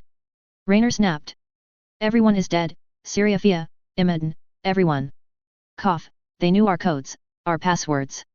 The African are storming down the tunnel now, get out of. There was the crack of a gunshot before the line went dead. Abdul. Damn it. Raynor spat, slamming down the handset. And he was wondering what was that explosion echoing down the tunnel a few minutes ago was about, too. His thoughts raced ahead, if intersection 3 had fallen, then. He grimaced. Lissy, Colhen, arm the charges on the second tunnel. What? Lissy spun around. But Siriafia's team is still up there. They're dead. Raynor snapped. Abdul just called in, the Africans overran them, they're dead. That fast? Lissy stuttered, that's impossible. It is when you have traitors. Raynor sighed. Already he can hear the rhythmic thumping of running footsteps echoing through the tunnel. Do it. Done, Lissy reports back woodenly a few minutes later. 00. Tertiary Philadelphia Resource Uplink connection confirmed, Commander. Thank you, Eva, pass the package to Helfer. Now I want. Hamas looked away from the GDI side of the command center, an unbidden shiver working its way down his spine as he did so. The capabilities that the in-ops agent was so nonchalantly displaying still felt like something out of his most paranoid nightmare, reading data off the decayed static of electronics, network intrusion, real-time information falsification and imitation to the point that for all intent and purpose, Agent Kita and the in-ops agent working with the Africans were the ones giving the situation reports and orders to the terrorist. All it had taken was one unsecured landline. He shuddered internally again, as paranoia-inducing as that thought was. It was even worse that GDI had decided, for some reason, to openly display that capability. Why?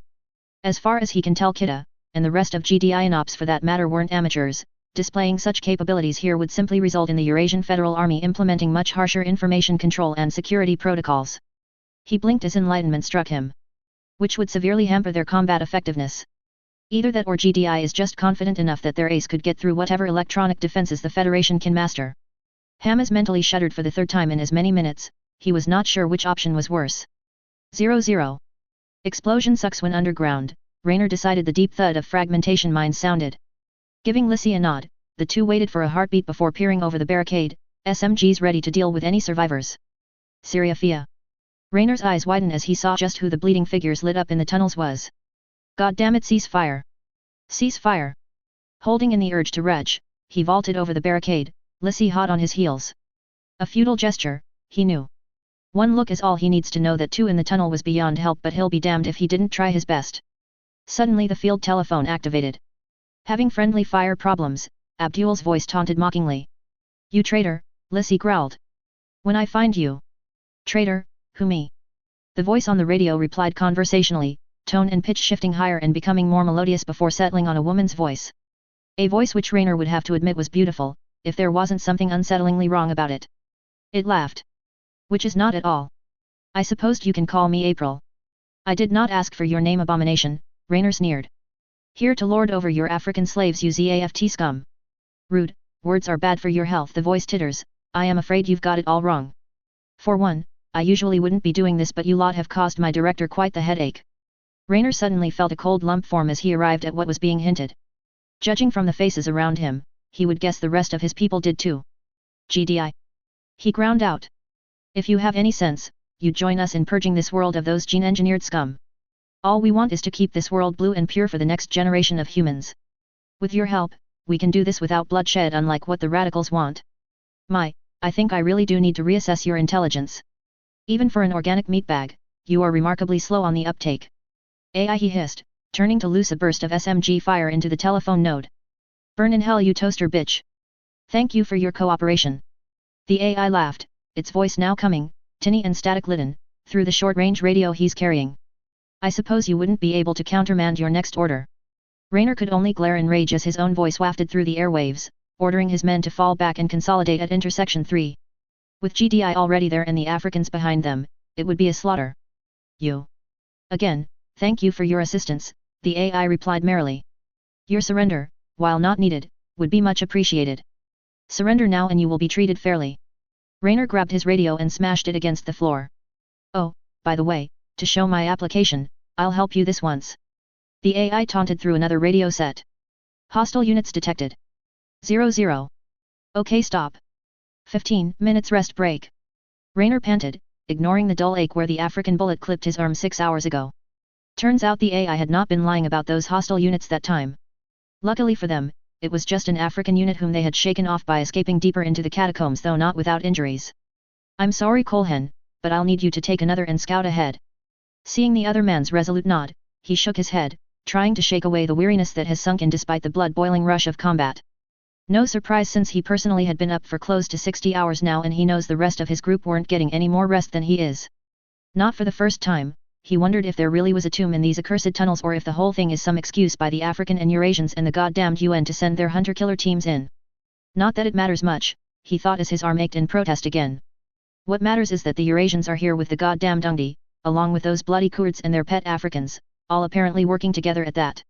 For a moment he wondered which gods he had personally offended for that to happen. He let out a deep sigh. As much as he wants to rage at the unfairness of the world, getting angry wouldn't solve anything, especially not now. And, I think it leads deeper. Hey. Raynor blinked, finally registering Colhen's face in front of him. I'm sorry, I must have dozed off. What did you say? I think there's a new tunnel leading further down in the chamber ahead, Raynor, the man answered, a concerned look on his face. But, there is something odd about it, it wasn't there when we mapped out the place, it was just a dead end, and the usual tunnel is, gone. Gone. Raynor blinked, forcing himself up. Show me. Here. Colhan indicated after a minute's or so walk. I see what you mean, Raynor muttered, looking at the intricately carved brickwork gateway before him before shining his gun-mounted torch further down the tunnel. True to the scout's word, the torch's beam was abruptly cut short by what looks to be a cave in just a few dozen meters in. Shit. Lissy stated, what do we do now? We can go back up, the whole fucking African army is back there. Something doesn't look right, Raynor said after a few minutes of staring at the cave in the tunnel. Cover me, I'm going to check something. Raynor. Lissy asked as she and the others followed behind him, rifles at the ready. I don't know about you, but this cave-in. Raynor muttered as he walked forward, scanning for any traps. Seeing none, he reached out with his SMG to tap the rocks of the cave-in. Doesn't it look a bit run? He let loose a surprised yap, almost stumbling as instead of meeting resistance, his gun merely passed through the rocks as if it wasn't there.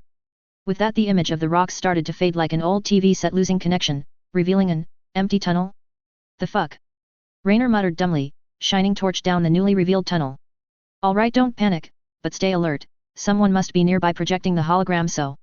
He was cut off as his SMG spontaneously exploded, tearing itself from his grip. What the fuck? Raynor froze and blinked dumbly at his now empty hand. Then the wall by the side of his head shattered in a small explosion of superheated rock fragments. Sniper! Lissy yelled, finally realizing the danger, tackling Raynor to the ground. Everyone get down! I can't see anything, someone yelled in pain as another weapon shattered, sending the rest of his people scrambling for what little cover there is. Anyone sees anything, Raynor yelled, having taken out his reserve torch and joining the rest of his people in frantically trying to locate the sniper, a task which they are utterly failing at despite there being absolutely no cover of any kind. Wait, there! The air is shimmering like a heat haze, why? His thoughts were cut short by a short cry of pain as Lissy's rifle was blasted from her grip by a nearly invisible crimson beam. You've got to be kidding me! Beam guns are one thing, but fucking invisibility! Raynor yelled, suddenly realizing what he was seeing. Fuck this! We can't fight bullshit like this! Smoke out and fall back! He unclipped the smoke grenade from his vest, pulled the pin and lobbed it down the tunnel, where it promptly shattered mid-air. Fortunately for Raynor, the filling of the grenade still ignited from the laser or beam or whatever it was and started filling the tunnel with thick sight-obscuring smoke. Back now! He yelled, ignoring the bullshit that was probably some GDI commando or something shooting down a bloody grenade in mid-air in favor of pulling up Lissy and booking it with the rest of his people. Where the hell are we going? Colhan yelled from beside him. Down the other tunnel. Raynor replied between breaths. What if that is a trap? Lissy protested. Then we are dead either way. Raynor yelled back as they re-entered the chamber, slowing only to draw his pistol before running through the brick archway. Move. What the fuck is that? Lissy panted an hour later when the group finally stopped to catch their breath and lost the sniper. The only problem was that they were no longer sure of where or how deep they were. An invisible fucking sniper with a fucking beam sniper rifle. Raynor gasped, greedily sucking deep lungful of air. GDI fucker was toying with us. I figured that part out, Colhan answered between breaths. But I think Lissy meant the walls, Raynor. Hey, Raynor repeated, finally focusing on the walls, the finely smoothed rock walls filled to from top to bottom with carving of pictures and words in some unknown language. Shit. So the bloody tomb was real after all. No. I mean that. Lissy gasped out after taking a gulp of water, pointing down the tunnel. Following her hand, the rest of the 10 men cell gazed at the end of the tunnel where a soft glow could be seen. Light. That could only mean one thing. Someone was already here. Form up on me. By pairs.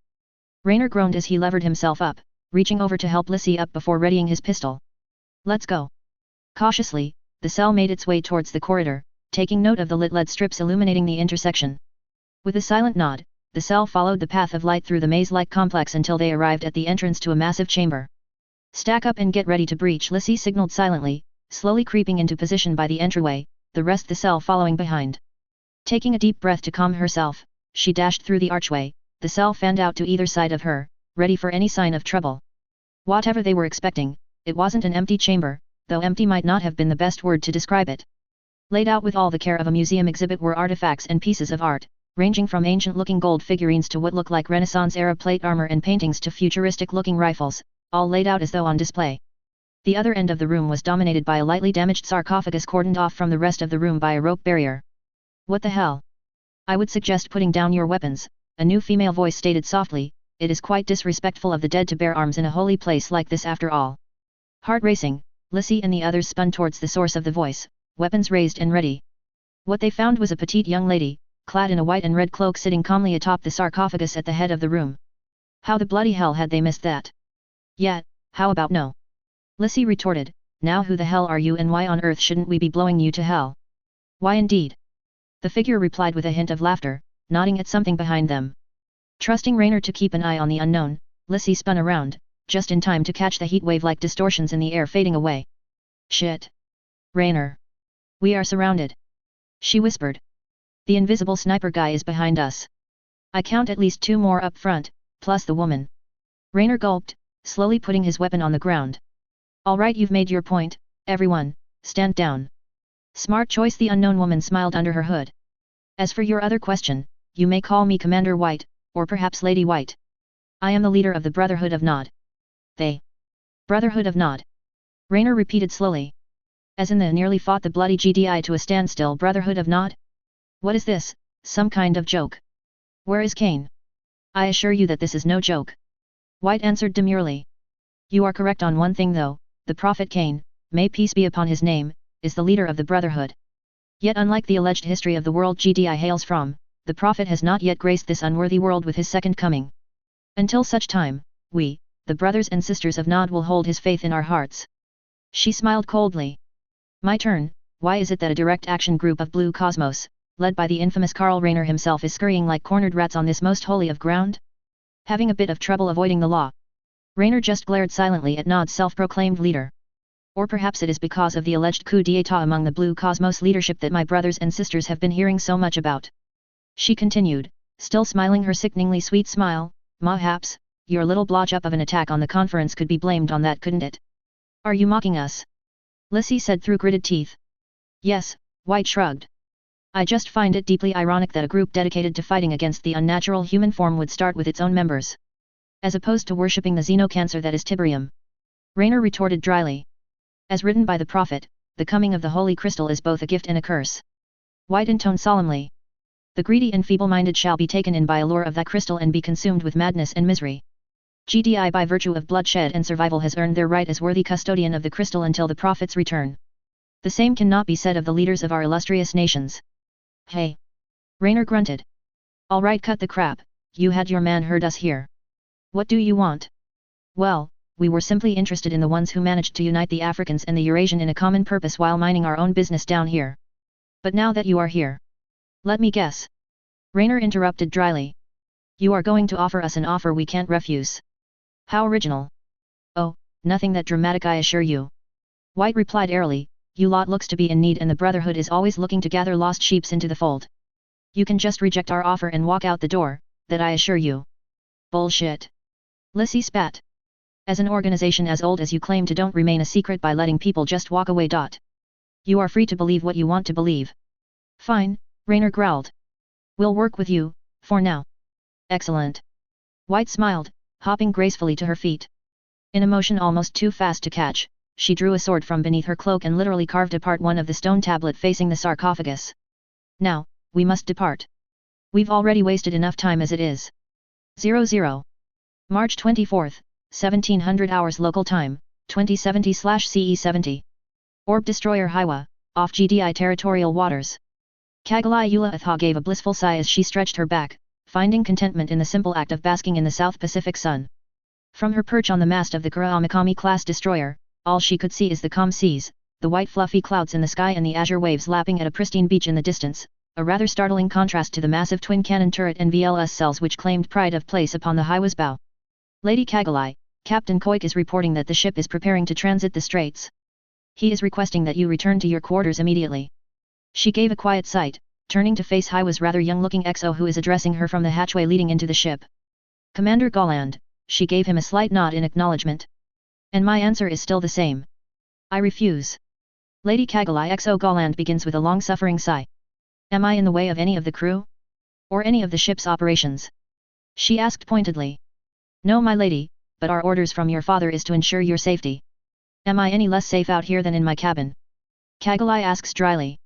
Absolutely, the commander replied, if the ship is fired upon or forced to take evasive Fired upon or forced to take evasive maneuvers. Kagalai gasped loudly, clasped her hand to her chest overdramatically, good lord. Are we at war with GDI? Had they done something except sending a few of their planes to watch our ships transiting the straits? Commander Golan just stood there, eye twitching for a few moments before breaking into laughter. Lords, you are insufferable, you know that right? He said with a grin after he got his laughter back under control. Fine, I'll relay your concerns back to the captain, Lady Kagalai. Enjoy the Sunday. Be nice, they are just doing their job, you know. Et2, brute. Kagalai regarded the owner of the voice with a glare, well, more of a pout. To her left, her ever-trusted bodyguard, Lieutenant Kisaka simply shrugged. A native of the African community and a member of the Orb Union's 21st Airborne Unit, he is probably just content that his charge hadn't decided to run off on her own. Again. Kagalai shook her head, opting instead to peer through her binoculars as land crested over the horizon. It was a rather spectacular sight to say the least. To her southeast lies pristine sandy white tropical beaches, the island of Kalangra, the northernmost outpost of Orb. To her northeast, a massive unbroken chain of pinkish white cliffs, hundreds of meters high. Whatever sorcery which had wrenched GDI's version of New South Wales out of their universe had done so with laser-like precision, cleaving through the formerly Australian bedrock so smoothly that the resulting cliffs which marked the beginnings of GDI's holdings in the Pacific shone in the Pacific sunlight with a polished mirror-like luster. She shook her head in amazement. She couldn't imagine how it had been like for the garrison on Kalangra during the event when that had just appeared out of nowhere, especially when the nearest point of the cliff is a mere 35 kilometers off the northern coast of the island. Kargali, you're 10 o'clock. Swinging around, she rested her binoculars on her cheek for a moment, trying to spot whatever had caught her bodyguard's eye. A flash of movement caught her eye, trailing wakes of white sea foam, a quartet of shapes darting over the water from the GDI coast. Are those hover tanks?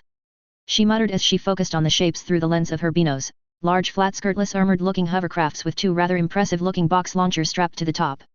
Judging from the size of the helicopter-style cockpit, they are just slightly smaller than a linear tank. More like our missile trucks, though I'd hate to be on the receiving end of missiles that size. Kisaka corrected. Interesting. She muttered as the hovercrafts took up a course parallel to the highway, keeping a respectful distance with their launchers deliberately pointing away from the ship. They were probably there simply to show the flag and tell Orb that they are watching, Kagalai concluded. Not all that surprising since that too was Hiwa's mission for this cruise, to show the flag and remind GDI that this was their territorial waters too. In the months since the event, GDI had offered to recognize any region of overlap between the seas off their holdings and Orb territorial waters as joint territorial waters, at least until a more concrete agreement can be hashed out in May, an offer which Orb had taken with many sighs of relief from the head of the Alpha family. Which was a good thing, she nodded mentally. Her father wasn't the only one who was worried that the other world's united nation would use that issue as an excuse for territory grabbing, as had happened many times in history. Thankfully, by their words and actions since then, the United Nations GDI had shown that they are only interested in peace. Which was the reason why she will visit Italy and the SJZ GDI had set up with the Eurasians if she can get away with it. Words and treaties were fine and good, but she wanted to see with her own eyes and just what kind of peace they provide to their citizens, what kind of peace and neutrality that they will let their neighbors, Orb in particular, have. Since they weren't allowing anyone into their Pacific territory until the May conference, Italy and the SJZ was the closest she was going to get to see GDI up close. Lieutenant, do you think that we will end up? Kagalai asked suddenly. At war? Lieutenant shrugged nonchalantly. Probably. Minor powers like us often end up being dragged along, willingly or not, by major powers unless we can tell them otherwise. He waves his hand in a sweeping gesture, indicating the ship and the GDI hover tanks. Which is what we and those GDI guys over there and even those poor South American army bastards over in Panama who are about to get steamrolled by the Atlantic feds are here for. That's depressing. Kagalai sighed. Probably true, but depressing. We can only hope for the best. The bodyguard said, hopefully. She shook her head mentally before a small smile made its way to her face as she noticed something. Apparently one of the GDI hovercraft pilot? Operator? Had noticed them on the highway's mast lookout and is waving at them from his cockpit. Smiling a small smile, she returned the wave. By the way, do you think I can make it? Kagalai asked speculatively a few moments later. Make what? Lieutenant asked, slightly confused by the change in subject, but knowing his charge, it is probably something reckless. Or stupid. Or both. The swim. Kagalai answered, nodding in the direction of GDI's shore. Don't even think about it. Please. 00. Same time. Sewer under Inter-Cairo border, Eurasian Federation / African community. As a man who trusted his gut feeling more than anything, Sergeant High Fazil could safely say that this mission is a piece of politically motivated bullshit which would get a lot of good soldiers killed, no matter what his superiors would say. Still, he is but merely a foot soldier, it is not like any of the brass is going to listen to his opinion. So here he was leading his squad through these old and disused sewers tunnels leading directly into Eurasian territory to the north, hoping like hell that the damned Euros got that GundamSeed memo that they were cooperating on this. Clear. Corporal Anu yelled out, directing his fire team forward. Hai mentally nodded approvingly, at least that man was taking his orders seriously. He had split his squad into 4 fire teams, each able to cover each other easily in case of any trouble, or rather they would if they were taking this seriously. As it was, Hai couldn't bring himself to blame his men. This assignment in the middle of nowhere and nowhere near the action, he really wasn't expecting any trouble logically, but his gut hasn't guided him wrong yet. Like that one ambush a few months back, when they were deployed to the south of Cairo to deal with rebel elements in the area. He'd halted the squad and refused to move until he got the company's drones to check the area in front of them. This being the African army, the recon support never arrived, but the 2-hour wait was enough for their enemies to fuck up and expose themselves. The resulting firefight was easier than if they had walked into the ambush, blindly following their patrol route that they were given. All thanks to him following his gut instinct while pissing off all the higher UPS. And right now it's telling him that they were being watched by something dangerous. It's not the Eurasians, he knew. The few Eurasian patrols that they encountered clearly didn't want to be here, being more worried about that clusterfuck up in Italy as they put it, which Hai personally thought was a just God's retribution for taking the canal by force, but otherwise, they were pretty nice. Overbearingly superior like the few ZAFT personnel he had the misfortune to encounter, but nice. Once again he signaled Anu to advance his fire team down the sewers, the rest of the squad covering them until they reached the next bound. The corporal quickly scanned the area ahead with his torchlight, with the rest of the squad doing likewise for their sectors. Front clear. The other corporals from the other fire teams echoed their findings, confirming that they all saw the same thing. No enemies in front of them, no surprises, nothing aside from the tunnels that lead into the northern parts of the city of Cairo that the Eurasians controlled.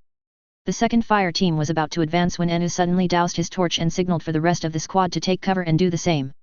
Even as he complied, Hai took a deep breath and listened, trying to hear what had Anu spooked.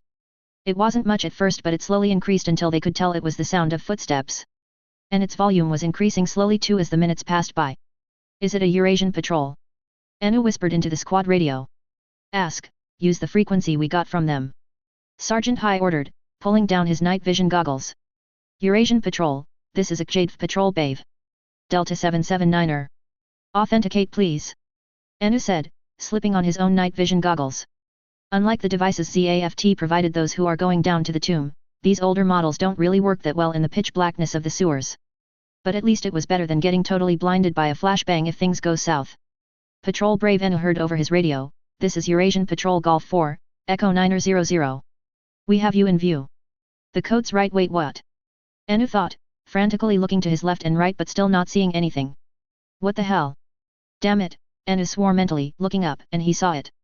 It was a drone, a bloody small one that was barely making any sound hovering above them. Fuck. Sergeant Hai, the Eurasians have a drone over us, Anu reported, not happy that he'd missed the bloody thing. Affirm, Sergeant Hai answered, not wasting his breath cursing the Eurasians as he looked up and saw the drone. It was small and hovering very close to the top of the part of the sewer that they were in. No, Sergeant Hai most certainly did not mentally curse the Eurasians for pulling something like this, they weren't the problem, his gut told him. Something else was, he just doesn't know what.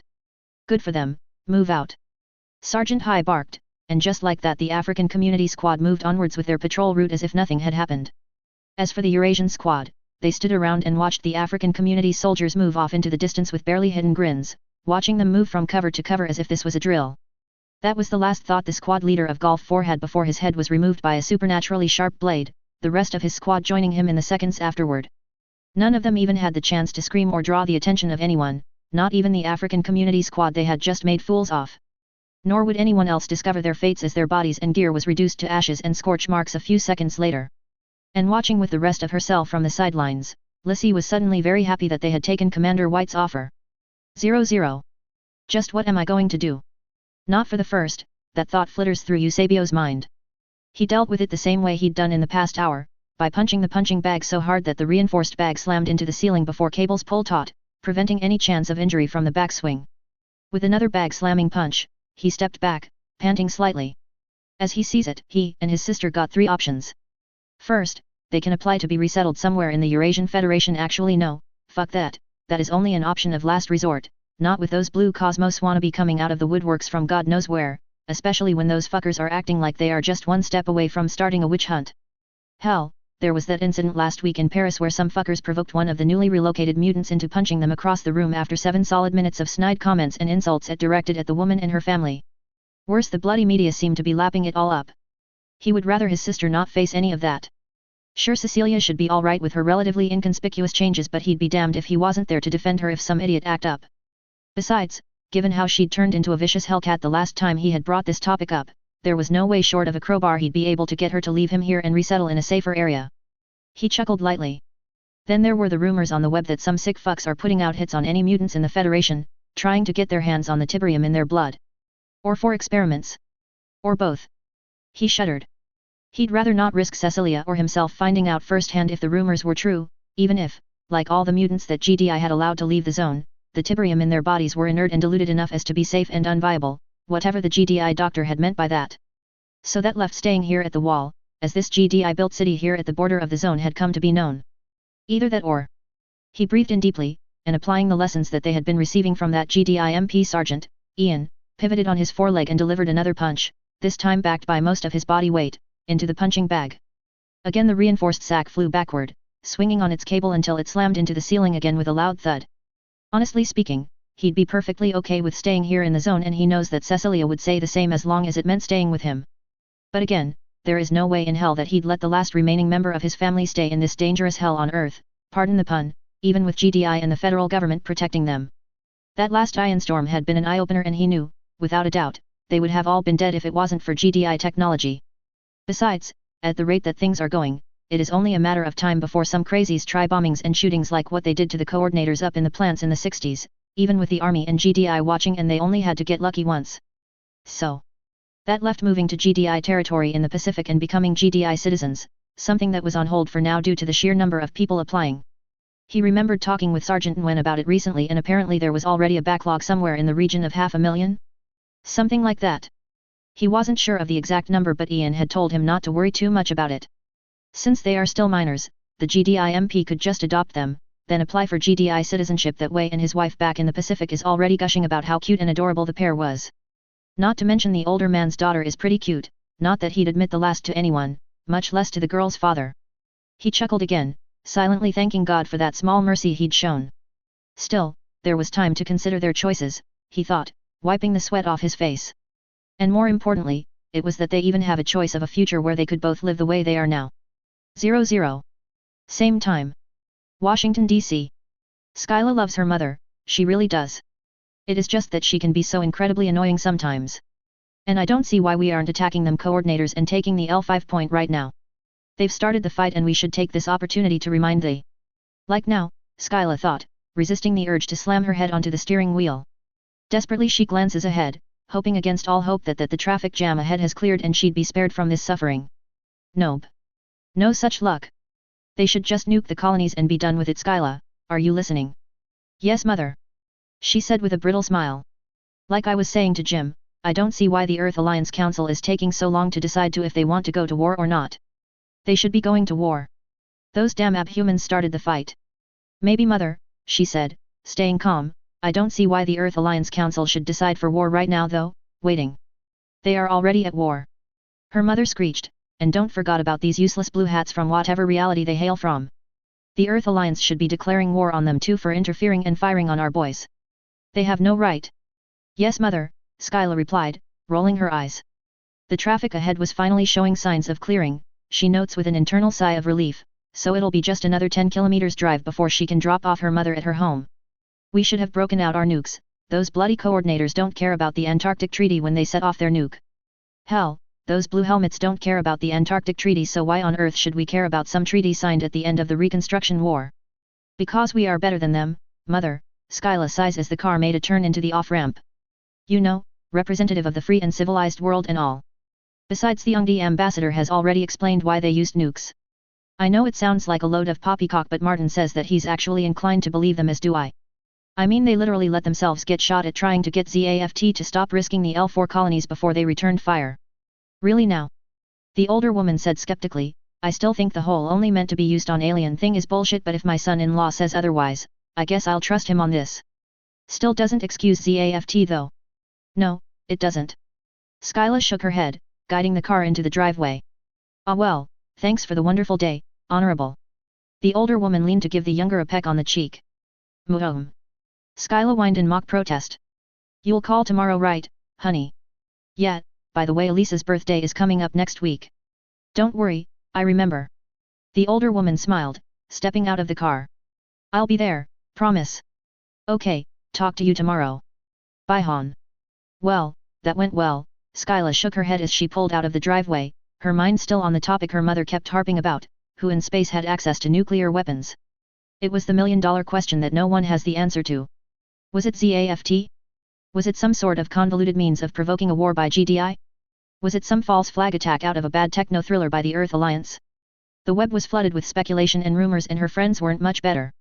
She shook her head as her car pulled into the driveway of her home 2 street down. The only thing she knows was the Atlantic Federation was denying loudly to everyone else, but with their history of pushing the militarization of space, well, let's say it did them no favors. She clears her head with a little shake, grabbing her bag of groceries on the way out as she made her way to the opening door. Muaam. That would be her 8-year-old son's battle cry as he latched onto her leg. Elise and Sakura are being mean to me again. From her vantage point, Skyla resists an urge to squee at the sheer cuteness of her son's hair is done up with hair clips and ribbons. Am not. Elise, her 10-year-old daughter strode out of the doorway with a pout, you agreed to it. Ah, Miss Winfield. That would be Sakura, the daughter of her friend, Rin. Speaking of which. So what have the kids been getting up to? Skyla asked with a laugh as the babysitter poked her head out from a nearby window. Oh you know, the usual, Rin answered, matching her laugher, he's been trying to run away and find you all morning while you were out. Ah. Skyla replied, giving her son a pet on the head with her non-occupied hand. All right, stop fighting, can you help mommy with the groceries? Yes, mom. Okay. Right away Miss Winfield. Anyway, where's Martin? Is he back from work yet? Skyla asked once the kids are out of earshot. He's drinking in the study. Rin paused for a moment grimacing. And well, I think something went wrong. He's got this sad and really iced off look when he came home today. Shit. Skyla bit her lip, hesitating. Don't worry, I'll take care of dinner. Rin nodded. You go take care of your husband. Thanks. Don't mention it. After all, you two have done for us since Dan. Rin shook her head. This really is nothing. Don't go all self-deprecating on me, Rin. Skyla scowled, lightly flicking her old friend on the forehead as she walked past. I'll do it all over again if I have to. Ignoring her friend's laughter, Skyla walked down the hallway, all but kicking in the door to her husband's study. Is something wrong? Yes. Her husband said groggily, rubbing his face to wake himself up. The war has started for real? She asked, surprising herself that she didn't panic at the words. Yes, her husband replied softly. Wait, how do you know? You aren't the type to start drinking in the middle of the day, darling. She said sadly as she enfolded him in a hug. How bad is it? It was a close vote, but the Republic sided with us and the South African Union, despite the Eurasian Federation representative arguments against any military operations against the plants. What did they approve? She whispered. Our representative didn't have an easy time convincing the Republic, but they managed. There are the terms that the East Asians wanted, her husband replied with a shake of his head. They want this to be a limited military operation. Limited? She said, confused at the emphasis her love put around the word. The nuke that closes to their colonies and on one of their fleet got them spooked. Martin sighed tiredly. They wanted a demonstration strike on ZAFT's fleet to show that no one violate the Antarctic Treaty and get away with it. That and no WMDs used by Earth Alliance's forces unless approved by all the member states. That's all.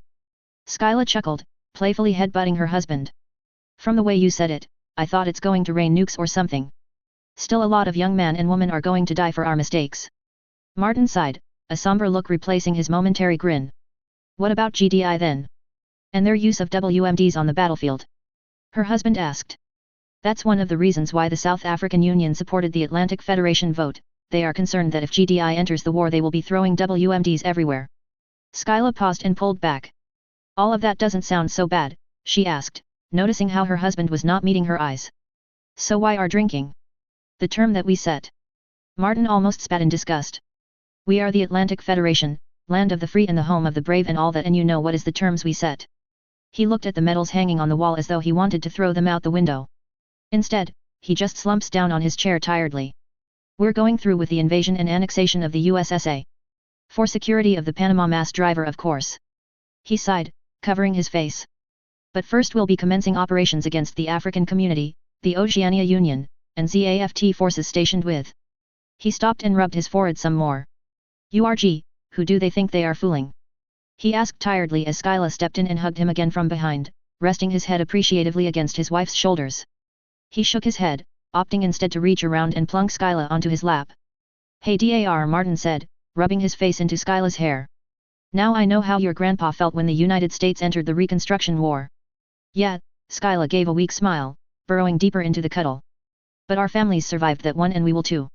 Dinner's ready. You lovebirds. Both of them blushed heavily and almost jumped out of the chair, looking up to see Rin leaning against the doorframe, twirling her phone on its strap, a cheeky grin on her lips. Oh my, do you two need more time? Tiberium, The Fires of Terra Chapter 16. March 30th, CE 70/AD 2070. The Equatorial Union, New Republic of Myanmar. Armed Forces of Myanmar, Tatmadaw, Military Base, Kayan State. Private Sven Inarsson glared spitefully at the disgustingly lush vegetation just outside the beaten perimeter of the camp, wishing all the time that he was back home in his native Scandinavia and not this, humid green hellhole. Unfortunately for the former Scandinavian supply specialist, he had decided to join the rest of the Scandinavian 40th Division attached to United Nations Protection Force Myanmar, UNFORMIA, when they decided they had a job to finish here, forming their own mercenary company in the process, though technically, they were more of a brigade nowadays. It was a choice made knowing full well that in doing so they were basically deserting their homelands. So here he was patrolling the perimeter of some god-forsaken camp in the middle of a bloody jungle, looking at the stupid trees around the camp as if they are going to sprout goddamned insurgents at any moment. Which was a good thing, the private decided. Back when the UN mission began, those terrorists were hiding among the civilian population, making dealing with them near impossible. Now, 3/4 of a decade later with the unbrokered peace deal firmly in place, the only ones left to fight were the extremists cowering in their holes in the jungle. Now it was just a matter of hunting them down and killing them all. And it would be a job well done. The private grinned savagely, remembering the differences and improvements to the people's lives he'd seen over just the 2.5 years of his tour here. A far better accomplishment than returning home to an empty house in the kingdom with no family, that's for sure. It almost made this patrol in this god-forsaken jungle worth it. Almost. Something on your mind, Sven? Nothing, Leah, he answered dryly, glancing over at willowy form of the team's designated marksman who was peering boredly into the jungle, her DMR slung loosely by her side. Just thinking about how I ended up in this green hell, you know, where did I go wrong in life and all that stuff. Leah laughed. So, did you find an answer? That I must have been a sinner of epic proportions in a previous life to be sentenced to God's own manure heap with you lot. He deadpanned. Yes. Hey, look on the bright side, Leah chirped cheerfully. At least this green hell is terrestrial and good and all that crap instead of that shit over in Italy. We don't have to deal with monsters that eat tanks for breakfast. No, he snarked back, we just have to deal with insane fanatics who... Halt. You guys saw that? Hey? No. You got something, Olivia. The leader and point, whoa, man of the fire team nodded, her features shadowed by the setting sun as she peeped through her binoculars over the Gabian parapet. Yeah, looks like movement outside the outer perimeter to the north. Leah, check with guardhouse, see if they are ours. Rest of you, get ready. HQ says we aren't supposed to have any assets in the area at this time and the military has nothing in the area either, Leah reported after a moment. You sure you saw something? The lookout at the tower says there's nothing there. I mean it could be an animal or something. It is what, 400 meters away? You mean those guys who are so high on the local weed of the week that they probably can't tell a sheep from a woman when they are fucking it? Mikhail, the team's usually silent saw gunner chuckled. Ha, good one. Point, Leah answered, peering at the indicated area through her rifle scope. I got nothing. Let me try something, Olivia grunted, pulling out a torch from her belt, switching it on and directing its surprisingly powerful beam at the jungle to the north. Nothing. All right. I know you are there. Come out and nothing will happen to you. Nothing. This is a military facility of the Tatmadaw. We are authorized to open fire on unauthorized personnel trespassing on military property. Identify yourself or we will shoot. She yelled, repeating herself in Burmese for good measure. Nothing. Leah, tell HQ that we'll be firing a warning burst in 20 or so seconds. Mikhail, on my mark, fuck everything in that general area. Day. I will show them the song of my people, the man smirked as he flipped out the bipod and rested his machine gun on the CHES torque. Ready. You sure this is a good idea, Sergeant? Sven asked. Best case nothing happens and I get yelled at for wasting ammo. Worst case I get to be a hero who flushes out an ambush, Olivia replied. Yeah, I'll take the chance. Leah, you told Sarge Dag. The marksman gave a nod, her attention now solely concentrated on her firing zone. Good. Mick, fuck everything. The saw gunner nodded, only to stumble back with a pained roar as his upper left biceps opened up in a spray of blood. A split second later a river of angry red and green tracers erupted from the treeline, some blasting large craters around them. HQ, Sundowner. I say again, Sundowner. Olivia yelled into her radio. Attack on the north wall. I count above platoon strength movement on the northern perimeter, MG, and AC support. Request immediate reinforcements. Got that bastard. Leah snarled triumphantly, letting loose a quick trio of shots before ducking back under cover. Enemy sniper down, boss. Good. Olivia yelled, peeping up and letting loose a quick burst with her assault rifle before ducking down again. How's Mikhail? I am going to shove so much hot lead up their ass that. God damn it, stay still. Ford snapped, shoving the bigger man back down gently by the shoulder as he finished dressing the wound. There, that should help with the bleeding. Spasibo, the other man grunted, reclaiming his fallen saw. In the background, the base sirens were going at full bore as the first streams of tracers sailed over into the jungle from the guard towers at the corners of the camp. Hey, do you hear that? Leah suddenly asked. Now that she mentioned it, Ford could swear there was something underneath the metallic cracking of the rifles and machine guns and the deeper st-ump of the autocannons. Some sort of deep metallic screeching and rumbling? Then one of the towers blew up in a chest-slamming explosion. You gotta be kidding me. Olivia yelled as she stared slack-jawed at the perpetrator rolling in at the back of the rebel lines, its harsh angular form emerging from the darkness of the jungle like some prehistoric beast. Armor. They have armor. Where in the name of fuck did they get that antique? The rest of her words were drowned out as the tank's main gun silenced the other guard tower. Off the wall, Ford heard Olivia screaming as his hearing returned. Get off the wall now. Move. No argument from him there, Ford thought, grabbing his rifle and following the rest of his fire team and leaping off the walkway, and not a moment too soon. Mere moments after he'd hit the ground running, the sandbag wall behind him blew apart, pelting him with sand and pebbles and sending the team sprawling. To the airfield trenches. Company is regrouping there. He vaguely heard Olivia yell when the ringing in his ear subsided. Come on. Go. Go. Giving a groan and a nod of thanks as the saw gunner hauled him to his feet, Ford followed them in running as though his life depended on it. Which it probably did. Glad you can join us today, corporals, Private, a rough voice gruffed as they vaulted into the trench line by the airstrip. I hear you're having an interesting day. Oh, can it, Sarge? Olivia groaned. Where's the rest of the company? Captain sent platoons 1 and 4 to admin and cookhouse. Tank hunting, pity those fuckers, Sergeant Dag grinned from behind his heavy machine gun. 5th is getting their Puma IIS up, so that leaves us and the 3rd holding this patch of land. It's a great day to be a hero, hey. Here they come. Someone yelled. Stand to. Weapons free. Sarge Dag yelled, racking the charging handle on of his 14.5mm HMG.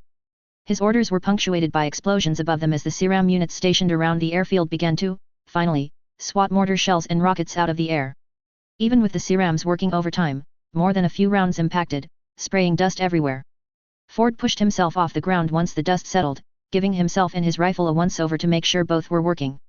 Once done, he poked his head up, quickly taking aim and letting loose a quick burst at the nearest enemy, sending the man, honestly more of a boy, his mind noted with practiced detachment, tumbling down and screaming in pain. Ford heard the sergeant's machine gun coming to life nearby, its deep report filling the air, cutting down enemies in front of them in sprays of blood and gore. Meanwhile, Ford picked out another group of enemies and opened fire, wounding a man on the right side of his body and another center mass. An unlucky mortar hit made mincemeat out of the trench line further down. He had no idea how long the first assault went on for, it felt like hours, but it was more likely minutes. All he knew was the rhythm of aim, fire, duck, and reload, aim, fire, ad infinitum. At some point, he became aware of a cheer going up as a massive explosion and a column of smoke rising up from behind the insurgents' lines, followed by a bigger cheer as the company's Puma IIS pulled up to the trench line, disgorging reinforcements while letting loose with their autocannons and grenade launchers. Fucking Asian hellhole. Ford heard Olivia swear tiredly as the sounds of fighting faded away into the distance. You all right, Ford? Hey. He blinked then laughed shakily, only noticing now that his hands were still clutched in a shaky death grip around his rifle. Yeah, I'll be fine. It was a moment of silence that marked the end of the battle. Or at least this one part of it, Ford thought, as he heard pop music playing in the distance. It was a song that he recognized, hell, it was even quite popular here, despite who was responsible for its creation. We were so close together, but the twilight has a different color now. The abundance of kindness only keeps a distance between us. The formation of 4 gunships flew overhead, their downwash rumbling over him and everyone else in the base. It was enough to cause everyone to break into cheers once more as they started raining hellfire on the fleeing enemy. Our coldly ignored hearts are wandering in the midst. If this awkwardness is what it's like to live. An RPG shot skywards out of the hills in front of him, joining manpads heading for the gunships only for them to be shot out of the sky. We shall close our eyes under the cold sky. Alive one more day. 00. March 30th, CE 70/AD 2070. Mali, African Community. Base camp of the Army of the Provisional People's Government of Mali. General Nobia was a man few liked and even fewer cared about, but he did have one thing that mattered, power, and with it, the ability to make a difference in his country. What counted as the sorry excuse for one at least. Alone in his command center, he could at least admit to himself just how foobarred the situation was. 3 years into the rebellion, Colonel Ash's forces controlled the capital and 2/3 of the cities worth having. The Islamic Revolutionary Front was running amok unchecked throughout the entire northern half of the country, and half of what was left of the National Army was stuck in a pocket defending the Guinea Highlands. Honestly, if it wasn't contrary to her ideals and an insult to her memory, he would have joined the rest of the provisional government in exile over the border. As it was, the forces under his command were the only thing standing between the Tuareg people and some good old-fashioned ethnic cleansing. Not that Colonel Asha wasn't going to give it a try anyway, he thought, glancing at the map table and the icons representing the 3 rebel armored battalions that were according to their spies massing at the crossroad town of Anafis. He wasn't too worried about the infantry but he was fresh out of miracles to deal with the armor and artillery, especially with his usual suppliers having gone quiet due to that clusterfuck up in Cairo. The only good news were that according to the various news networks, the African community was flexing its muscles now that the Eurasian Federation was focusing inwards thanks to the SJZ. Rumor had it that they were going to redeploy some JDF and ZAFT elements elsewhere in the community to finally bring some semblance of the rule of law to some of the more troubled regions. If that were the case, he'd be more than happy to have both the JDF and ZAFT show up and end this bloody civil war, preferably before another genocide took place on his watch.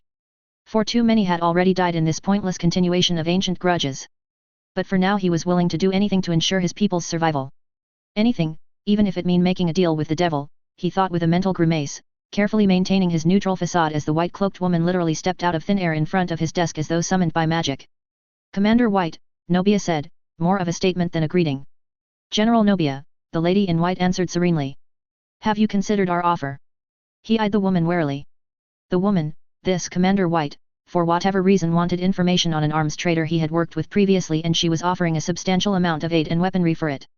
He couldn't afford to not take her seriously, not with her method on ingress, and especially not when whoever she represented disappeared an entire coup military camp as a demonstration the last time she had contacted him. "I don't see what this has to do with anything, but here," Nobia answered curtly, all but throwing a folder across his desk. "Alex Olin, last I heard he's based out of Tunisia and has high-level contacts within the government." "Excellent." White nodded, flipping through the file lazily. "Now about your armor problem." It would be truly unfortunate if a fire broke out at the munition stockpile they are building. Even more tragic when those chemical weapons they were planning to use leak because of that. "Chemical weapons? Yours or theirs?" Nobia asked flatly. "I don't recall us even having the industry to make chemical weapons on a large scale." "Do you really want to know, General?" White smirked. "All that matters is what the world sees. And the world will see what they want to see." "Yes." Nobia glared at the woman, silently wishing he could just draw his sidearm and double-tap her face. The only thing that stayed his hand was that the last time he tried, all he'd gotten for his trouble was a sprained wrist and a bruised arm. "Yes, it does. Gassing an entire village just because the needs of the many outweigh the sacrifice of a few," White injected smoothly. "You should know that better than anyone else, General." "And where does the line stop, hey? Would you nuke your own?" Nobia ground out. "You know what, fuck that. Who the fuck are you people?" White remained silent for a moment, her expression hidden by her cloak. "Let's just say we are a brotherhood of like-minded people dedicated to peace. Right now, that involves dealing with Blue Cosmos and the cabal of death dealers who are their backers." "What?" Nobia said flatly. "Do you really think all those suspiciously well-equipped and organized revolutionaries and hate groups pop up on their own? Do you really think it should be that easy for arms dealers to get their hands on military hardware? Do you not see a pattern?" White asked rhetorically. "What use are weapons, if there is no war? What use is surplus food, unless there are starving people? A world at peace is not profitable, it cannot be manipulated. Therefore they will not cease their attempts at forcing us to fight." "They? Forcing us to fight?" Lady. Believe what you will, General. But what you just heard will not leave this room. Otherwise. White shook her head. Aside from that, if I were you, I would start making plans to march on Bamako. Colonel Asha and her top generals will be having an unfortunate accident in a month's time, so you should probably take advantage of that. Why? Think of it as repayment for this. White idly waved the file she is holding. Besides, the Brotherhood has no reasons not to remove an opponent's pawn. And having someone who genuinely wishes for the stability of the African community in a position of power is another bonus. She chuckled at the general's stony-faced glare. Yes, General, we do know of your and your late wife's views on the community over your own nation, a rather unique view for a potential leader of a member state of the community, wouldn't you say? After all, it is not every day that anyone would wish to impose limits on their own nation's power. I doubt your leaders would be happy if they learned of this. White smirked again as she faded from sight. Don't worry, we can consider another favor between friends once you have taken the reins here. Lead. The general snorted at the empty space before him. Why the hell should I do that? Yes, lead, the reply seemingly echoed from all around him. How else will you change the course of your nation, General? How else will you change the course of the African community for the better? 00. April 10, CE 70/2070. ZAFT combined 3rd and 4th Fleet, en route to lunar orbit. A quick recap of what we know so far. Elements of the 3rd and 4th Defense Fleets departed L5 earlier this week in what is possibly the largest deployment of ZAFT military thus far. There has yet to be any official response from ZAFT about the destination or mission of this fleet, but analysts and military experts speculate that the most likely targets are the Earth Alliance fleets and installations at L1 or even the Moon itself. Miguel Amon straightened his tunic, taking in the green uniform reflected in the mirror at the far end of the mess hall with a tinge of pride. He wished that his brother could see him now, but it was impossible between the medical treatments and working to help with the bills. Hopefully he'd get some leave after this OP to go see him. He'd heard the rumors about this operation, a direct attack on one of the Earth Alliance's forward supply bases. Endymion, if the rumors were to be believed, would certainly be a target-rich environment. But on the same name note, he couldn't afford to get complacent. An attack on Endymion and the capture of its stores and facilities would open up Ptolemais to direct attack, so he could expect the Naturals to send what passed for their elites there. That said, he would be lying if a part of him wasn't looking forward to testing his mettle against the Earth's elite instead of the trash ZAFT had driven off the plants in the early days. The Naturals' performance against the second showed that they had some fight left in them. Either way, this was the largest ZAFT operation launched to date, and he suspected it was going to make history.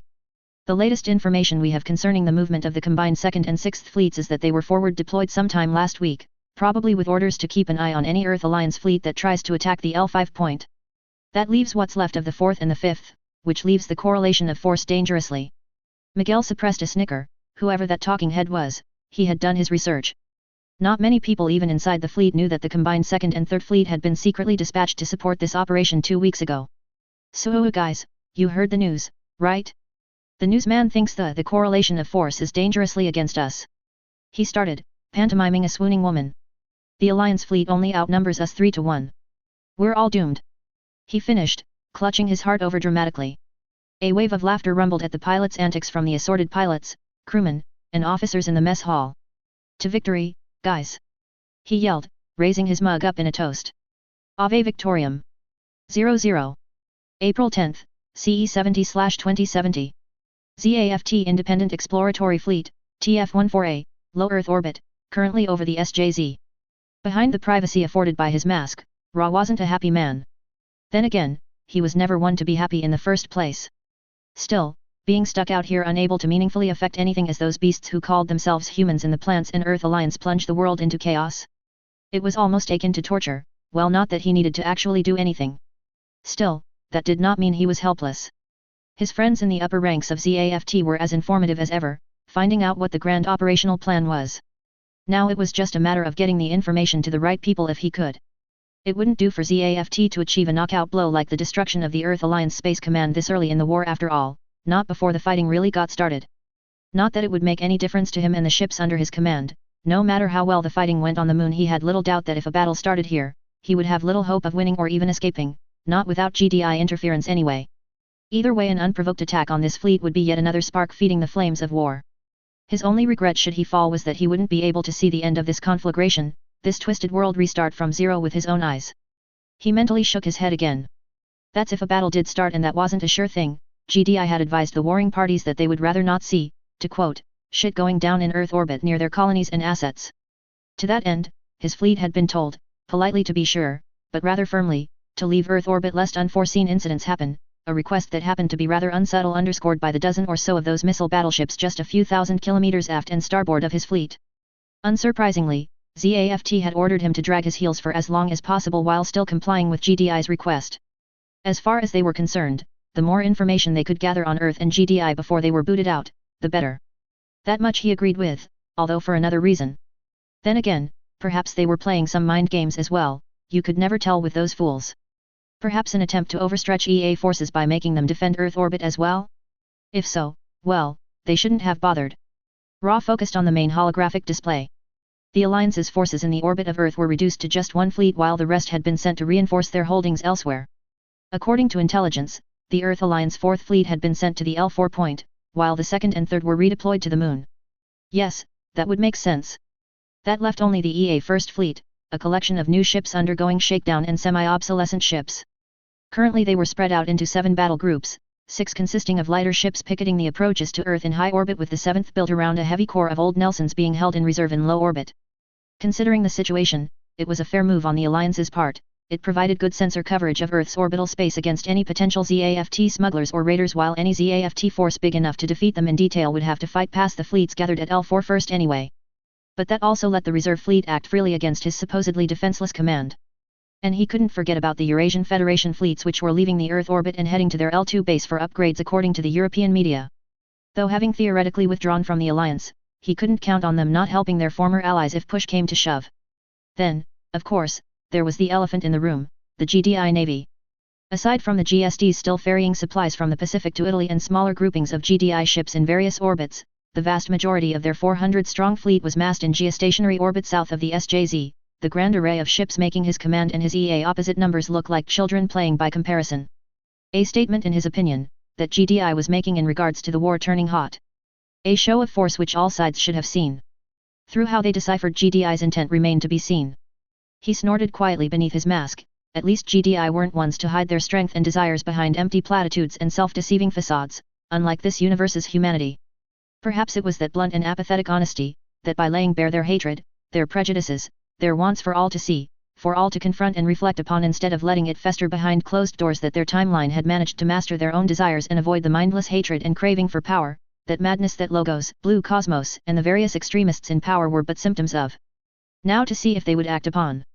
Sirs, Bravo 1 is passing through the tower, the rating manning the comm station announced, breaking his train of thought, referring to the mobile suit that was doing another pass through the tower, with the sensors adjusted in the hope that it would be able to detect anything about the alien structure. Signal lost. Wait. Signal reacquired. No change, sir, it came out the other side instantaneously, no delay recorded. Almost as if as far as the universe is concerned, the tower doesn't exist. Captain Nero muttered from beside him. And there was the screen, Ra thought, staring at the main view screen showing the chitinous alien spire stabbing through the sea of purple clouds, through the atmosphere itself. A cautionary tale of what awaited humanity should people like himself and perhaps GDI fail, a species that, instead of mastering its desires, became consumed by it, spreading through the cosmos like an unstoppable cancer, consuming and destroying all in its path. A beautiful ideal in its own way, much in the way that a wildfire could be considered beautiful. A glimpse of why Gilbert, for all of his valid points, could not and never would sway him from his chosen path. He took a deep breath as he slowly relaxed his subconsciously clenched fist. Well, no help for it then, he announced calmly, his voice giving no hint of his mental monologue. That was our last scheduled experiment. Signal the. Sir. The Earth Alliance just fired on Bravo 1. What happened? He demanded, his face showing no sign of the smugness currently dominating his mental landscape as he quickly adjusted the holographic displays to the tactical plot. We don't know. Bravo 1 is damaged but still mobile. It is returning now. Hold 1. Sir. The Alliance flagship is hailing us. They are claiming that Bravo 1 violated the no-fly zone around their fleet and are demanding for us to either leave Earth orbit immediately or stand down and prepare to be boarded. Have they cleared a route for us with GDI's orbital traffic control? Ra asked. No, sir. The man answered. Ra smiled. It was not a pleasant thing to see. Then inform them that unless GDI orbital traffic control has cleared a path, we can't leave. Nor under Article 14 Paragraph 3 Act 6 of ZAFT's Articles of Engagement can I let officials of a hostile power freely enter ZAFT ships in neutral space. It's not working, sir. They are demanding that we leave the Earth's orbit, without waiting for GDI to clear a path for us. GDI is hailing them, telling them to wait 25 minutes for orbital traffic control to clear the civilian traffic, but they are not responding. Then it looks like we have a problem, Ra said neutrally. Ready all the Jinns we have and have all ships move to action status. Get ready to run. Yes sir. His communication officer answered, getting to work. Meanwhile, he focused on the Earth ships on the display before him. Not a good situation to be in, Ra thought, as he looked at the plot. ZAFT ships may be newer and faster, but that meant little with cold engines and the enemy having that much initial velocity. Sir, both we and the Earth Alliance are being warned by GDI traffic control on all channels to stand down. There is civilian orbital traffic all around us and more are still coming up from the surface. Sir. GDI's ships are powering up their active sensors and ECM. It didn't take Ra long to make up his mind. Order our forces to drop to Alert 2 but maintain our current acceleration. If the Earth Alliance fires on us, I want all ships to accelerate to combat levels. Sir. The Earth Alliance ships are increasing their acceleration and moving towards us. Try and match their speed and have all ships move in the opposite direction, Ra ordered, changing the holographic display so that it showed their position over the Earth. Ready all ships and launch all of our Jinns. Secure all data as per contingency Southern Vacation and ready all drop pods for drop on orbital path 130. Make sure all non-essential personnel are evacuated to the pods before they drop. Only combat essential personnel are to remain. Losing the drop pods wasn't good news since the hangars for the Jinns were inside, but his orders were clear. The data gathered so far couldn't be lost, not to mention the scientists, no matter how much he wished otherwise. Affirmative. Ra paused for a moment, as he quickly flickered over the holographic display before him. Sir, all ships are ready for drop, but they need a destination, Nero announced a few minutes later. The AC? Or try for the Oceanic Union. The African community, just outside ZAFT African Command's current locations, Ra said with a nod of approval. Let ZAFTAC know that we're dropping the drop pods and inform orbital traffic control that we're dropping them in. Ra said as he checked the next available window, 8 minutes. Yes, sir, the officer replied as Ra turned back to his display, watching the civilian craft scrambling out of their projected flight path. Minutes passed as he worked.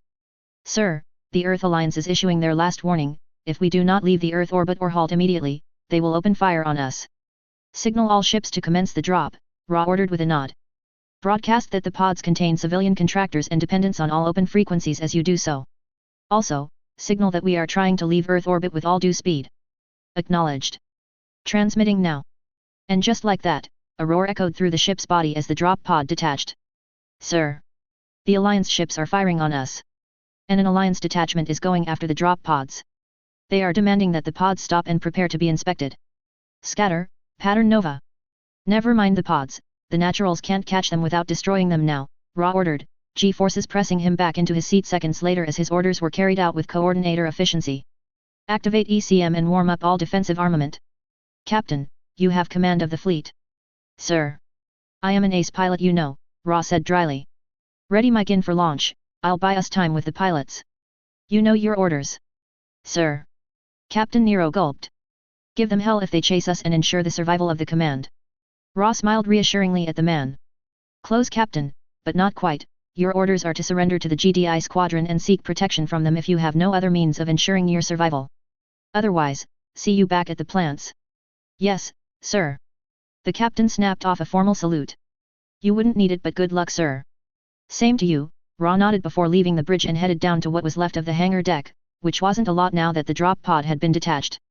The secondary hangar wasn't that large, actually more of an alcove for a lifeboat and a few Jinns, but for this mission he'd had one of the Jinns replaced with his own. Ra took a moment to look over his gun before making his way inside. Everything looked to be in order. The crew had done excellent work on maintaining it since they were deployed from L5. The moment he was inside and secure in the cockpit, he started the process of turning on the Jinn systems with the cockpit coming to life around him. Satisfied with the feel of the joysticks and pedals, he launched his mobile suit and pushed his throttles to full. Gold lead, good to have you join us, Commander, we could really use the help. Ra heard as he accelerated away from the ship. Happy to join the fight, Ra replied.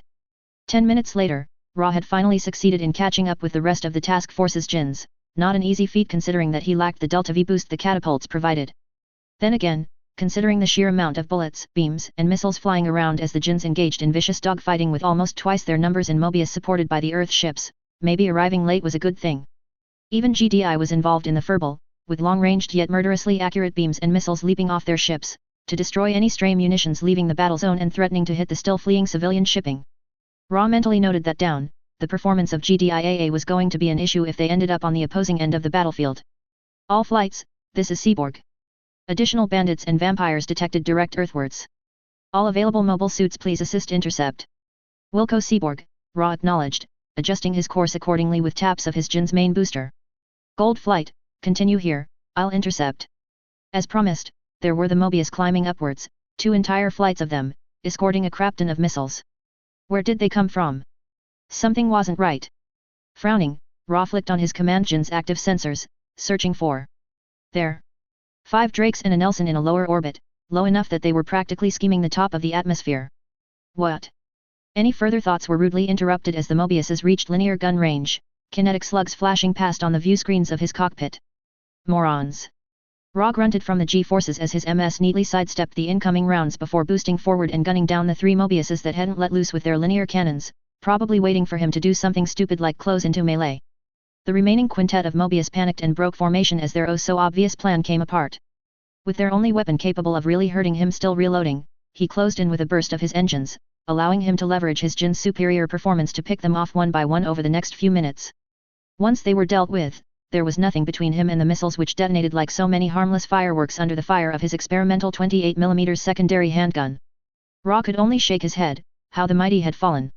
Usually, unless you had a way to take out their damned networking, Earth Alliance's Mobiuses actually required some effort on his part to fight. But this bunch?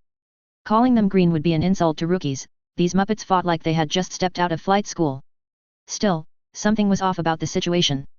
Why was the Earth Alliance pushing with this pointless battle for example? All it did was antagonize GDI and all the other neutral powers and shipowners caught in the crossfire. Besides, it was not like his task force could have stayed for much longer, not with GDI, neutral powers like Orb and Scandinavia and even their own allies in Oceania putting diplomatic pressure on the plants for him to leave. And come back with a real battle fleet in the case of Oceania. So why now? Then there was that Earth detachment that looked as though it was trying to commit suicide via botched re-entry. It only took a second for Ra to make up his mind. He opened a line to Captain Nero. Captain, I trust that the situation is under control. Yes sir. The other man nodded. At current rate of closure, we can put the UN ships between ourselves and the naturals in 20 or so minutes. Assuming that none of us get crippled in the meantime of course. Good. Now I want you to deploy every sensor you can without compromising your escape. Also divert any mobile unit you can spare to me. Commander? What are you planning? Have you stopped to wonder why they attacked us, Captain? No, sir, Captain Nero said, confusion evident in his voice. Though now that you mention it, it does seem a bit odd that they would force a confrontation at this time. In any case, inform me when the preparations are complete, I'll send over the telemetry for your main targets. In the meantime, I'll try to investigate as much as I can.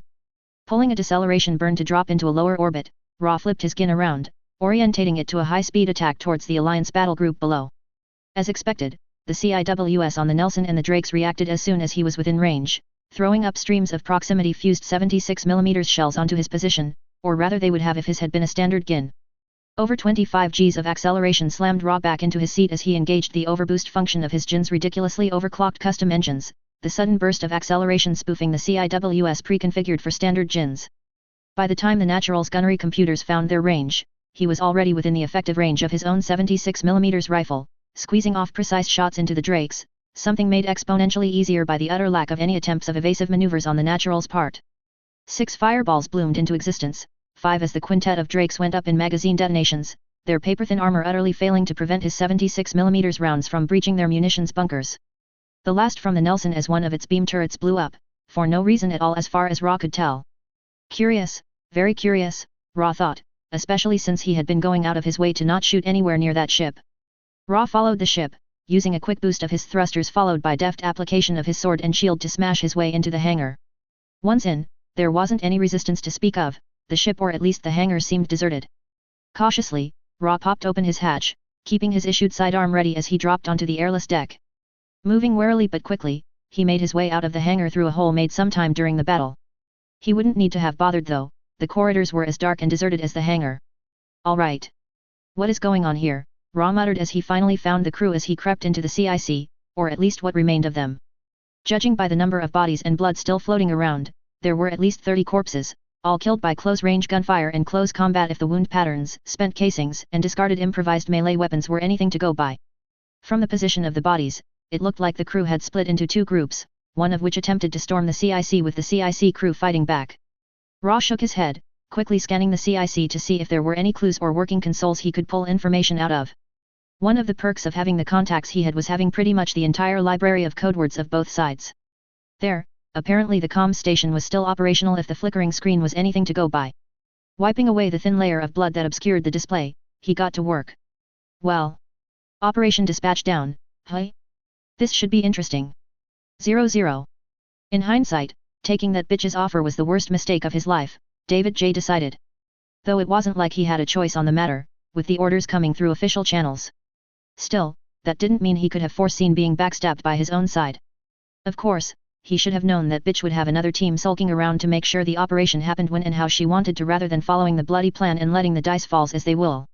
Grimacing, he applied more pressure to the tape on his left leg, trying to staunch the blood flow that bubbled out of the hole where the bastard that was the CWO had knifed him. He had reservations about Dispatch down and he knew that she was aware of them. And in truth he had anticipated her having done something behind his back. What caught him and his men off guard was the sheer number of operatives she had snuck aboard the ship. There, that will probably buy some time, he decided, finishing off the improvised pressure bandage before half-tumbling towards the helm at the front of the blood-soaked armored bridge, grabbing one of the guns on the way. The status reports he found there made him wish he hadn't bothered. What in the actual fuck? The other Phantom Pain team changed Saltash's re-entry profile successfully before the last of them were killed. Now instead of just slicing above the SJZ and collecting airborne samples of Tiberium on the way towards a deserted part of the Greek countryside, the Saltash was reprogrammed to crash directly into the city of Tirana. For a moment he just stood there, refusing to believe his eyes. Why? What the fuck do they hope to achieve by killing an entire Eurasian city with an Atlantic battleship? Worse, it made absolutely no sense. The recovery teams were already waiting at the pre-selected location and the local garrison had already been bribed to look the other way as the team waited. So what the fuck did they hope to accomplish beyond meaningless mass murder? At that moment, he contemplated joining the rest of the crew who were undoubtedly fleeing to the lifeboats, those who weren't dead anyway. He couldn't ride the ship down as originally planned. Did the recovery crew have orders silence him? He didn't know, and didn't care at the moment. No. David shook his head as he took a deep breath and closed his eyes. He'd had enough of this shit. He recalled his oath from when he joined the military, a vow to protect the people and constitution of the Atlantic Federation from any enemy, foreign or domestic. And with this stunt, that bitch was clearly in the latter category. He had to report this to high command, he had to let them know what she and her band of traitors did. And then he was going to hunt her down and kill her. Even if it was the last thing he did. He opened his eyes, and got to work on reverting the ship's course to the pre-selected location. He was almost done when the hatch leading to the rest of the ship opened. Twirling around, David leveled his SMG at the door, hissing slightly at the pain. He was rather surprised when an armed figure clad in a ZAFT military spacesuit stepped through. "Don't move!" David yelled, toggling his radio for all frequencies. "Drop your weapon." "Interesting," the ZAFT pilot said, unfazed. David noticed that he was wearing a half-mask of some sort beneath his helmet for some inane reason. "I take it that you are with the 81ST. Who the fuck are you and how the fuck do you know about Phantom Pain? No, fuck that shit, why are you on my ship?" "It was acting rather strangely so I came to investigate," the masked pilot replied. "Besides, don't you have bigger problems? Like the entire ship going down in uncontrolled re-entry?" "You don't know the half of it," David grunted after moments of uncertainty, having made up his mind. "Especially considering where it will land. You know what, fuck this." He lowered his gun slightly. "Phantom Pain and this operation can go fuck itself. Look, we don't have time for this. Work with me and I'll find some way to help us all call this clusterfuck off. No more people have to die for this stupid shit." "Oh? You don't hate coordinators?" The masked man seemed to frown, it was hard to tell through the helmet and mask. "Surprised? Most of us lowly naturals don't hate your stuck-up coord ass," David grunted. "We're mostly pissed about how billions of our investments went up in smoke in your little rebellion. Aside from that, we can't care less aside for some fucktards." He snorted, gesturing with his gun. "So how about it, we work together, save a city, ZAFT gets good publicity and I get to stick it to that bitch who wanted this stupid fight." "Sounds interesting," the masked man nodded, lowering his gun. David breathed a sigh of relief and mirrored his actions. "Fast." David could only blink as the mysterious ZAFT pilot suddenly reversed his actions and a lance of pain and blood blossomed from his shoulder, courtesy of the man's gun. "However, there is only one type of peace I want." "No." Still reeling, the Phantom Pain operative threw himself backwards at the console behind him, desperately reaching for the return key which would initialize the engine's burn. "To where?" he don't know, but anywhere was better than giving this ZAFT bastard the propaganda coup of. He never felt the bullet which perforated his skull. 00. McNeil wasn't happy then again. That had been her default state ever since the post of director had been forced upon her. One day, she had been in command of the most powerful military force in human history, the next, she had to do pretty much the same job but with the added threats and politics and a mere fraction of her usual resources available. Alright, enough bitching, she thought with a sardonic grin, cracking her neck to work off the past hour or 4 of just staring at the screen which contained her paperwork. Pages and pages of paperwork unconstrained by trivial limits like the structural strength of her table had it actually been physical paperwork. Whoever said that computers and ACE would decrease paperwork had lied. They had lied most grievously. At least it was dealt with now, everything was in place and hopefully she could hand off all this to whoever won the elections in August. The only thing she had to worry now about was the planned meeting with all of the candidates running in the elections and making sure they were briefed on what they were getting into. After, she could finally focus on rebuilding GDI's military into something capable of dealing with the Skrin or any other threat to mankind, alien or otherwise, while the new director dealt with all the politics and national decisions and other crap. As it should be. Speaking of military issues, McNeil gave a quiet sigh, tapping open the file containing the Armed Forces proposal.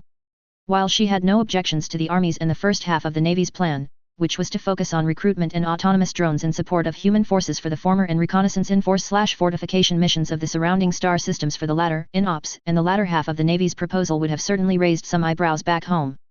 After all, despite the Sapient Rights Act, unrestricted AGIS were still a sensitive subject, never mind giving said AGIS sole control over military hardware, which was virtually taboo after what Cabal was able to do with Nod during the Firestorm crisis. And yet that's what INOPS and the Navy were proposing: the lifting of some restrictions on EVA, the Philadelphia 2's EVA node, and the development of new combat AGIS, additional reduction in the human crews required by future warships, and eventually the creation of a self-contained, AI-directed, von Neumann battle fleet. That said, she groused while chewing absently on her stylus, their points were valid, as much as she wished she could dismiss them. Even back home there were groups in GDI command who campaigned for unrestricted AI research, arguing that a host of superhuman ACE was the only thing which could give humanity a fighting chance against the full force of the Skrin. Here, with the same strategic outlook but with only around 3% of the total population available and surrounded by natives who could suddenly turn hostile, if not to GDI then to themselves at any time? It was a small mercy that at least some of the locals were willing to at least maintain peaceful relations, but that still left the local superpowers on a path towards total war. With all of their models predicting that a protracted war would likely push both sides to extreme measures, it was something she couldn't risk deferring too heavily. Push come to shove, GDI had to have a clear path to victory planned out, be it picking a side or something else. There was no way she or GDI was going to stand and watch humanity, even if it was not their humanity, destroy itself. Not on her watch. She let out a sigh, calming herself. Idly, she wondered what her old man would have done in her shoes. She giggled slightly at the mental image. She was pretty sure that he would have dealt with it the same way he'd dealt with Kane, and as tempting as it was, she doubted that feeding those sob politicians their own guts via a spike of Tiberium would really help. A small smile fleetingly graced her lips at that image. But at least, she thought, the minor powers like Orb, Scandinavia, the Equatorial Union and Mars were much more reasonable. Speaking of Mars, the red planet was also colonized in this reality, but less so compared to back home, which meant that at least there was space still available. And further differentiating this reality for their home universe, this Mars also had a set of ancient, presumably alien, ruins according to the Odin system in orbit. Furthermore, the existing Martian administration apparently already knew this and were actively keeping it a secret both from Earth and their own public for some reason. So far, they hadn't found anything worthwhile besides crumbling buildings underground, but still. GDI too had a few secrets which it kept from the public. Off the top of her head she could already name 3, the Tacitus, what the Tower and the Skrin invasion force really were, and just how far ahead Nod was in some areas, all kept secret both for national security, the good of humanity, and for stupid political reasons. She had to admit that it did make sense. No point announcing it to the world when one of the superpowers on Earth could decide that said ruins should be in their hands just in case, should they find any pieces of technology. Director. Incoming priority message. On screen now. Hey. McNeil blinked as Eva interrupted her music playlist. What's this? INOPS is calling a meeting tomorrow about some Earth Alliance battleship crashing in Greece. Eva, what's the current situation? She asked. Did we try to intercept that thing? An attempt to intercept the wreck was made by elements of the First Fleet once Fleet Command realized what was happening, but local commanders decided not to engage with Odin and the planetary defense centers in Red Zone 01 as per standing orders, the AI's calm voice answered. Zocom quick reaction forces are moving to the location of the crash site now. Good, good, she nodded absently. Can you get me Sandra on the line? Affirmative. Verena, the distracted voice of the InOps director replied a moment later. I am presuming that you are calling about the shit show in Greece at the moment? Yes. I am guessing there's something suspicious enough to warrant a meeting. Very. According to all of our simulations, a ship of that class shouldn't have the mass nor the structural integrity to make it all the way down. The only possible explanation my people have is that the ship was a modified variant, Sandra explained. Also, naval intelligence and InOps are reporting some unusual activity from that ship before it went down. Eva. That is correct, Director, the cool female voice answered. In addition, sensors indicate that 2 additional vessels of the same class also suffered uncontrolled re-entry in the battle. Both disintegrated in the upper atmosphere as predicted by our models and publicly available data. However, InOps reports indicate that the Earth Alliance was using elements of the fleet involved as a test bed for prototype anti-DO defenses, which may explain the discrepancy. I see. Bottom line, is it enemy action? McNeil sighed. It might be sheer coincidence, but it could also an attempt to nab some Tiberium samples or punish the Eurasians for staying out of this war. We're treating it as the latter until we have more information. Right, keep me updated then.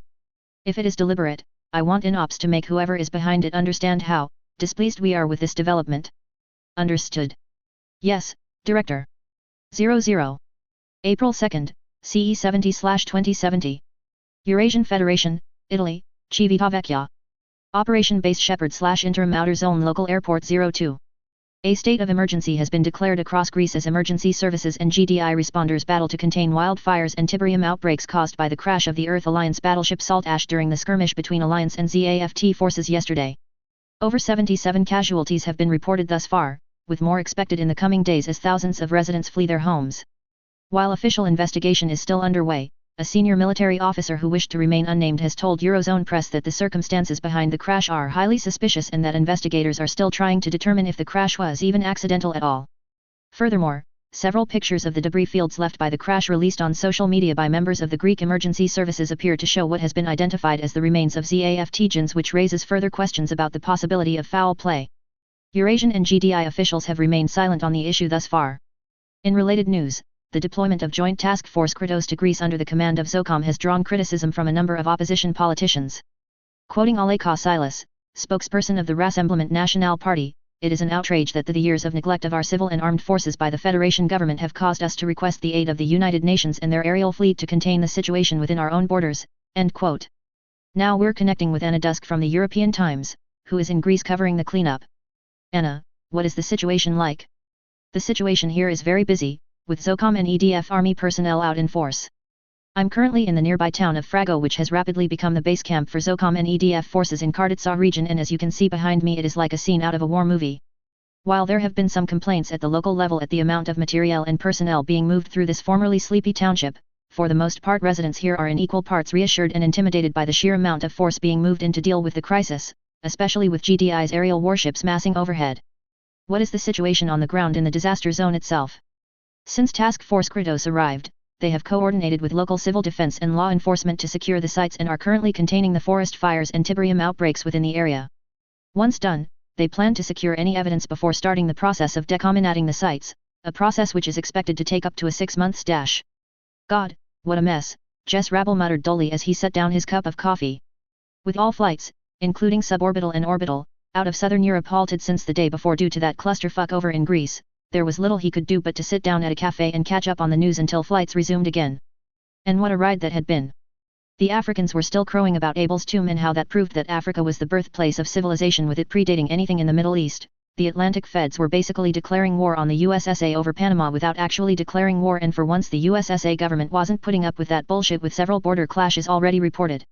The Eurasians were losing their shit over the Tiberium-induced ecology and refugee crisis and that crap up in Greece.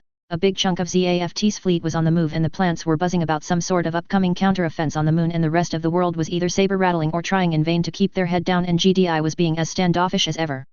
With a groan, he pushed his laptop shut, resting his forehead on its warmish metal surface, just winding down in the sunlight streaming in through the windows. Honestly, after all the crap he'd seen over the past weeks, he just wished that he was already napping on the flight to home sweet home, Brasilia. VE received word that the convoy ferrying the Atlantic Federation's mission to South Africa has been attacked by truck bombs and suicide bombers. While details are still unclear, Representative James T. Robinson, the Atlantic Federation's chief representative to the Earth Alliance, as well as Morgan Harrison, the Atlantic Federation's ambassador to South Africa, are believed to be among those dead or wounded. No organization has claimed responsibility for the attack thus far, though it is believed that ZAFT sympathizers are behind it and the string of truck bombs and suicide bombings which have plagued the region since the war began. Representative Robinson was touring the Victoria Mass Driver Complex and its Earth Alliance South African garrison at the time of the attack. More on this story as it unfolds. Well, there goes another one, Jess thought flatly. These days it seemed like there was an attempted assassination every other month. With another jaded mental sigh, he straightened himself up, finished off the last of his coffee and lazily glanced at his watch. 3 more bloody hours until his flight was ready.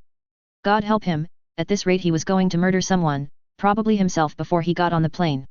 He just wanted to get some rest before his next assignment. Was that too much to ask for, God? Do you want more coffee? He heard, drawing his attention back to reality. Yes, please, he drawled, giving the waitress bearing a fresh pitcher of the life-giving liquid a grateful smile. Thanks. No need, she smiled in return. The delays really hit everybody hard. Have you been here long? Yes, Jess groaned, taking a sip of the hot bitter liquid. Been here for over 30 hours, can't find any accommodations. Ouch, the waitress grimaced sympathetically. Wait here, I'll be back in a few minutes. Hey. Jess mumbled intelligently as the waitress walked off. Here, the waitress announced when she returned, placing a plate of scones and jam in front of the freelance. Boss noticed that you were here for the last 4 hours with nothing but a half a dozen refills of coffee and half a sandwich. Don't worry, it's on the house. With a wink, she walked off. Thank you, Jess muttered, staring dumbly at the pastry for a minute before shaking his head to clear it. And those scones were actually quite good. With but a moment's thought, he pulled out his card and sent a rather hefty tip using the console on the table. And it was nice actually being able to afford to do so. He made 20,000 real from all of the videos he'd sent to his usual clients back home and another 15,000 AF dollars from Matthias. Granted, the majority would be going into replacements and new equipment to work with the powered suit he got from GDI, but that still left a substantial remainder in his savings account and a decent amount to live on until his next assignment. If only he could earn this much money on regular basis, he thought, taking another sip of his coffee. Speaking of money, for some reason he couldn't stop himself from thinking about the camps, the ones GDI had set up. The memories were of a mixed flavor to him. There was nothing there but people, just mostly ordinary people trying to move on with their lives and all that came with it. It meant pain, suffering, and happiness all mixed into one under the military's watchful eye, their weapons a wall as much to defend them as to keep them in. Then there was that other camp, where a riot broke out and turned bloody due to mistreatment by the local police and Italian soldiers, leading to a very rapid response by the Eurasian Federation on the issue, basically making an example of the people responsible for causing the riot with GDI and federal troops being sent in to restore order. Sorry, mister, but can I sit here? The other tables are full. Jess looked up from his rumination in surprise to find a little girl, maybe 7 or 8 years old, more of a preschooler really, holding a plate of pastry and tapping her foot impatiently. He'd almost missed her, that's how short she was. Sure, go ahead. Are your parents with you? Nope, the short-haired, brown-eyed girl replied cheerfully, settling into the opposite seat, munching on a tart all the while. Mom's working, so I took the chance to explore. All right, Jess nodded thoughtlessly, taking a sip from his cup before almost spitting out his coffee as his mind caught up with the little girl's words. Thankfully he managed to hold it in. Wait, no. That's not all right. Does your mom know where you are? Yes, and it really is all right, the girl giggled cutely. Besides, I got Eva with me. GDI's computers are actually smart enough to know if I am in trouble. She continued, tapping her watch. Only it was not a watch, Jess realized, but a smaller version of GDI's data slab, just like the one he had on his own power suit but smaller, and if he was not mistaken the watch was likely linked to a larger unit. In fact, considering the base, he wouldn't be surprised to learn that this place had an EVA unit too. And Uncle Guy would personally blow away anyone who hurt me. Hey? You're with GDI then? Ah? No, she answered between bites. Kazahana Aja, Serpent Tail, Mercenary Company. You pay for it, we blast it.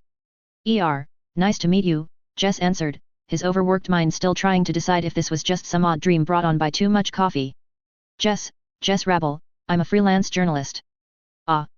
Aja paused mid-bite, Jess Rabble as the person who did the piece about the people inside the SJZ. Yeah, that's me, Jess admitted ruefully. It's a good piece, Mom, Uncle Guy and the rest liked it. How about you though, aren't you a little young to be a mercenary? I am, Aja answered, but my mother is a member and we don't have any other relatives for me to stay with. Hey? Well. He started but in the end simply shrugged. Since he'd started working with Matthias, having the ability to travel more as a journalist and seeing more of the world. At least this girl still had her mother in a rather caring if unconventional family with her merc company, going by the rather annoyed-looking mercenary entering and looking pointedly at their table before sighing and ordering himself a coffee. At least he knew that they were looking out for her. "Oh, and you can see the hangar we're based out of, there," Aja said, pointing out the window. He followed her finger to the facility in question, a nondescript hangar that was located in an isolated corner of the airport, not far from a still-growing joint FN-GDI military base. In fact, if Aja hadn't pointed it out, he would have assumed it was part of the base despite being located in the civilian part of the airfield, given the aircraft contained within. A quartet of GDI's VTOLs, Orcus those were called, just not in GDI colors. How on earth did they get their hands on those? And with GDI's approval too, judging by the lack of super soldiers storming the hangar to get their tech back. The little girl named Aja smiled at his reaction. "By the way, I liked your piece on what life is like in Italy now, it really had heart it in." "Thanks," he answered. "It was nice to get a view into one of the camps," Aja said thoughtfully. "Especially with our operations, we lose sight of the bigger picture. It was nice knowing how our contributions worked out." "Contributions?" Jess frowned, trying to recall if there was anything even tangentially related to mercenaries in the pieces indicated. If he recalled correctly, that one was about the problem that the Federation and GDI were having in moving and resettling people out of Italy and the SJZ. An unmitigated mess of a job if he were to be honest, but one that couldn't be helped. At least they were staying ahead thanks to GDI's help, especially those 40 or so global stratospheric transports the GDI government and a civilian consortium whose name he can't recall at the moment had effectively loaned to the Eurasians for this task. It was apparently akin to having their own mass driver on call, according to one Eurasian engineer involved with the project, and they were making use of it both for transporting the refugees and by using it to deliver material to build the camps and upgrade their own transport infrastructure. Right, the GST drop zones in Greece and Cyprus were protected by PMCs instead of government troops due to some old treaty or something. "I guess it is he agreed, turning to look at the Orcus, which was now out of the hangar and in the open. You look tired, we have beds if you want to get some sleep." Aja pipped. "No," Jess smiled tiredly, shaking his head. "I'd love to, but my flight is in 3 or so hours. Possibly. Besides, you've already done enough with that wake-up call." "Thanks." "Hey? Alright, then do you want a tour?" Aja asked hopefully. "Is that really alright?" Jess asked, a bit skeptical about the whole thing. "It's fine, as long as Mom says it's okay," Aja answered, tapping on her EVA watch. "Besides, Uncle Guy would probably think of it as free advertisement if you do a piece on us or something." "Hey. Mom says that it's okay, but you'll have to wait 30 minutes, they're prepping some gunships for patrol and they want to look their best if there's someone visiting." "That's fine," Jess answered, not worried about the wait. "By the way, are you going to South America?" "Yes." He answered slowly. "How did you know?" "The first scheduled flight out in 3 hours is to the USSA and I guessed." "So, do you need protection?" "It's getting quite chaotic there and we've got a bunch of new rookies who are willing to do it for cheap." "The USSA government needs it more than me," he joked to the girl's half-mock scowl. Alright, seriously though. I have a friend over at the DSSD main base, he's the head of security, maybe he'll know someone." 00. Unknown location, unknown time. When Ra woke up, it was to a world of pain. Well, far more pain than usual at least. His entire body felt like someone had thrown him into a meat grinder and haphazardly patched up the chewed-up remains, while an infernal light sent spikes of agony hammering through his eyes and into his brain before he hurriedly closed his eyes. What the hell happened? The last thing he remembered was being on the bridge of the Earth Alliance battleship as the thing slammed into the atmosphere. He had stayed too long on the bridge trying to collect information and send it back to his fleet. A foolish decision given that the Earth soldier had succeeded in his final act. And that he hadn't bothered to reverse it.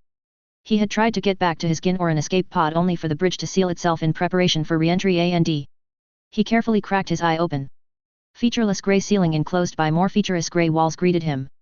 The only features in the room were a naked light bulb, the bed he was strapped to and the chair next to it. At least that's how it looked. If there was a door, it must have been in the blind spot behind him. Clank clunk. A man walked silently into his field of vision. Newspaper in one hand, a briefcase in the other, he silently took a seat on the chair, studiously ignoring Ra's presence save for a momentary murderous glare. Making himself comfortable, the man simply unfolded his paper and started reading. Ra closed his eyes, taking the time to get his mind into some semblance of order. Opening them again, he focused on the newspaper, trying to spot the date. Of course it wasn't reliable since something like that could be fabricated or the man could be reading an old paper, but it was a start. And wherever he wasn't with GDI. For one, all of his sources said that they didn't even produce newspapers anymore, at least not paper kind anyway. And even if they did, it probably wouldn't have headlines like ZAFT warships driven from Earth orbit, UN powerless to stop battle. That and an opinions headline that read, dogs are evil, cats are gods. Hey! So the boys awake hey!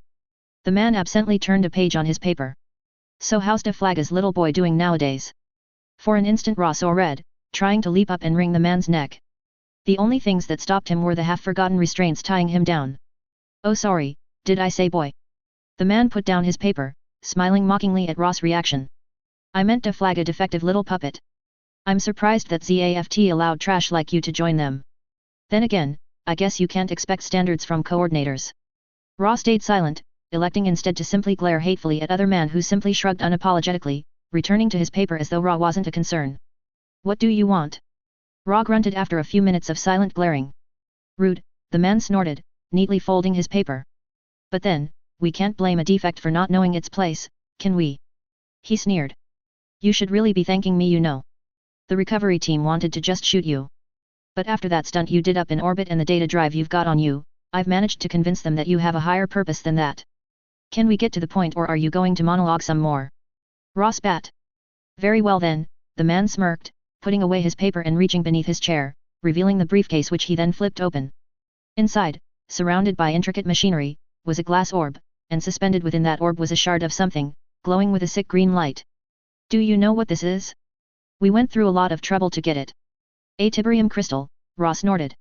You fool, you've killed us both. Not quite, the man smiled thinly, closing the briefcase again.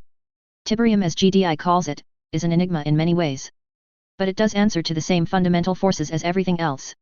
Keep telling yourself that, Ra snorted, thoroughly unimpressed. One of the things we had figured out, is that electromagnetic suspension works for small enough samples, though it is disproportionately energy expensive for some unknown reason. Ignoring Ra, the man continued with a mirthless smile. Like this case. It has enough batteries to power my car for half a week, but at the rate that this thing is going, I doubt it'll last another 10 minutes. The man gave a particularly sadistic smile as he gently placed the case on Ross' bedside table, ignoring the other man's futile struggles all the while. Enjoy. With that, he walked out the door, the hatch sealing itself behind him with a resounding thud. A few minutes later, a subtle green glow filled the room as the briefcase, crystallized for the lack of a better word. Ross screamed as the burning started. 00. You think that fucker is still alive? You think?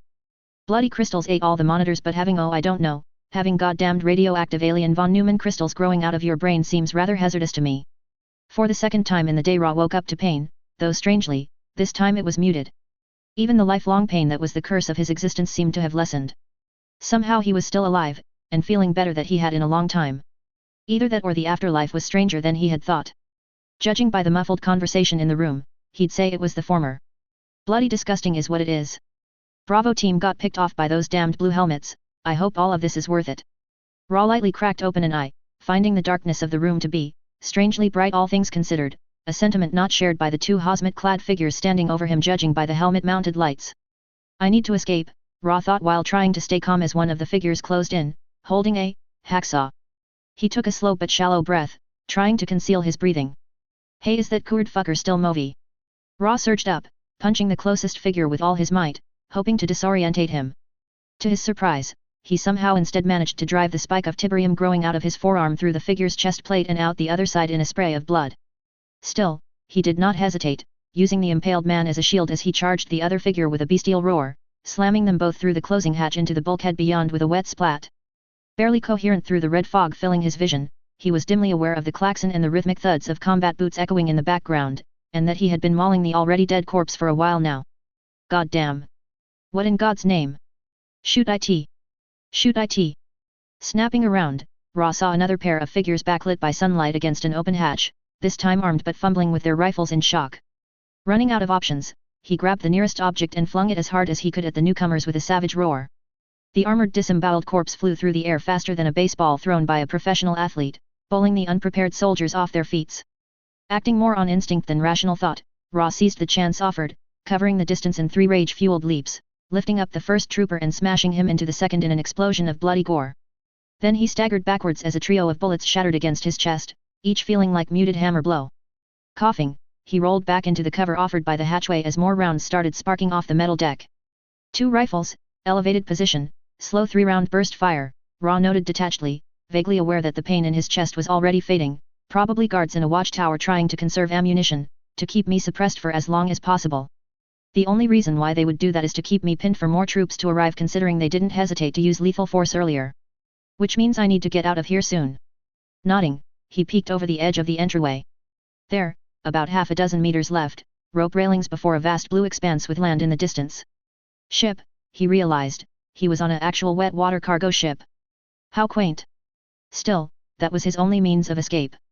Decision made, he took a moment to gather himself, waiting for one of the shooters to reload. Then he sprinted. 00.